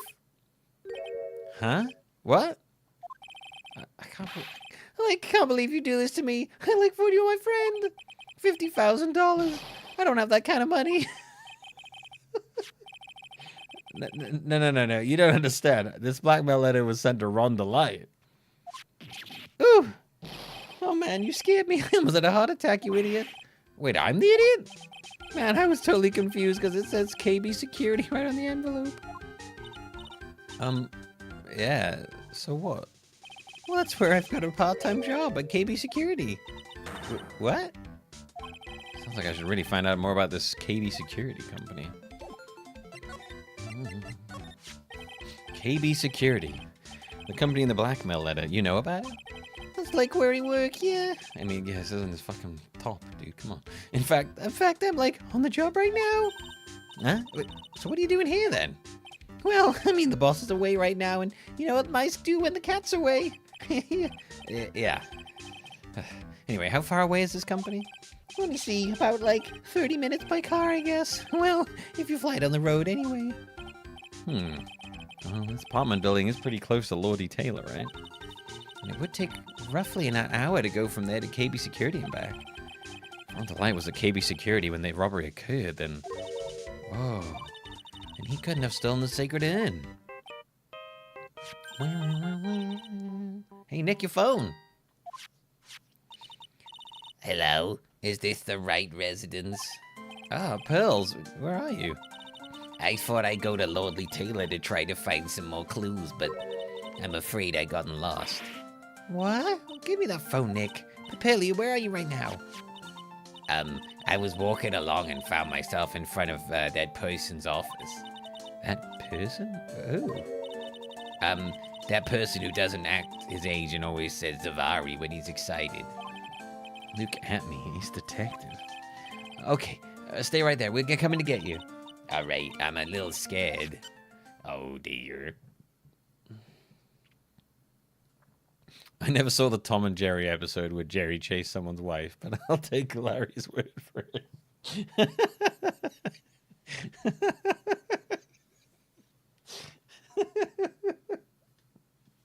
A classic Tom and Jerry episode.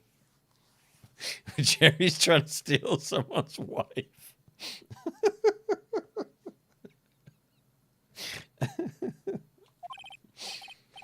Oh, I just love the idea of that fucking mouse trying to steal someone's wife. All right, let's go, Maya. Like, wait a second, Nick. What? That phone you called just now, that sounded like a real cutie.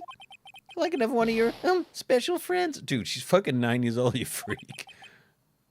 Say goodbye to Mr. Light from me, would you, Larry? Jesus Christ. He just hears a girl's voice and he's like, whoa.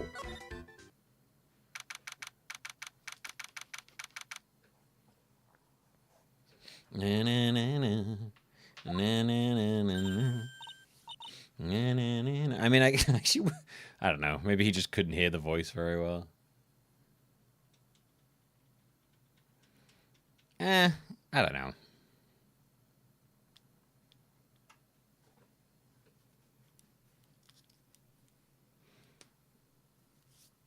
There's an episode where Jerry laughs at Tom sitting on the train tracks after his wife left him, and then Jerry's wife leaves him too. What? Take a seat, Mr. Butts. Take a seat right over here. Take a seat, huh? Mr. Nick, Mystic Pop, Mystic Maya. Pearly. Never thought I'd see you two again.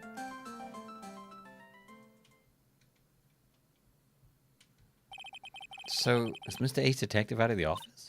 Yeah, when I arrived here, there wasn't a single soul in sight. She just walked inside. Say, Nick, doesn't it look like something's changed since we were here last? mean the big fuck off bag. Now that you mention it, something is different. This bag, I'm sure it wasn't here before. It looks quite full. I wonder what could be in here. Hey, Nick, come on, open it up. Hey, wait a minute. We can't just open his private property. Don't be such a fuddy-duddy. This is an important investigation.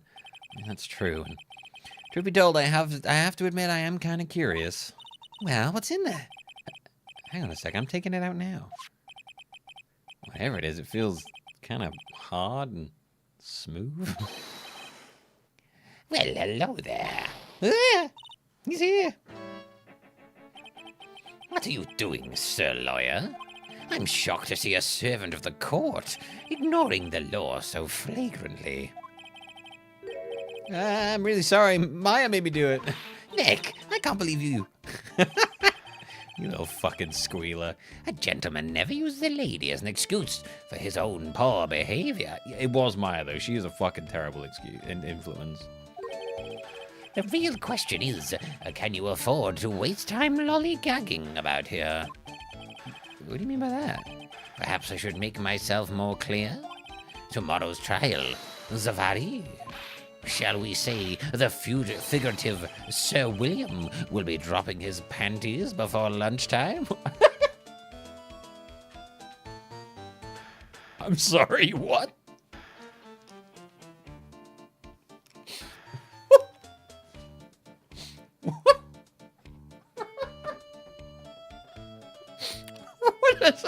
What is that supposed to mean?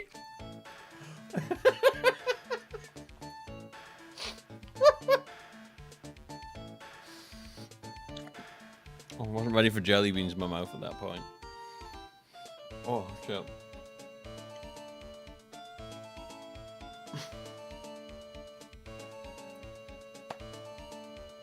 That is an He said that like that was some kind of phrase people say.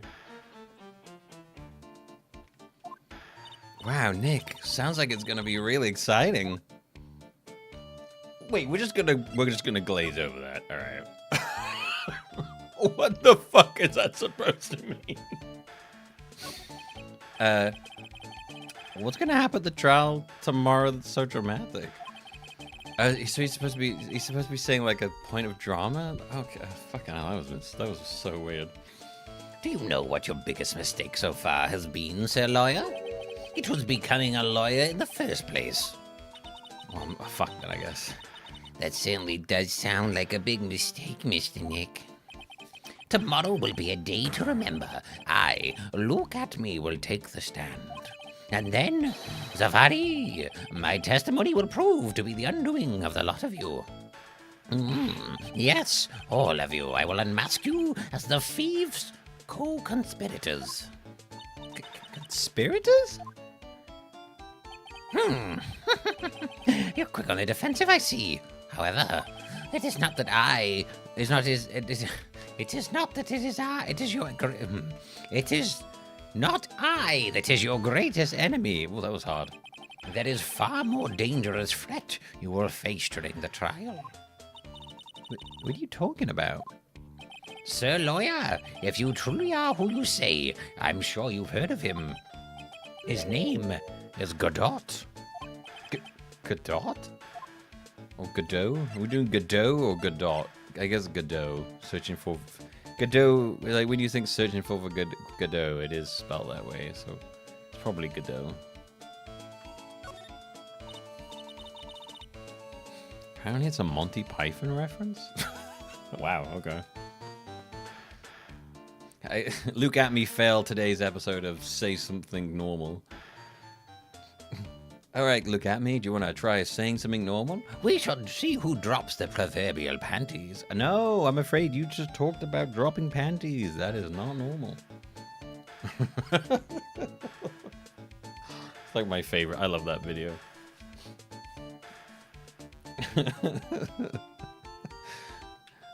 Who is this Godot person? I'm not surprising that a spirit medium has not heard the name. Godot, the prosecutor whose equal cannot be found in this country, but in heaven. Godot, the legend or myth Men pin a lifetime of hopes on the chance to simply meet him. Prosecutor Godot. But the best prosecutor in the country isn't Godot, it's Mr. Edgeworth. Isn't that right, Nick? It's no surprise that a spirit medium such as yourself would know nothing of this, but ace prosecutor Miles Edgeworth is currently traveling abroad. Huh? In fact, it was Mr. Edgeworth who acknowledged Godot was the best in the country. And you agree with that? Most certainly. In fact, you could call him the Look at Me of the prosecutor's office. Well, that's good to hear. The prosecution has a fighting chance tomorrow. Mr. Nick, is this Godot really that strong? I seem to remember hearing about someone like that. Not surprising, some people spend their entire lives idly waiting for his appearance. You have taken a step down the path of foolishness. To try to defend a career criminal who deserves nothing less than a death penalty. Hey, last time I checked, no one knows for sure that Mr. Delight really... He's gonna get the death penalty for this? My dear lady. They just do that they just fucking kill anyone for anything in this, don't they? Well, because I think it's spelled the same way as the play Searching for Godot, and I'm pretty sure it's pronounced Godot there.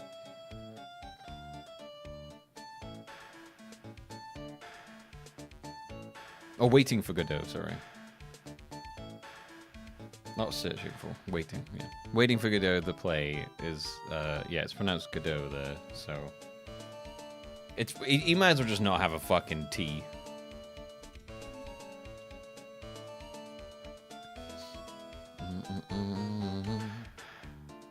Searching for Godot. That's a sequel, that is. Searching for Godot. Waiting for Godot and then Searching for Godot. I've never seen Waiting for Godot. I think it's about two guys. The whole play is just like two people like waiting for, I want to say the end of the world? I can't fully remember.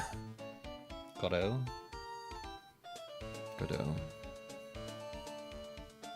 Yeah, Godot. I can't actually remember what the fucking play is about.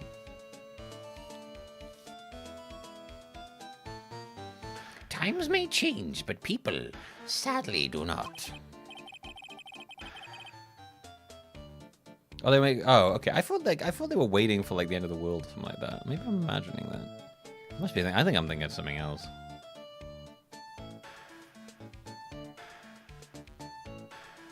I know they're waiting. I knew they were waiting for something, but I couldn't remember if it was like they were actually like waiting for some big dramatic thing, or if it was just a person. I guess it's just a person.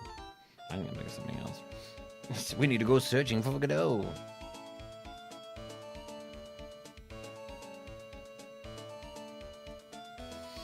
Well, you will understand this when you are more mature.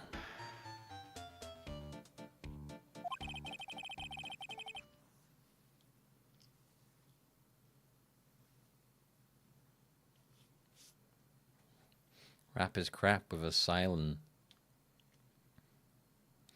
Looks like we're done investigating for the day. Sir Lawyer, the stage has been set, and all the pieces are finally in place. All that remains now is for the dance to begin. A new prosecutor, an ace detective, and a thief. That's been one tough trial. Alright, it's time for this game's evil prosecutor. Or maybe not evil, but prosecutor.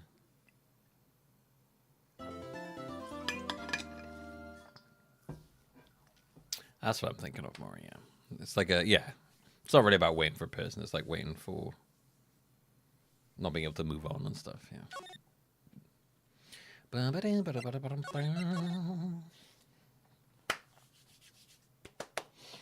Alright. Let me just shoot off a quick message. And then we'll carry on.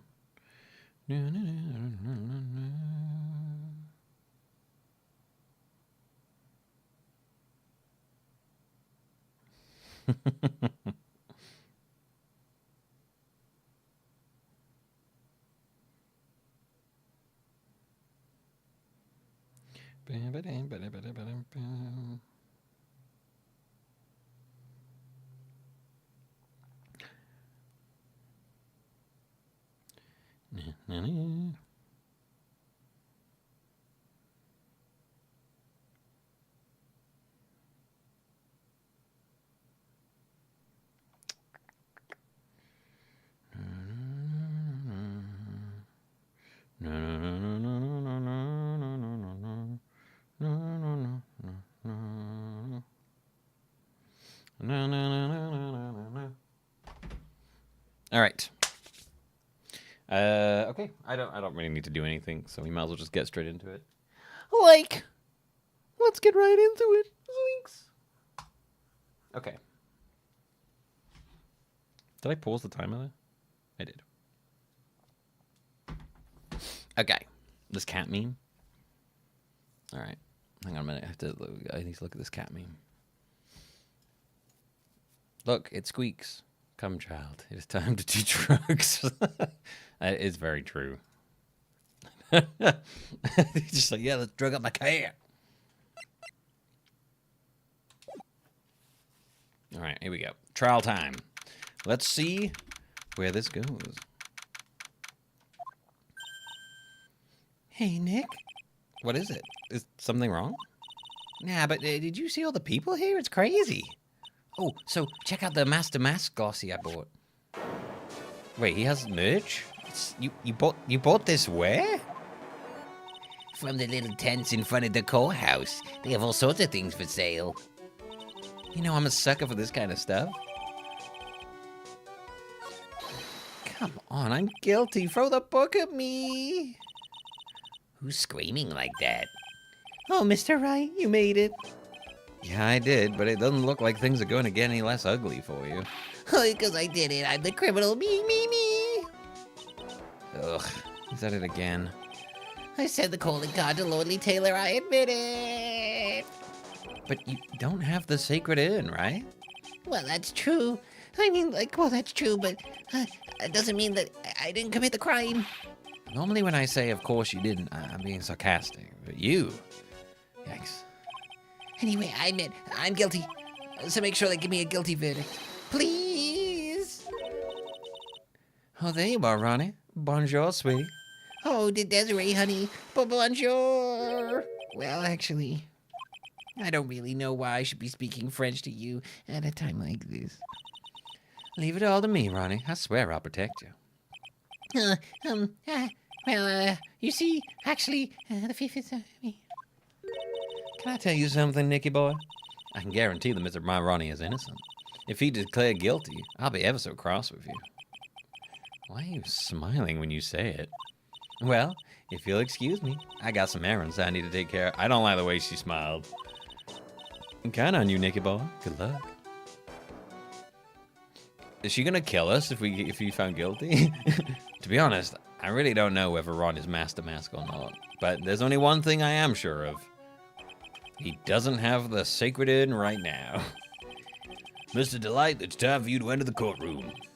For the time being, I guess I'll have to trust Desiree.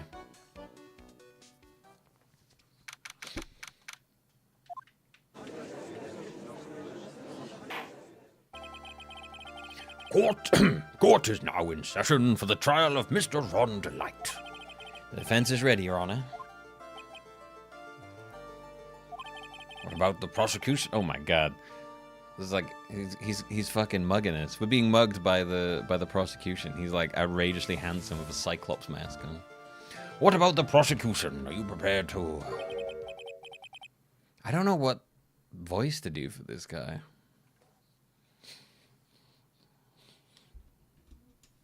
Getting mugged in the courtroom. He's law maxing. What is a Chad voice?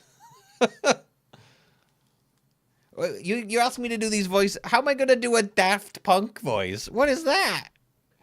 What kind of things do you think I can do with my fruit? A Daft Punk voice? We did already have a Zap Brannigan voice. We had the guy in the first game. But I don't know, because is he dumb? Because that suits more like a dummy kind of thing, you know what I mean? I got like suggestions for voices, and I'm like, I don't even know what these voices are. Yeah, I was thinking like a really smooth voice, like something like really deep and like, I don't know, but I don't know how to do that. Shadow the Hedgehog. I need to get that damn emerald. Ugh. I don't we do Shadow? Because it's just kind of gravelly, isn't it? I'm Shadow the Hedgehog. Me. Hello, everybody, it's me, Godot. Oh, look at this. Oh, what a stupid question. It's me, Godot. Oh.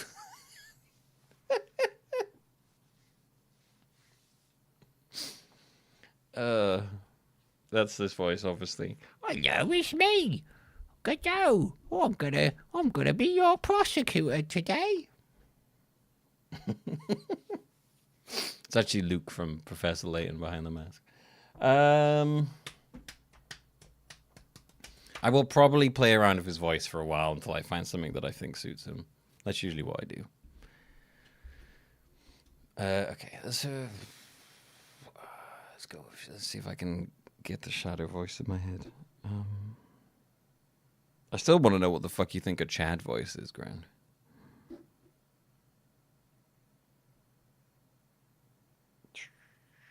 Right, okay.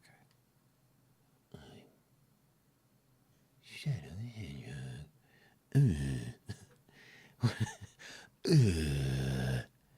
What a stupid question. What did you say? Fine. Let me ask you then, Your Honor, are you ready? Are you ready to pass judgment? No, I'm not. I'll pass judgment after I hear arguments from both sides. Well, if you're not ready yourself, you shouldn't expect others to be. That's a rule to live by. Who are you? I'm Godot. Oh my god, this music, what? Legendary prosecutor. I've never lost a case. What is this music?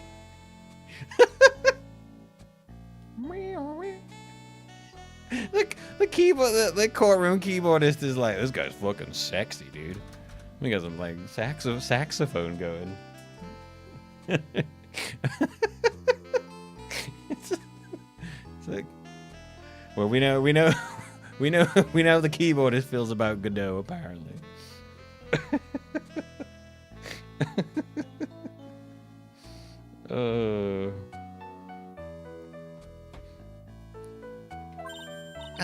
He's the one that Detective Amy was talking about. Yes, your reputation precedes you. I feel like we've met a lot of prosecutors who've never lost a case. What kind of cases have you dealt with so far? None. Wait, I'm sorry, what did you say? I've never prosecuted a case before. Well, then I guess he's never lost. Never? But you said you've never lost before. Exactly. I've never lost. I've never won before either. Quite arrogant for a beginner, aren't you? Even the mightiest of redwoods begin their lives as mere saplings. Yes, but a mask in a court of law? Ha! Don't you know anything? No matter the man, we all wear masks, either on our faces or over our hearts. This guy is the real deal, alright? Okay, I didn't expect him to literally be a dude who's never done a case before.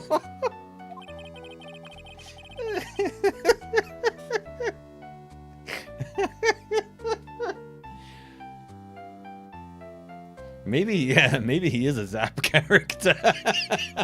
Honestly, I'm starting to think maybe he is a Zap Brannigan fucking character.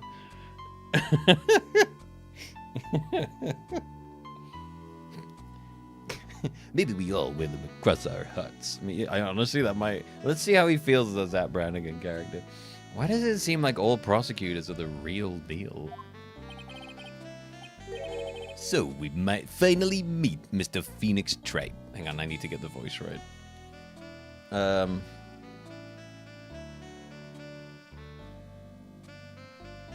Brannigan's lore. With that lore, Kiff. Brannigan's lore. Brannigan's lore, sir. I haven't done a Kiff voice, have I? Yes, sir. Brannigan's lore is like Brannigan's love. Hard and fast. Hard and fast. Kiff. Bring the champagne. Champagne. That's it. So, we finally meet Mr. Phoenix Trite.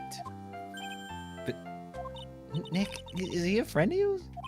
No, I don't have any friends that call me Trite. Who is this masked man? I've returned from the depths of hell to do battle with you. Well then, Prosecutor Gobo. It's not Gobo, it's Godot, Your Honor. In any case, please give your opening statement. Opening statement? Those are things that are not fit for even dogs to consume. I have only one thing to say before we start. To you, Mr. Trite. What is it? Are you familiar with the saying a chain is only as strong as its weakest link? I wonder, how much can you withstand before you and your case break in two? The only thing I know about Godot is that he likes coffee, because I've seen multiple pictures of him with coffee in his hands. I don't know where they come from, but I've seen pictures of coffee in his hand, so I guess that's like a thing he like. I guess that's gonna be his thing. Well, let's hear from the first witness.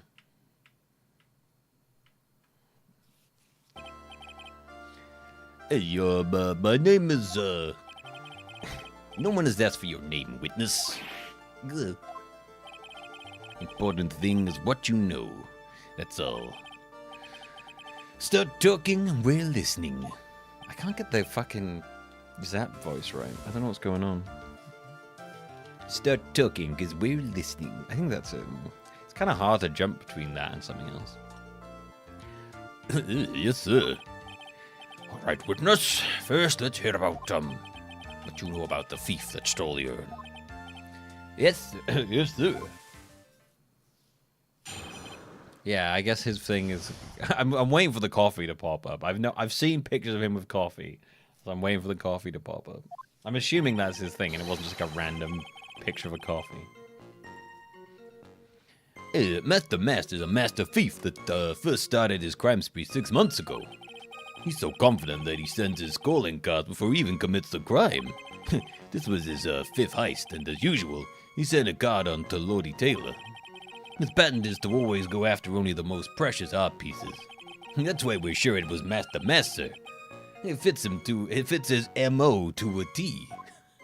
Can we cut out the jokes during the testimony?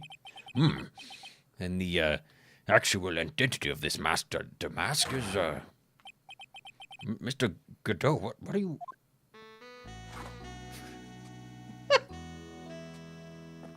It's as ridiculous as I thought it was gonna be. What the fuck? Where did that come from?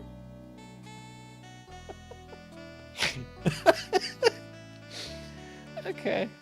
We're in the middle of a trial here, Mr. Godot.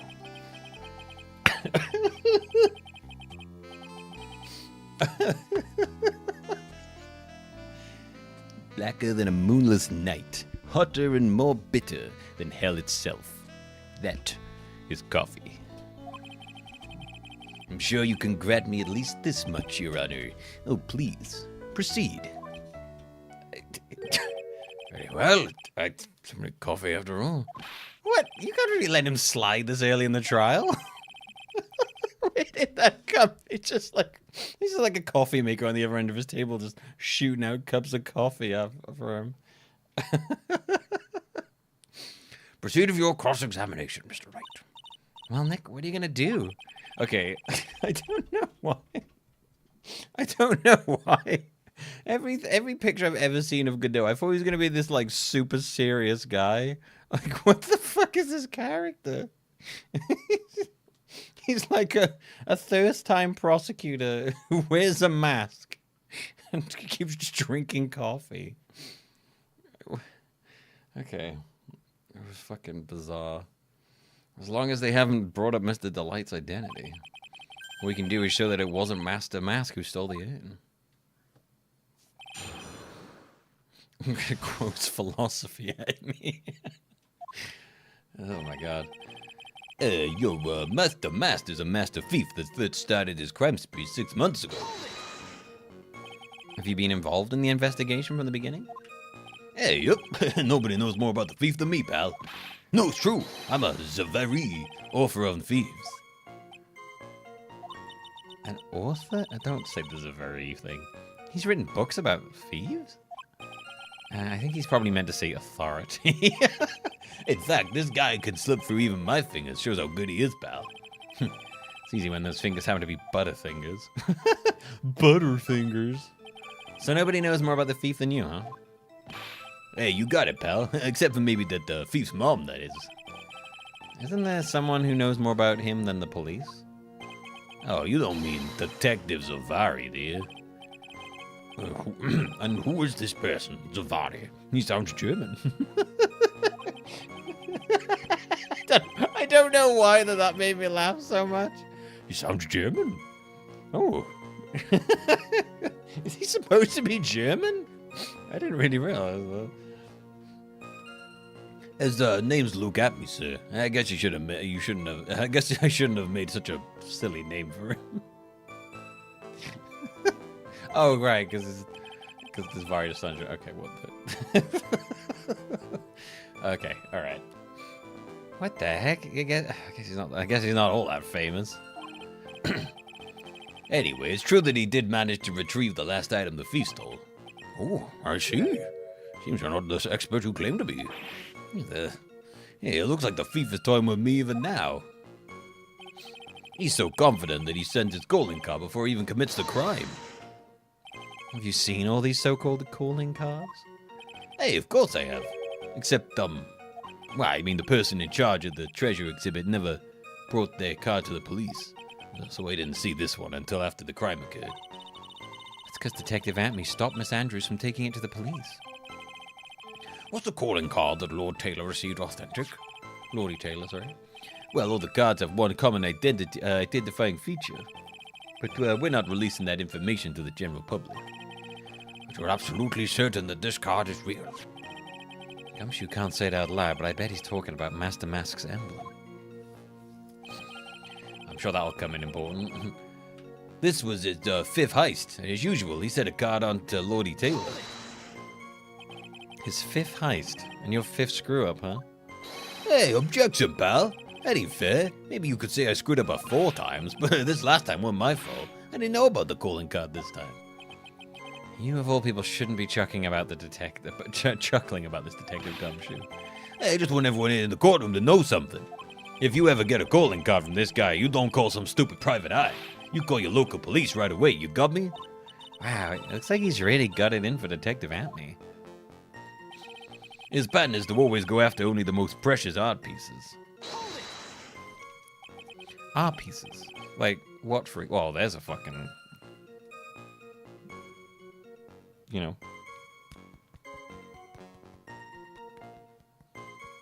Contradiction. Thank you. I got there in the end. Art pieces? Like what, for example? Well, I mean, his first target was the famous Tear of Ammonon. What's that? Some kind of especially salty teardrop? No, sir. It's like a blue diamond. It's a single rare blue diamond. Salty teardrop. Next was the crown of Bongora, you know, the thing you put on your head. And that was the left hand of Hades, and then the portrait of Magina. Detective Antme retrieved the portrait of Magina and returned it to the museum. And the target of his fifth and last robbery was the sacred urn, right? But isn't it difficult for him to dispose of such famous art pieces? Well, we assume he must have some underworld connections. Somehow, Mr. Delight doesn't look the type. Yeah, he's a little too sunny to be hanging out in the underworld. That's why we're sure it was Master Mask, so it fits his MO to a T. What do you mean when you say it fits his MO to a T? I was thinking of asking the same thing myself. Wish you would listen a little more closely, pal. First off, there's the calling card. We're 100% certain it's authentic. Then there's the fact that, we seem to know all about the security system. And finally, his target was an art piece. These are all part of the thieves' modus operandi. And so, since this robbery seems to fit all those conditions... Hey, that's right. It means that Master Mask is behind it. Nick, it definitely looks like it was Master Mask who stole the urn. There's no real evidence either way as to whether Ron Delight is Master Mask. But... Also, the urn hasn't turned up yet, let alone in connection with Mr. Delight himself. So even though we know it was Master Mask that did it? Maybe for the time being, I should try to show it wasn't Master Mask that did it? Right, so... I'm gonna save here. If he only goes after precious things, we were told that the urn is worth nothing. Objection! Can I ask you a little something, Detective? Oh shit, I forgot about my ties.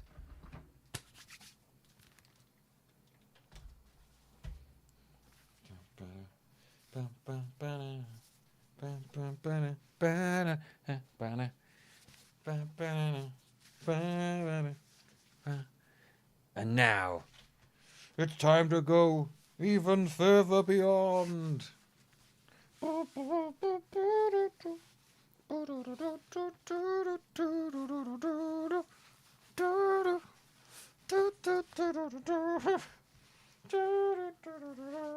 don't know if I own enough ties to go for to add a tie for every game. All right.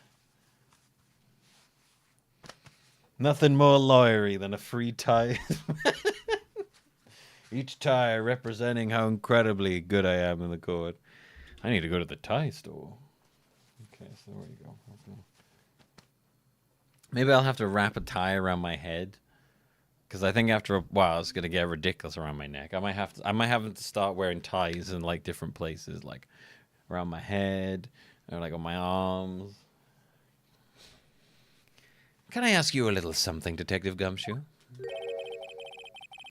Ties on the shoulders.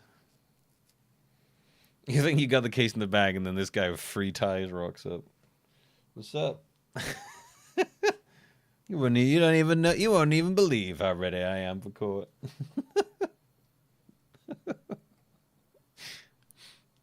Like the Kingdom Hearts pals. Yeah. Just hearing the little in that question is making me nervous. You said he always goes after the most precious art pieces, right? That's right, pal. But there's one problem. That's not what he did in this case. The supposedly priceless urn doesn't exactly rise to the level of precious art. What do you mean? Nick, how can you say such a terrible thing? No, I mean from a financial point of view. I mean it wouldn't fetch a good price. Well, Prosecutor Godot, what's the value of that urn? The appraisers I spoke to said they couldn't attach a price to it. Wait, that's just fucking Gumshoe's voice. Oh, maybe I'd be better with Shadow, actually. I don't know. I'm not feeling the Zap Run again for this guy. It's not working for me. I'll go back to Shadow voice. I quite enjoyed that in that voice. I'm Shadow the Hedgehog. The appraisers I spoke to said they couldn't attach a price to it. I'm Batman. They couldn't attach a price to it. And I mean that in the worst sense. So in other words, it was not the kind of item that Master Mask would normally go after. If I understand you correctly, Mr. Wright, you're saying that the theft of the sacred urn was not the work of Master Mask? Yes, that's what I'm saying. Actually, all I did was point out the contradiction. The argument made itself, but... Well, first of all, we need to get this issue cleared up. Was this last robbery the work of Master Mask or not? What do you have to say about this, Mr. Godot? Fuck. This coffee here, it's my own special blend. I call it Godot 107. I'm trying to decide whether to cut down on the acidity or the bitterness. That's the only thing I've got on my mind right now, Mr. Trite. What? If you're really a man, you should clean up your own mess. Wait, I'm sorry, but I don't get what you mean.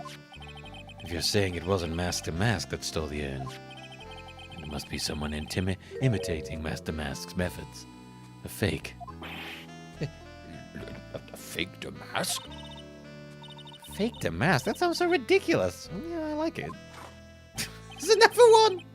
Now, before I decide on my coffee, I believe some proof is in order, Mr. Trite. Proof that the person who appeared at Lordy Taylor was that night was actually a fake. This man is gonna be caffeined up to the fucking hills. That's 2 coffee cups so far. Keep track of them. I thought, though I don't approve of Mr. Godot's behavior, his point is valid. Mr. Wright, we're waiting. Looks like I'm gonna have to prove it. I need proof that the person at Lordy Taylor that night was in fact fake Damask.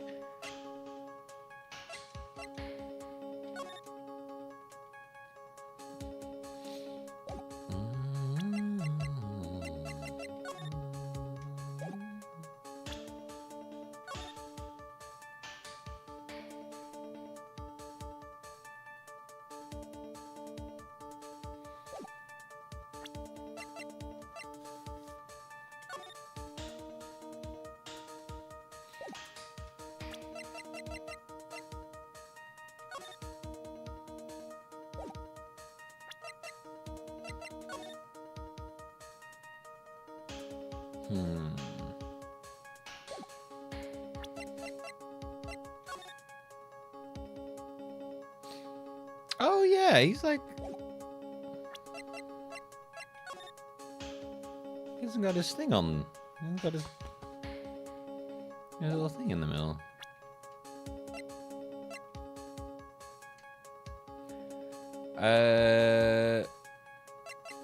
Right. I mean, how am I gonna...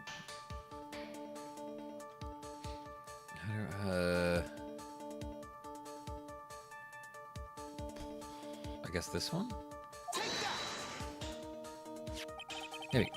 The proof is right here. Okay, cool. I was like, do I show the real picture to show this looks different or this picture? This looks like a photo taken by a security camera. If you look closely, you'll notice something peculiar about it.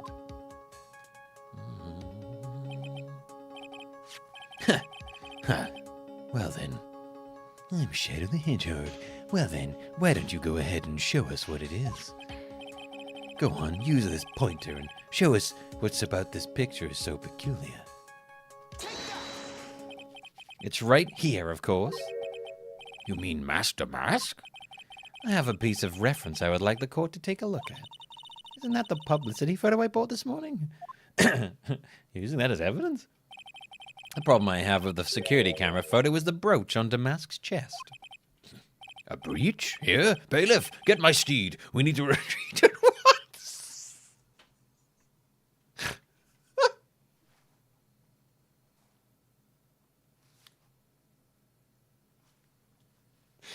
I think he's getting like more senile every game.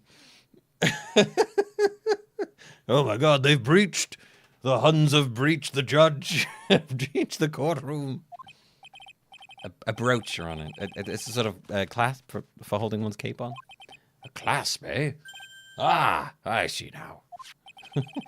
Hey, but Master Mask in the security camera photo. Oh, he ain't got no brooch. That brooch is the same as the emblem on Damask's calling card and serves as his symbol. But the thief that broke into Lordy Taylor wasn't wearing a brooch. In other words, this Master Mask is a fake. Oh, I've been fooled again. Order. It's true. Undeniably true.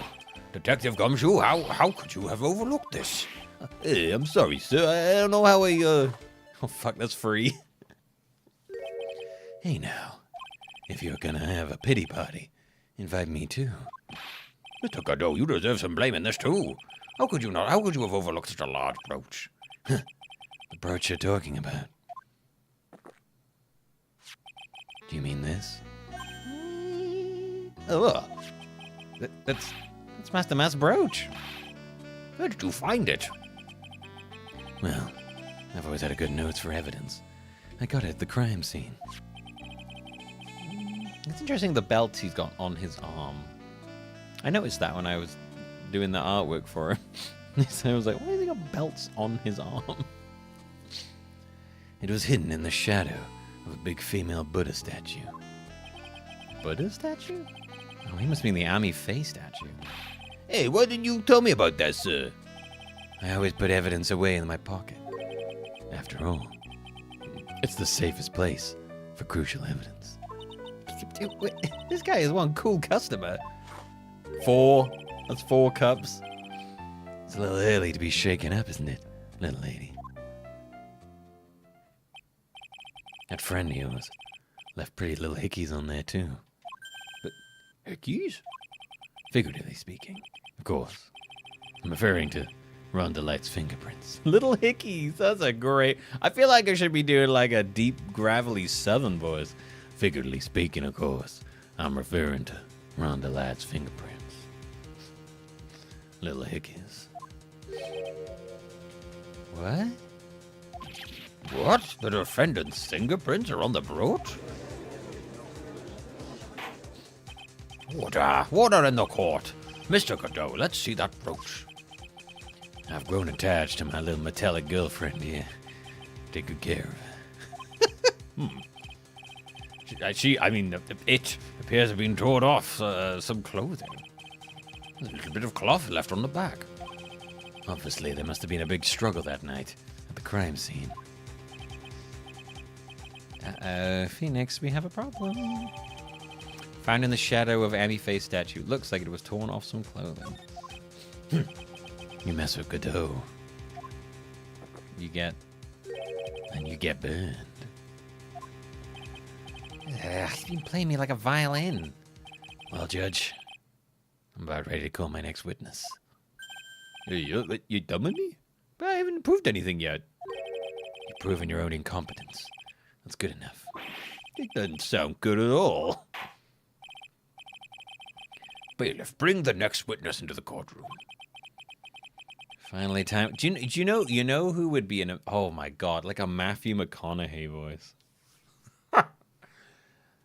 You've proven your own incompetence. I wish I could get an. If I could do McConaughey really well, I would do that. That would be perfect for him.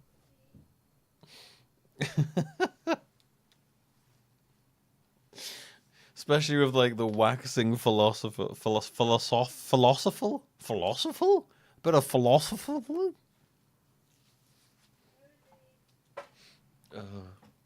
Finally, time for the ace detective to make his appearance, huh? I was gonna. 1 second, everybody. I was gonna shut my door because it's hungry.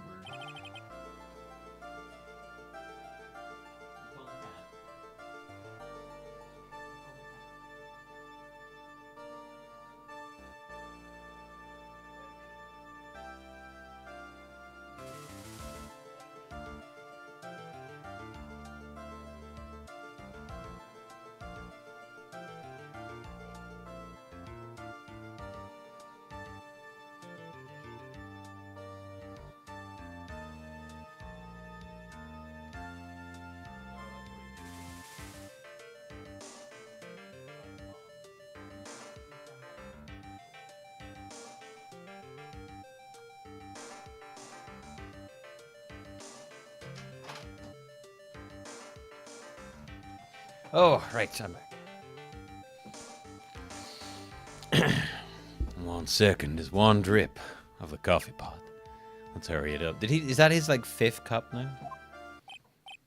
Silence.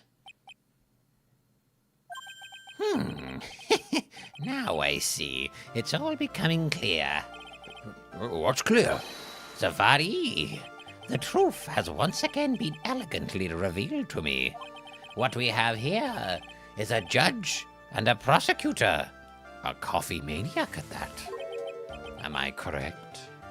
Oh, well, yes, that's right. Not bad.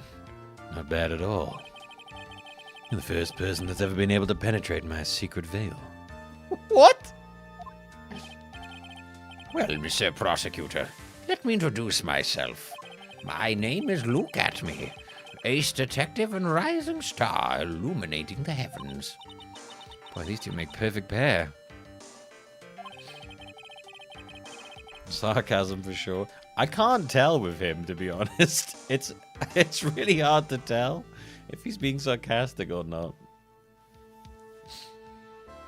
They'd either be best friends or they'd tear each other's heads off. I've heard that on a night of crime you were all alone on security detail. You have heard correctly.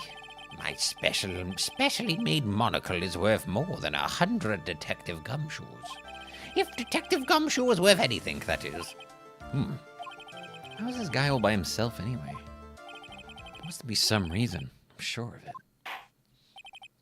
Well then, tell us what this special monocle of yours witnessed. Bum, bum, bum, bum, bum, bum, bum.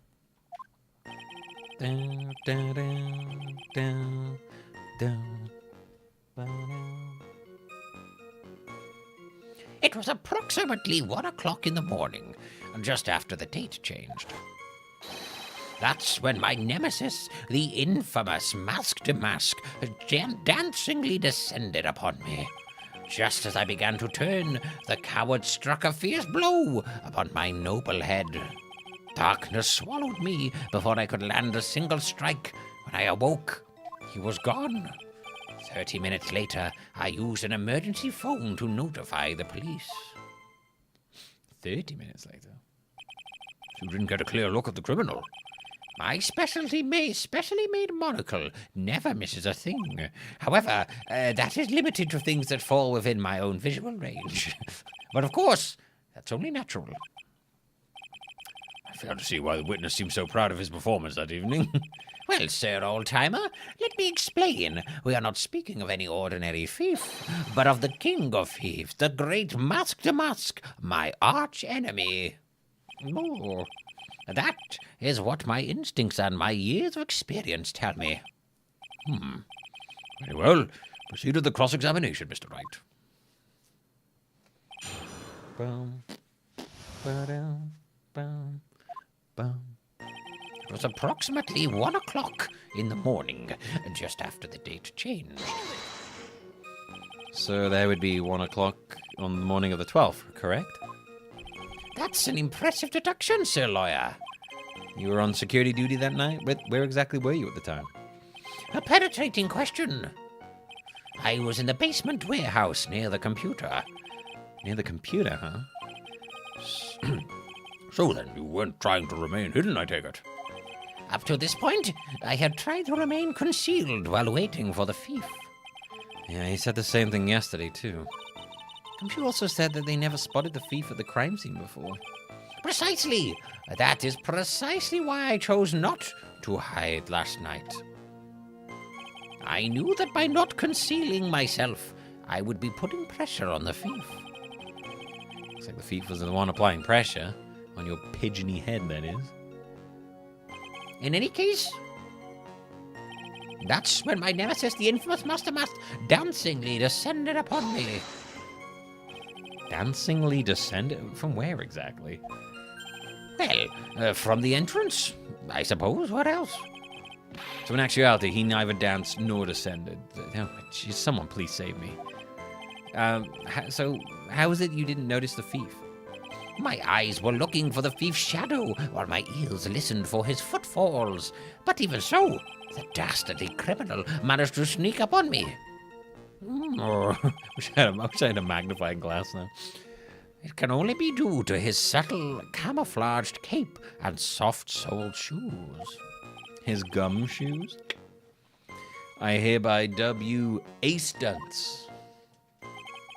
Just as I began to turn, the coward struck a fierce blow upon my noble head. You didn't see the criminal's face when that happened? Well, I mean, that's different part. How should I put it? I saw his mask. That's all I can recall. Not very solid as far as testimony goes. However, Fortunately, I had my third monocle, the security camera, at the ready. It captured his image perfectly. This should be sufficient, I believe. Well, as long as this photo's authentic, I don't see a problem here. Well, Mr. Godot, do you have any problem with the photo? Good. Let's continue with the testimony. He just shook his head and drank coffee. Darkness swallowed me before I could land a single strike. When I awoke, he was gone. 30 minutes. Oh, hang on. Let me go back. Attacked and knocked unconscious, and you weren't able to do a thing? Certainly some very impressive detective work. Well, Sir Lawyer, have you ever been so suddenly struck on the head? Huh? Well, actually, yes, by a fire extinguisher. And what happened? I was knocked out. And you lost your memory, too. You see, you have no right to look down on me then, do you? The only reason I didn't lose my memory is because I have more brains to begin with. Ow. You may have brains, but the wiring to the self-reflection part seems to be severed. In any case, that was how I was knocked senseless. And then, 30 minutes later, I used an emergency phone to notify the police. About this 30 minutes. My silver cord was loosened, and my soul fled to the golden halls of Elysium. As usual, I have no idea what this guy is saying. I think he's saying that he was out cold. So what happened during those 30 minutes? No one can say, Your Honor. That span of time has truly vanished into the aether. What is he going on about? There's something suspicious about Detective Atme. How could he not have noticed when the thief came in? Also, he says he was knocked unconscious before he could fight back. That can't be right. It contradicts the evidence. Which piece? The real question is, why would he tell such an obvious lie?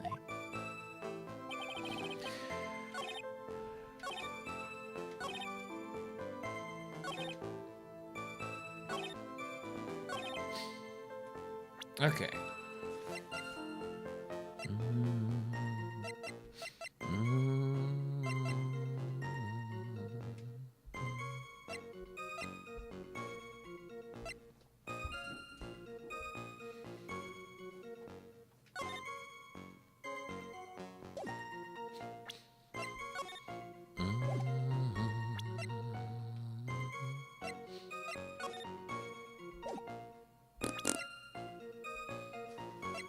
Oh, right, yes, this thing.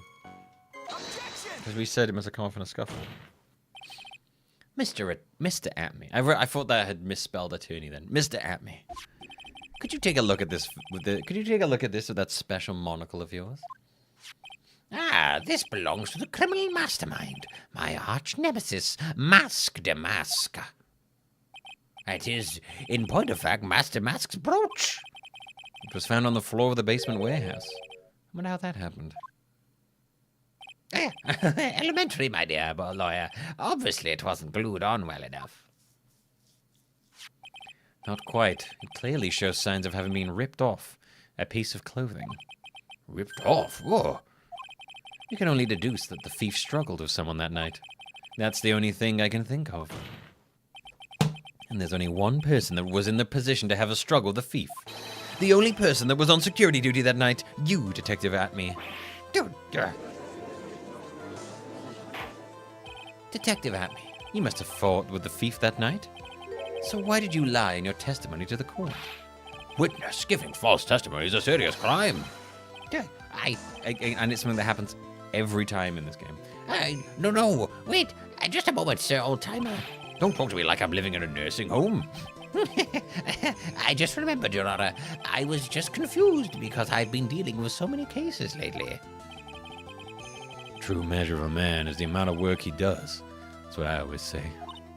Nick, you can only handle one case at a time, isn't that right? You talk too much. Witness, so you are now saying that you and your thief fought? Hold on. It's quite enough, Your Honor. Excuse me? Oh, that's like 6 or 7. Save the big questions for the testimony. That's one of my rules. Indeed, I understand. I look at me agree completely.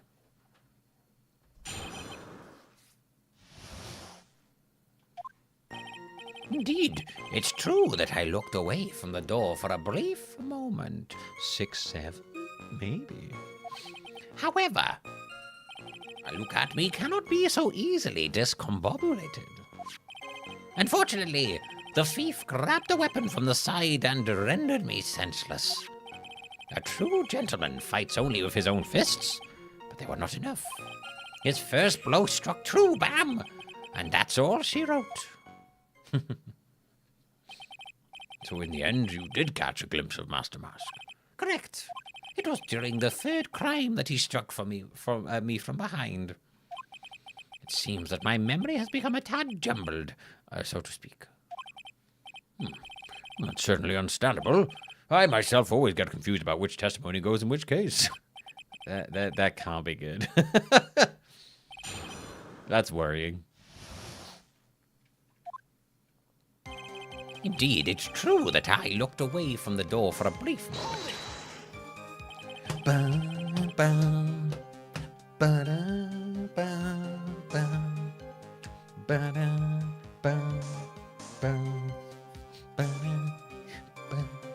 So why did you look away from the door anyway?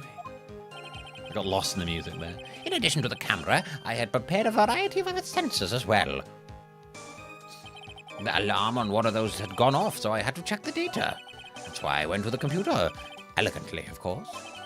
So you were momentarily vulnerable while you were working on the computer. What should I do? Should I ask more questions? About the sensor? What kind of sensors are you talking about? There are other places in the basement that someone could enter and exit from. There are air conditioner ducts, sewer pipes, and a cat door as well. I hooked up heat-detecting infrared and ultraviolet sensors to each of them. It's a lot of hardware. Is it all yours? Lordly Taylor department store was kind enough to provide me the monitoring hardware. Naturally, the security camera they took the photo belongs to them as well. In other words, he couldn't have rigged the equipment, Has that cleared up any doubts you had about me, Sir Lawyer? However, look at me. Hang on, what was the other thing?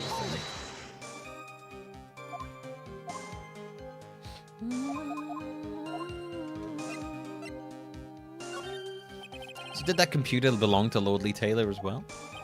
Correct. Well, except for the program that manages the data. That was specially designed by me. Look at me. In that case, you could have easily manipulated the data. What's wrong, Sir Lawyer? Am I interested in playing Pony Island 1 and 2? I've kind of seen a lot of Pony Island. I've never played 1, but I've seen some of it. But I wouldn't be against it. 2 I would love to play. I think that's out next year at some point. 2 looks really good. However, look at me cannot be so easily discombobulated. Unfortunately, the thief grabbed a weapon from the side and rendered me senseless. Oh, hang on. I just carried on talking there. Not against some Pony Island at some point. Don't know when I'd fit it in, but... Oh no, Pony Island 2 has been known for a while, Grand. They announced that a couple months back when we were watching one of the other announcements. I think that was the first time we've gotten a release date, maybe? Yeah. I think that was the first time we had a bit more of a solid release date. But I'm looking forward to it. Looks pretty fucking weird and wild. Yeah, I think before we just knew it was coming out, I don't think we had like any solid anything on it.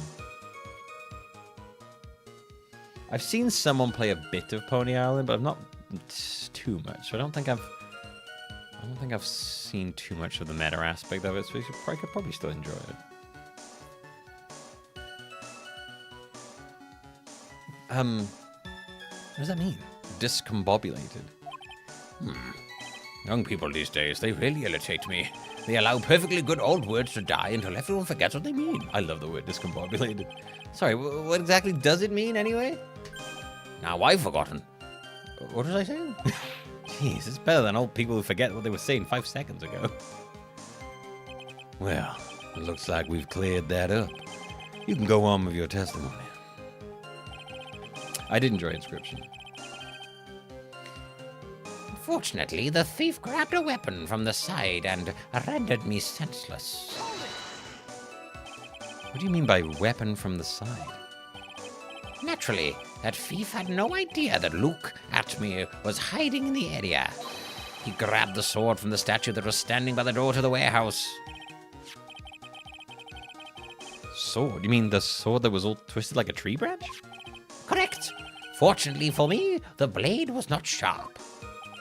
Okay, so he is talking about the Shichishido. Shichishido.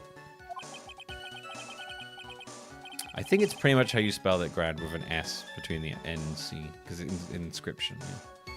Pretty much that, though, I think. So the thief armed himself with a sword. What about yourself, witness? Pretty close, then. Pretty close. I think. I haven't. Yeah, I think so. It's a good game. I liked Inscription. I don't know if I've played any of his other stuff. Can't really remember.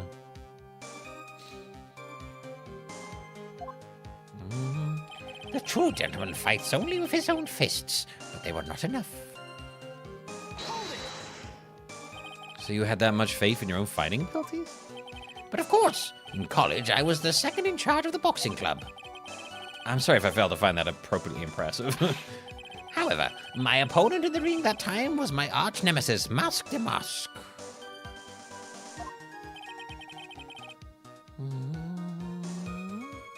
This guy is a real piece of work. His first blow struck true. I don't think the first game had any voice acting, Grin, from what I know. His first blow stuck true. Bam! And that's all she wrote. Can you tell us a little more about what happened? My opponent was both powerful and vicious. You might say he was powericious. Powericious?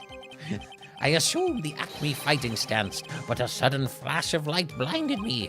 That, of course, was checkmate. My opponent had bested me. What do I do now? Should I ask more about this? You were blind? So what was this flash of light that blinded you? I was bathed in a golden light that seemed to come from the statue of the woman. The statue of Amy Faye, I'm guessing. That wasn't very much help at all. What do you think, Nick? Well, there's one thing that I'm absolutely sure of now. Yeah, what is it? This Luke at me guy was definitely hiding something. Why? I think I'm starting to figure out what really happened that night. And about the true nature of this detective. Are you? Let me know.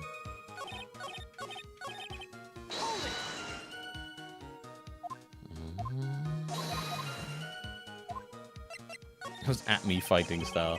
What is the at me fighting style? I'm sorry, but that's a trade secret. I really can't say any more. But I suppose I can tell you if I absolutely must. The main thing is to put your back to the wall. That way, no one can get behind you. That's it? That's the at me fighting style? Well, Mr. Wright, what about that testimony?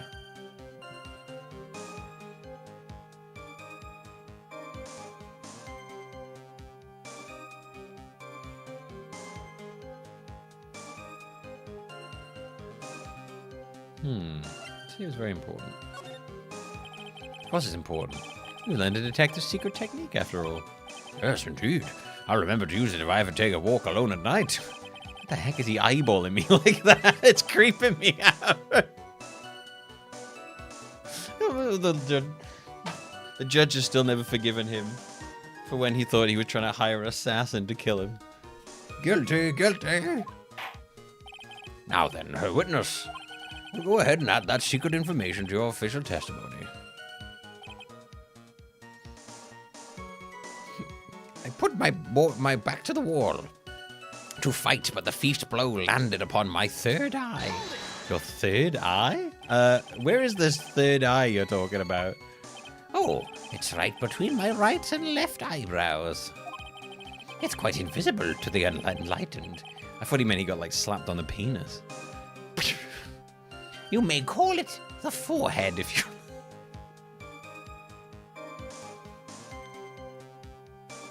He is talking about his penis. Why didn't you just say that in the first place? So, lawyer, it looks like the creases in your own forehead are getting deeper. I know we're talking about heads here, but I'm just thinking of penises now. So Mr. Amy got hit on the forehead then? That's what he says. I got a funny feeling about that. Actually, so do I. What do you think, Nick? Well, that was one thing that I'm absolutely sure of now.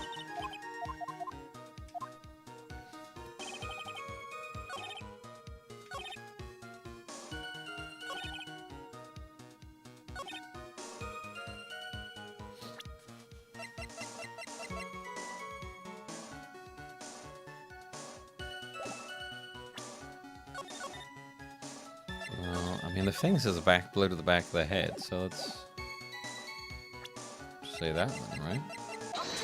Yeah. Detective Atlee, your testimony is crumbling like a house of cards. Oh, what fun is this? What fun this is, Sir Lawyer. It's truly a pleasure to cross swords with you. Are we still talking about penises? And now, once again, you have thrown down the gauntlet at my armored feet. I believe this is what you said yesterday. No, the coward must have wormed his way in through somewhere besides the door. Then my arch nemesis struck me on the head from behind with this gruesome item here. From behind, huh? But just now you testified that he struck you on the forehead. I hardly think you could forget where you were hit on the head. Ah, it seems I've made another mistake. Detective Atlee, that's not the only strange part of your testimony. Oh, what do you mean by that? For example, the very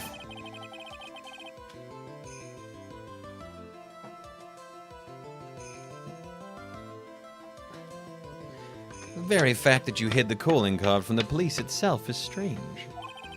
It's almost as if you were afraid they were going to help with security. Geniuses such as myself have always been misunderstood. How sad. That's wrong. Objection! Objection. Oh, he does have a deep voice. Objection! To err is human. To forgive is divine. Ooh, I like that. Objection! Objection, it's me, Godot. To err is human. To forgive, divine. Humans aren't machines. They have souls, feelings. They live, they die, they love, they hate, and yes, they even make mistakes.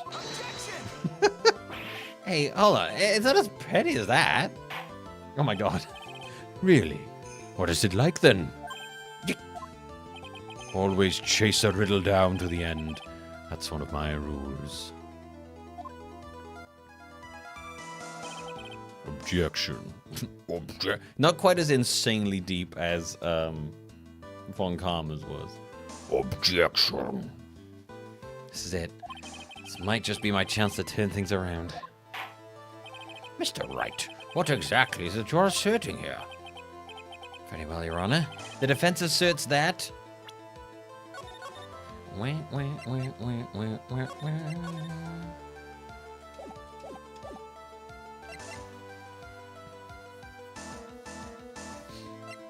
Mr. Atlee is no ace detective. Mr. Atlee is a fake. Mr. Atlee is master... Ooh.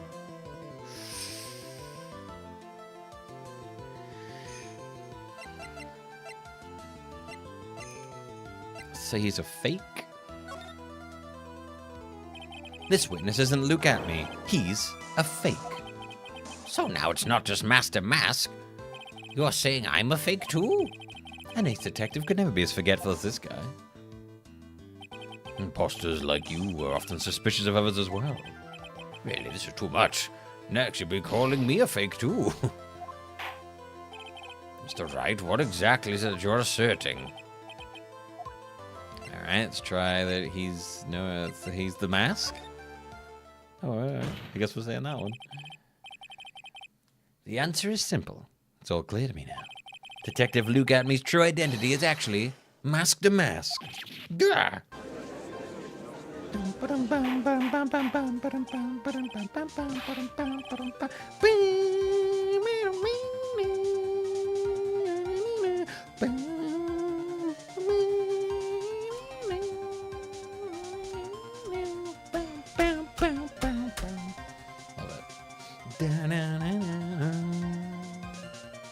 Order! Order in the court! Mr. Wright, what is the meaning of this?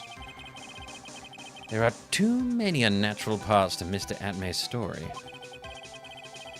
He says he was hiding at the crime scenes, which is why no one ever saw him there. And then, in his latest case, he manages to outperform Detective Gumshoe and the entire police force to miraculously retrieve the stolen treasure. That's because I analyzed the crime scene data and made an exquisitely elegant deduction. I picked up the clues that the police overlooked in order to arrive at a... Oh, please. The explanation is far simpler than that, Detective Atmey. Detective Atmey. The truth is that you are in fact Master Mask. But Mr. Wright, this photo, it clearly shows Master Mask. This security camera belongs to Lord E. Taylor department store. You shouldn't have been able to manipulate it. He didn't need to manipulate it. He gained access to the warehouse under the pretense of providing security. Then he simply dressed up as the thief and stole the urn. So the ace detective is actually an ace thief. Is this true, witness?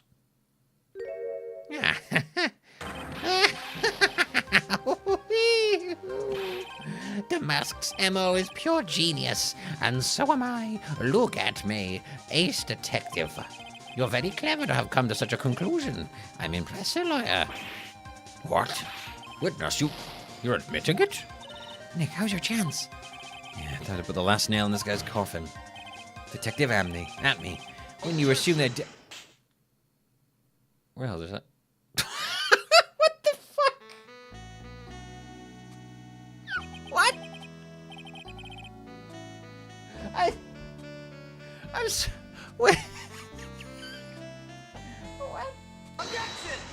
What the fuck? Otto is so cool.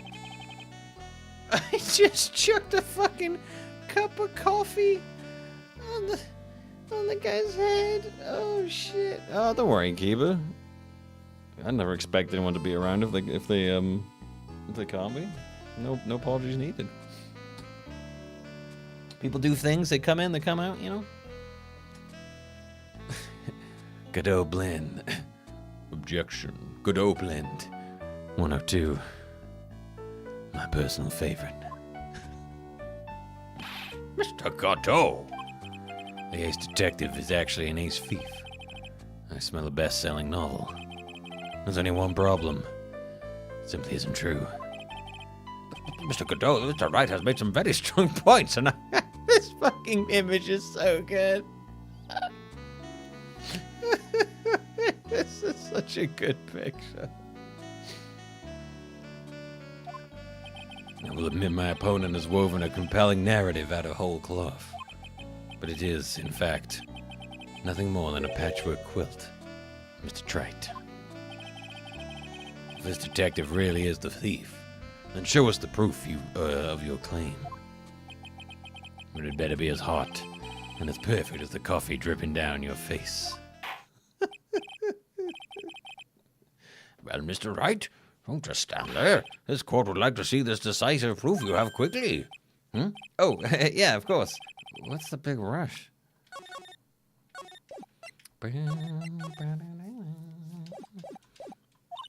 alright, Nick? He looks pretty rattled right now. I'd like to finish this right now if I can. Can I really do it? The decisive evidence that proves Luke Mr. Atmey is in fact Mask.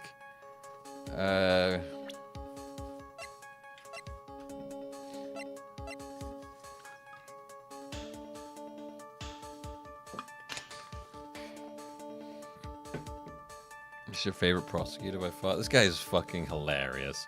I've only ever seen pictures of him. I thought he was gonna be some like, he's like, everyone's like, oh my god, he's got a perfect record, and he's like, yeah, I've never actually done a case before. I've never lost because I've never won because I've never done anything. It's so stupid. I love it.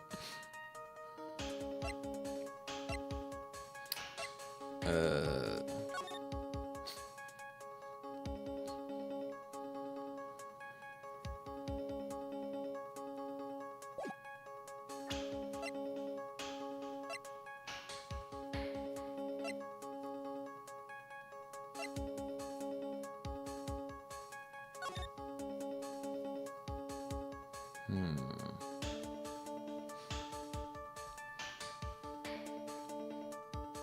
that red diamond you received the other day.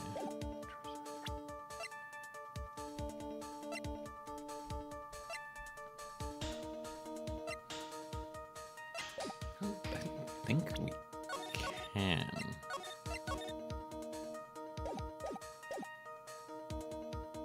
I'll say has yet to be found. Proof? Of course, I got nothing. Just what I thought. A man has to hold his head up high no matter what. No matter how bad things get, after all. Ugh. I see. I thought perhaps you had some evidence to back up your assertion. This is no good. I gotta stay on the attack. Never get another chance to prove that this guy's a thief. Don't give up, Nick. Think harder and try again. It's no good. I'm not ready. I'm not ready yet. But are you gonna just give up and let us lose this? So you've come to your senses, have you, Mr. Liar? I can't think of a counterattack at all. Seems the cloud of suspicion surrounding this witness has lifted. Mr. Godot, do you have anything Who? Who are you? That doesn't really matter now, does it? Mr. Light, what are you doing here? Nicky boy, the thing you've been looking for. I think I found it. You mean that bag? No, not the bag. What's in the bag? Well? That's... The secret urn, Nick. It's the urn. Damn. Order. You, madam. That urn, where did you find it? I never believe it. It was in the office of Mr. Fancy Pants, ace detective. Look at me. Oh, Desiree, you're the best. Sacred urn updated in the court records. Has pink splotches all over it. Well, how do you explain that one, Mr. Atme? Even you are going to have a hard time weaseling out of this one. Objection. Huh.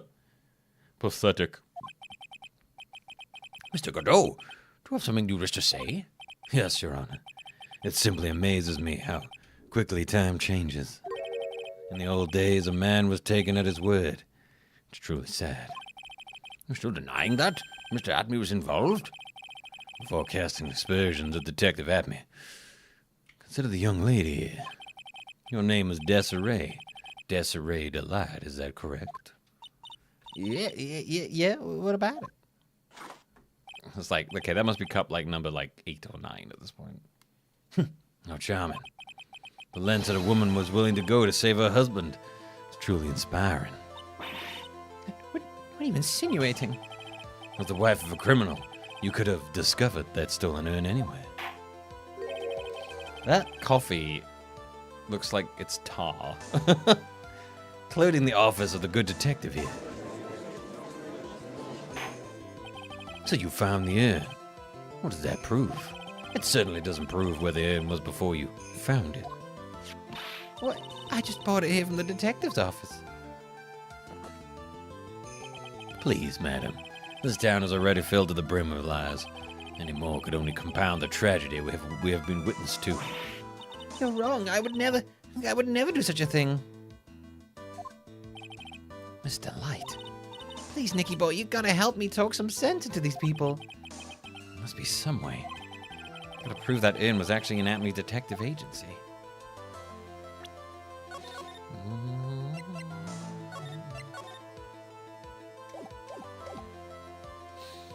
Ooh, if we say that though, that kind of gets us in trouble.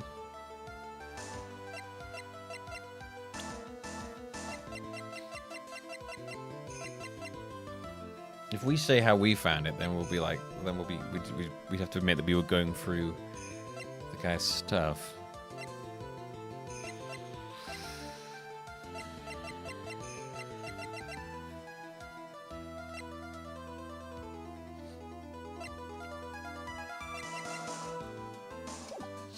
Show fingerprints? I can prove where the urn was by the fingerprints on it. Fingerprints, eh? Oh, come on now. Now you're really making me laugh, Sir Lawyer. Fingerprints indeed. May I go on? Good. And now it would be perfectly understandable if my fingerprints were on the urn. After all, it was I who guarded the urn in the first place. In any case, I'm always in the habit of wearing gloves, as you can see. Oh, yeah. So unfortunately, my fingerprints wouldn't be of evidence of anything. What about it, Mr. Wright? This witness's fingerprints would mean nothing anyway. Nick, what are you gonna do now? And there's... I'm sure someone must have left their fingerprints. The fingerprints of this person should be on the urn.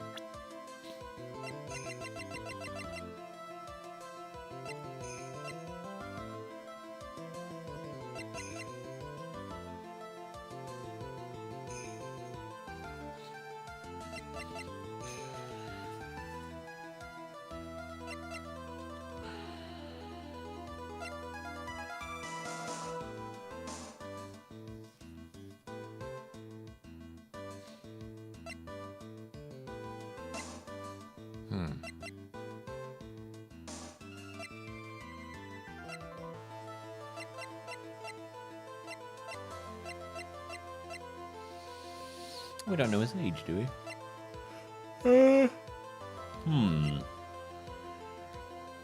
Defense purpose that the fingerprints of this person. Oh, well, we said well, it can't be him. Does he wear? So he doesn't wear gloves.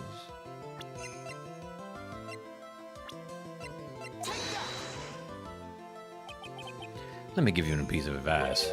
The one who keeps a cool head all the way until the game's end is the winner. Let me give you a more important piece of advice, Mr. Wright. You're not going to win this game with that answer. Wow, even the judge is making cool, snappy remarks now. Does that mean I was wrong again? The urn was put in the bag and carried to the detective's office yesterday. That means the person I should be fingering is... Don't... Phrase it differently, Phoenix. Phrase it differently. I should be fingering someone else right now. The person who left their prints on the urn yesterday at the Acme Detective Agency. Oh, shit. It's us.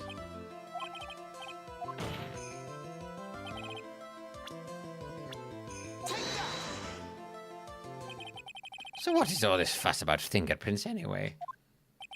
Mr. Atme, do you recall the events of yesterday? Fuck yeah, of course we'd have our fingers on it. We grabbed it. Hey Nick, come on, open it up. Hey, wait a minute. We can't just open this private property. Give me such a fuddy-duddy. This is an important investigation. Well, what's in there? Hang on a sec. I'm taking it out now. Whatever it is, it feels kind of hard and smooth. Well, hello there. Hello there. It's true that I didn't get a chance to look in the bag at the time. But I did touch what was inside. What? You touched it? And I remember it very well. It was smooth and hard.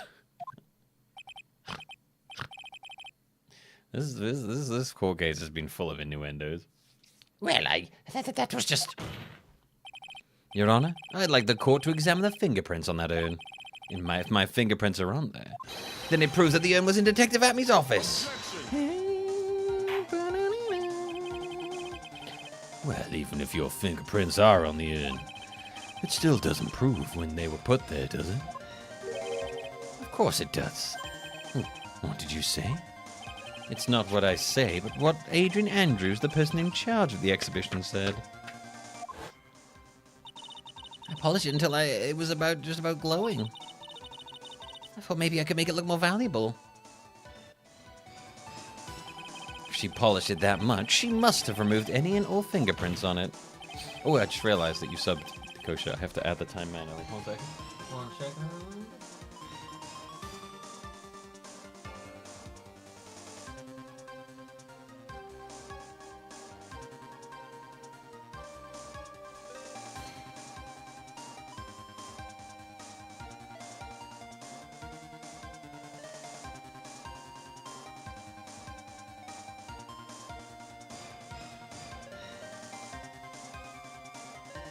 There we go. Got it. My timer's broken for the day. And the only chance I had to get my fingerprints on it after was... yesterday, at the Acme Detective Agency. It's blend. Godot Blend 107. I've decided it's a little too bitter, after all. Oh my god, his headpiece is broken a bit. I love Godot's design. I really like that they matched his hair color and tie color. Water, I accept the defense's request. Bailiff, take this urn and... Wait.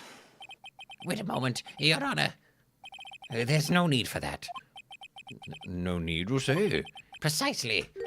I already know Mr. Wright's fingerprints are on the urn. Oh, this is because he was going to say we were accomplices. What are you saying? Yes, I finally broken him down.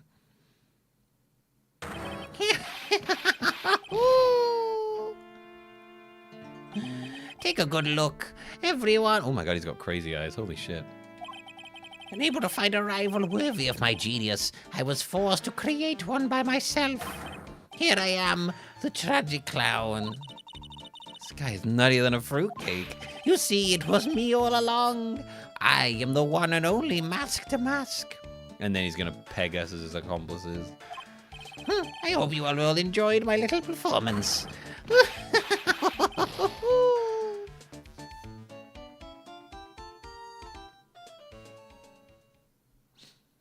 He did say a while back that he was gonna say we were accomplices.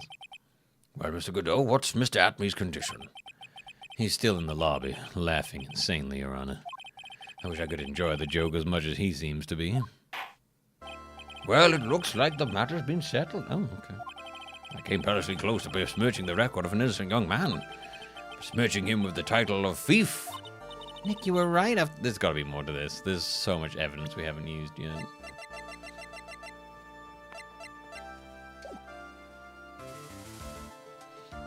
You were right after all. Yeah, I guess Mr. Delight really wasn't a thief. The court finds the defendant, Mr. Ron Delight. Oh. You're wrong. I'm wrong, I tell you. I mean, no, not exactly so much, but actually not right is what I was really trying to say. Oh, no, he's not. This can't be happening. The thief, the sneaky, odorous thief, who's been stealing all the treasures. It's me. I'm him. I'm the one you want. I'm the thief, I tell you. So do it. Pronounce me guilty, please. I don't know what kind of a kangaroo court you all think this is, but it's a very kangaroo court. Objection! A true identity, the thief has already been proven. Please, hurry and past you. What are you talking about? I already confessed. I'm the thief, I tell you. Oh, fuck me. It's like cup number 11 now? Jesus Christ, a lot of coffee in a short span here. Mr. Godot, don't just stand there drinking coffee. Hey there, Mr. Thief. Yes, sir? If you're really a man, then clean up your own mess. I'm sorry, I really just don't have any idea what you mean. If you are Master Mask, then prove it. That's what it means. Yes, sir. And I'd be happy to. Yeah, I should have a mug with me for next time.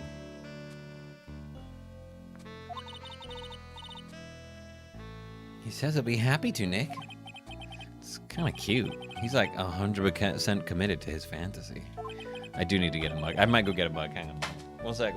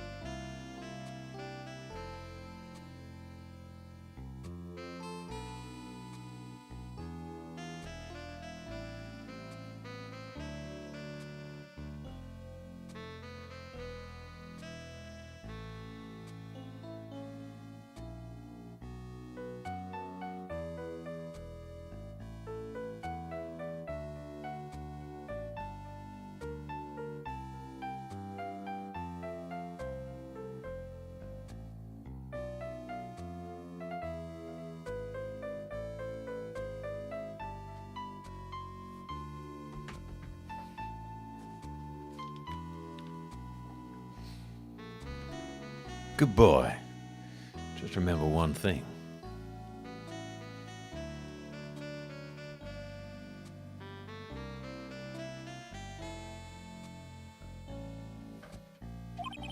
A boy only gets one chance in this life to become a man.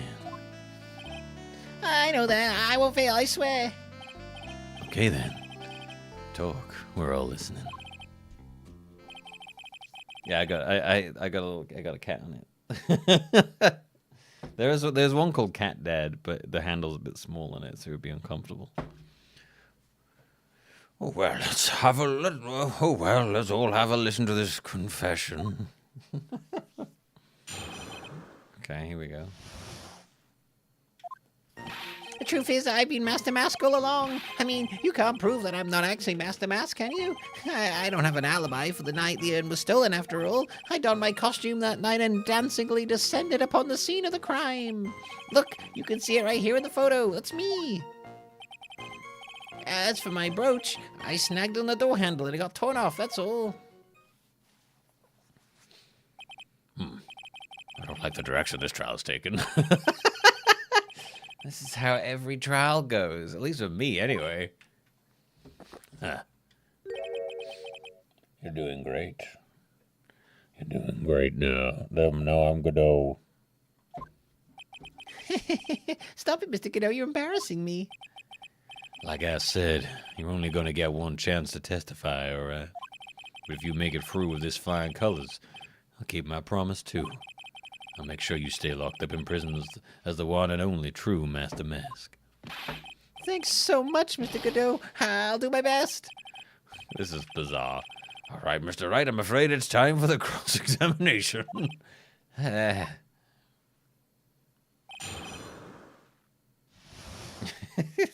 What the fuck is going on here? I'll do my best, Mr. Godot. I swear I'll get arrested. You may think you're the real Master Mask, but your wife thinks you're delusional. I haven't told Desiree yet about my true identity. I mean, believe me, I've got my reasons. With the way your room is decked out, how could she not know about it? Even thieves have complicated family situations, I suppose. What should I do? It sounds like we're about to get sidetracked again. So why are you withholding the truth from your wife? Well, first of all, I don't think she'd believe me anyway. And second, if there's one thing that Desi absolutely detests, it's criminals. If that's the case, then why did we even start thieving to begin with? Well, Desi is crazy about shopping. She's a real shopaholic. But she's the love of my life, Your Honor. I guess you could say I'm a Desi-aholic. That's terrible. Do have a complicated family situation after all. All right, that's enough. Please continue your testimony, I beg of you. Yeah, I mean, you can't prove that I'm not actually Mr. Mask, can you? I thought you were going to be the one to show us the proof. You know, that you're the real Master Mask and not just some kind of obsessed fanboy? Hey, now, that's not fair. Why do I have to do all the hard work anyway? Because you're the one making the outrageous claim for a change? Come on, Nick. You know that Mr. Delight couldn't have committed the crime. You're the one with the fancy law degree. It's time to put it to work already. Some kind of proof that Ron couldn't possibly be Master Mask. Well, I guess if you had that kind of proof, we wouldn't still be here, would we? For the time being, maybe I need to shift strategy. I should try to show that Mr. Delight couldn't have stolen the inn. Anyway, I don't have an alibi for the night. Right, we do have an alibi for the night.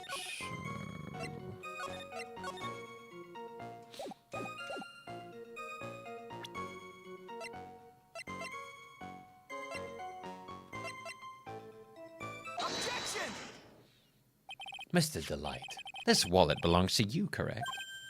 Yeah, it does. I had lost it somewhere. Mr. Wright, when you find a wallet, you should report it to the police right away. No, you don't understand. This is an important piece of evidence. Evidence? Mr. Delight, when did you first notice that you'd lost your wallet?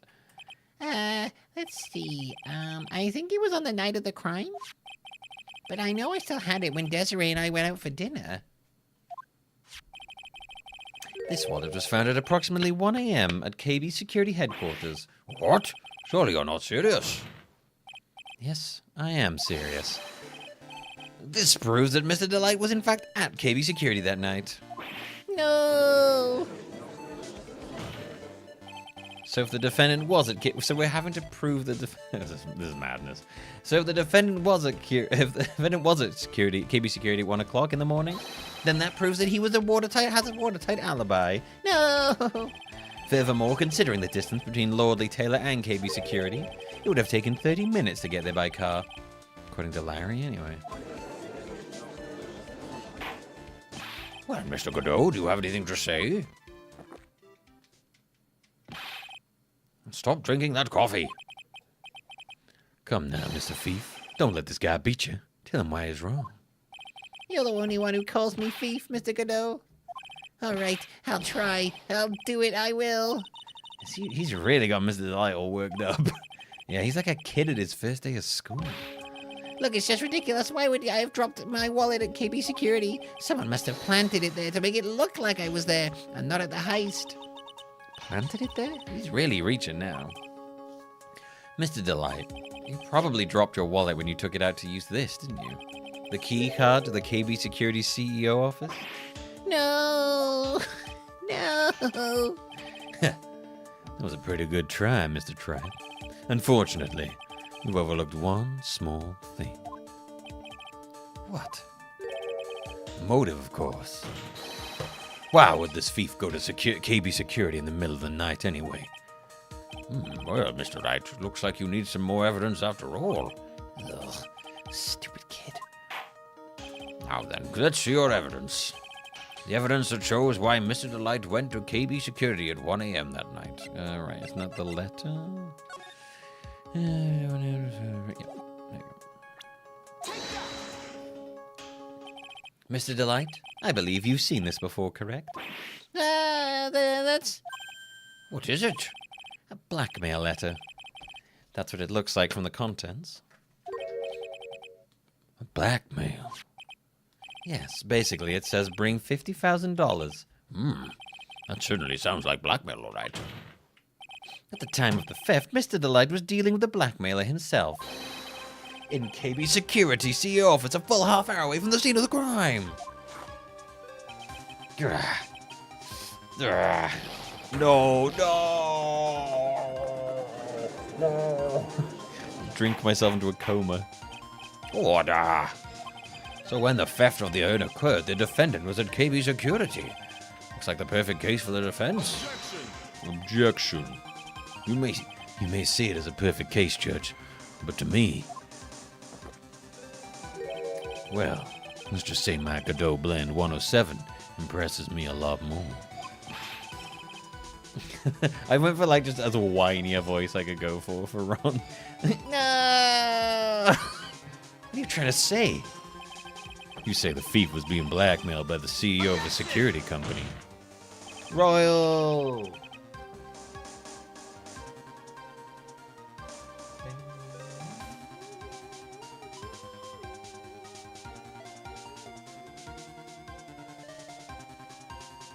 Thank you for the sub. I'm going to manually add some time today, but thank you very much, Royal Viridian. You say the thief was being blackmailed by the CEO of a security company, but did you actually investigate this CEO at all? Huh? Well, no, wait, wrong voice. No, I guess not. Accusing a man of blackmail with no proof. I'm not sure what I think of that. Not sure what I think of that? At least I know what I think of you. Good point. I'm not sure what to think of it myself. You claim that the defendant entered the CEO's office, but you will need at least one witness to corroborate your claim, Mr. Wright. Nick, I think we're going to have to track down the CEO guy. No, we don't need to track down the CEO at all. What do you mean by that, Mr. Tripe? There's someone else who can testify. Oh, fuck. All right.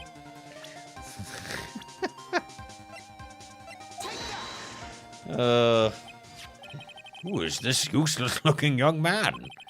You don't remember him, Your Honor? Not exactly. But just looking at his picture makes the bile start to rise in my throat. It's like he doesn't remember the case from 2 years ago. This man doesn't fucking remember anything. He thought a minute ago that someone had breached the halls and he had to saddle up on his horse. He probably blocked out that memory on purpose. Anyway, this man was working at a guard at KB Security that night. How is this case still going? Oh. The question at hand is this key card. Yep, that's that's the card they use in the building I work. According to the serial number, this one is for the CEO's office. You needed to get into that, room, and every time you use that card, it leaves a record. Yeah, it tells you, zoinks, it tells you exactly who entered the room and when. Cool. As you can see, there's no need to investigate the CEO of KB Security. We should be able to discover the truth simply by analyzing the keycard's data.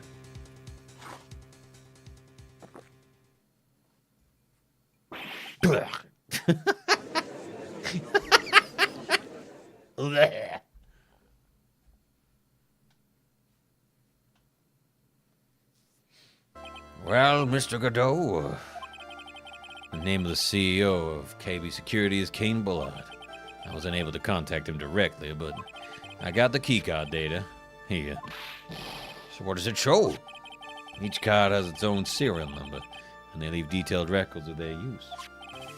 According to this data, the card was used at 1 a.m. on the morning of the crime. But that means it can't be Mr. Delight dressed as Master Mask in this photo. Looks like you're right. 2 minutes ain't even enough time to brew a good cup of joe. So then... Rhonda Ladd was clear. You say that, and yet here's your cup number 13. Rhonda Ladd was clearly in the offices of KB Security's CEO at the time of the crime. The prosecutor's office is ready to admit that fact. Therefore, it's impossible for the defendant to be Master Mask. Good job, you did it, Nick. That's enough. I came personally close to besmirching the record of an innocent young man, besmirching him with the title of thief. Wait, what's wrong, Your Honor? I'm ready to pass judgment. Before I do that, do you have any further objections? No, Your Honor. Very well. The court finds the defendant, Mr. Rhonda Light, not guilty. Yay! Court is now adjourned. Okay. I was going to do something else. Nick, you did it. You were right after all. Actually, I'm a little bit ashamed of myself. Nicky boy. Oh, Mr. Light. I knew you could do it. I believed in you all along, Nicky boy. I don't know how I can ever repay you. Oh, shucks. Thanks, Mr. Light. I just know I'm blushing. Oh, congratulations, Mr. Nick. Oh, pills. I got a bad feeling about this. Who is this woman? Oh, she's nobody. Just. You're blushing. How dare you do this in front of Mystic Maya? You should be ashamed of yourself. Ow, she slapped me. Haley? This woman is Miss Desiree. She's our client's wife. Oh, Mr. Nick. Yes? You're even worse than I thought. Going behind the back of your own client. No, you got it all. Ah! I'll never forgive you. Ah! Double slap. Well, anyway, all's well that ends well, right? We got the sacred urn back and the thief has been caught. You're so right. And it's all thanks to Nicky boy here. Actually, it was you, Mr. Light, that brought us our urn back. Thank you from the bottom of my heart. Oh, please, you're embarrassing me. If we won the case. And why does this guy still look so glum? But I am the thief. Actually, what's the point now? What is it, honey? I did my best for you, Ronnie. I know, and I appreciate it, Jesse, but the thing is... Come on, give the kid some time.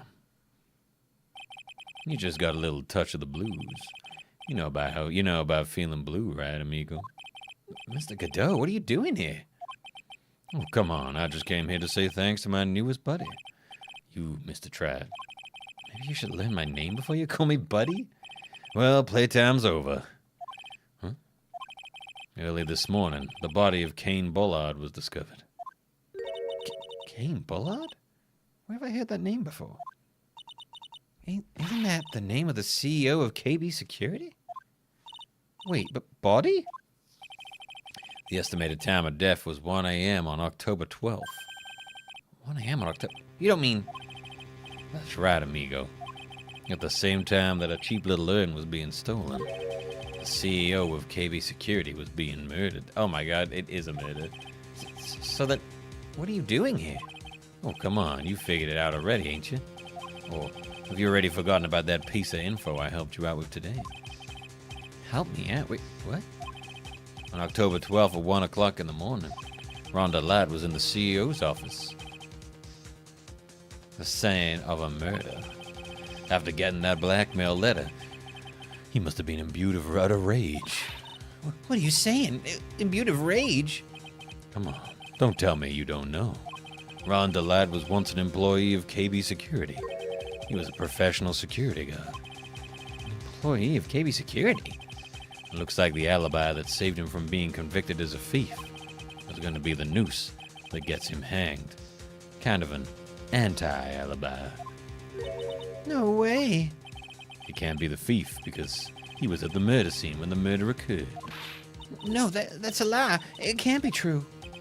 Oh, but I'm a thief, I tell you. Rhonda Light, you're going back to prison again. This time the charge is much more serious. This time, you'll be tried for murder. What? This is impossible. I'm looking forward to another exciting showdown, Mr. Tract. You and I ain't through with each other yet. Surely you won't back down from a challenge. You've never been a coward. Mr. Nick, is there something personal between you two? Wrong voice. What the fuck was that voice? Where'd I pull that one from? Is there something personal between you two? I did a meow there. That was weird. Mr. Nick, there's something personal between the two of you. Ooh. I've returned from the depths of hell to do battle with you. At least, let me have some fun while I'm here. Who is this guy? Who the heck is he? He may be quiet, but he's the most dangerous enemy I've ever faced. Well then, time to say goodbye, Mr. Delight.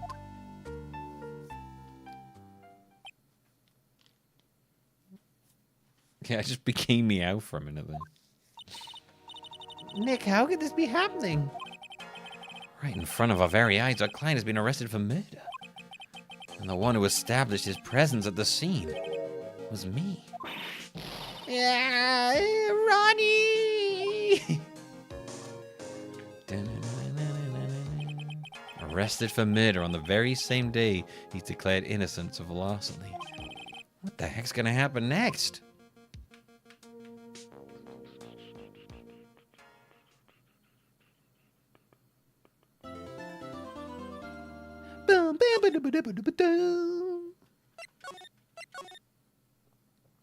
All right, okay. I guess there's like a whole fucking... There's like a whole... I was like, wow, that was a pretty short case. Nope. There's a whole second of the thing happening now. I did wonder where the murder was. I mean, that's a great place to stop, I think. I couldn't come up with a better place to stop there. Oh my god. Thank you, everybody, for hanging out with me today. Even though the normal time wasn't working, we managed to sort it out anyway.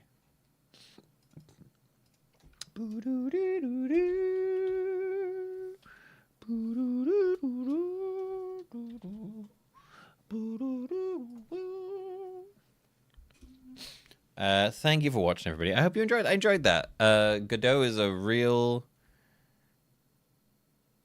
how much time on that time? Well, currently there's 12 hours and 7 minutes, but I usually round it up to like the nearest 5. So it's 12 hours and 10. I enjoyed it. I had a really good time there. I like Godot. I definitely think he suits like a really deep, smooth Southern voice. I voiced so many characters with, like a Southern voice, and it's just really fun to do. Every woman just becomes like a Southern belle, and most of the guys just become deep Southern voices. Unless you meant the game in-game timer. The actual in-game timer so far that I've got is 6 hours 39. 6 hours 39 minutes and 59 seconds.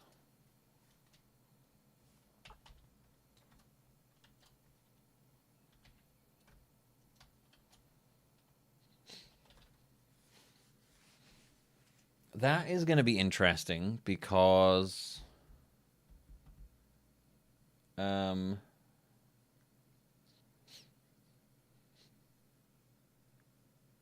So that was like just shy of 6 hours 40. And that's the second case. And we're at like the halfway point.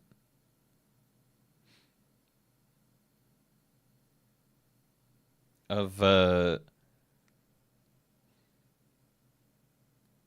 second case? Jesus Christ.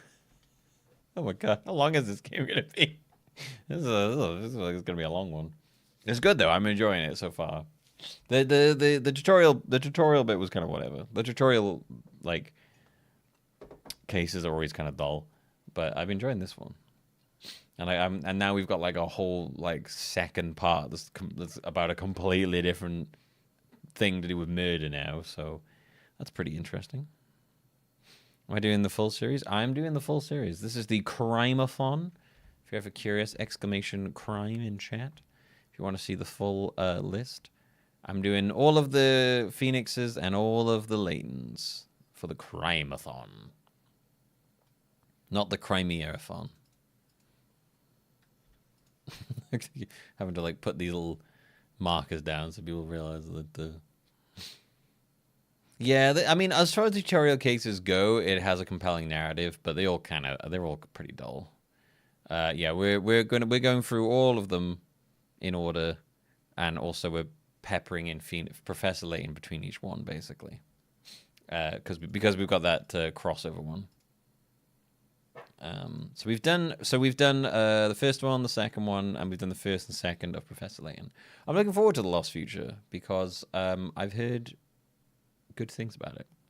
It's funny because, like, from my understanding, is both the first 3 Professor Laytons and the first 3 Ace Attorneys were both designed to be a sort of standalone trilogy, and that they were going to end there. But obviously they ended up carrying on. But I've heard good things about the Lost Future, so I'm looking forward to that.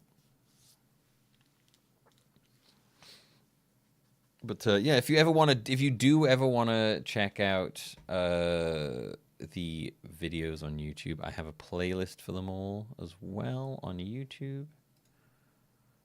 Because I also stream on YouTube, so they all get saved permanently, basically. So yeah, if you ever want to check them out, you can do that. All right. Thanks for hanging out, everybody. Thanks for watching. Thanks for the support.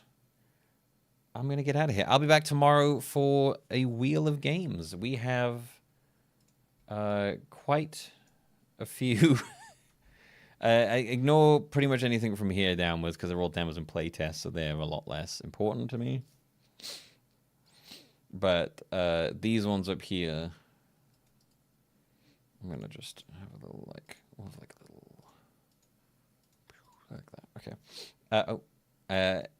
These ones, the ones above the black line, are the ones I'm more concerned about because they're ones that have come out. So, yeah, we got a couple of games coming on the wheel. they keep building up. They keep building up. So thanks for hanging out. Thanks for watching. I'm gonna get out of here. I'll see you all tomorrow, everybody. Have fun. Stay safe. Bye bye. Bye bye. Bye bye. Bye bye. Bye bye.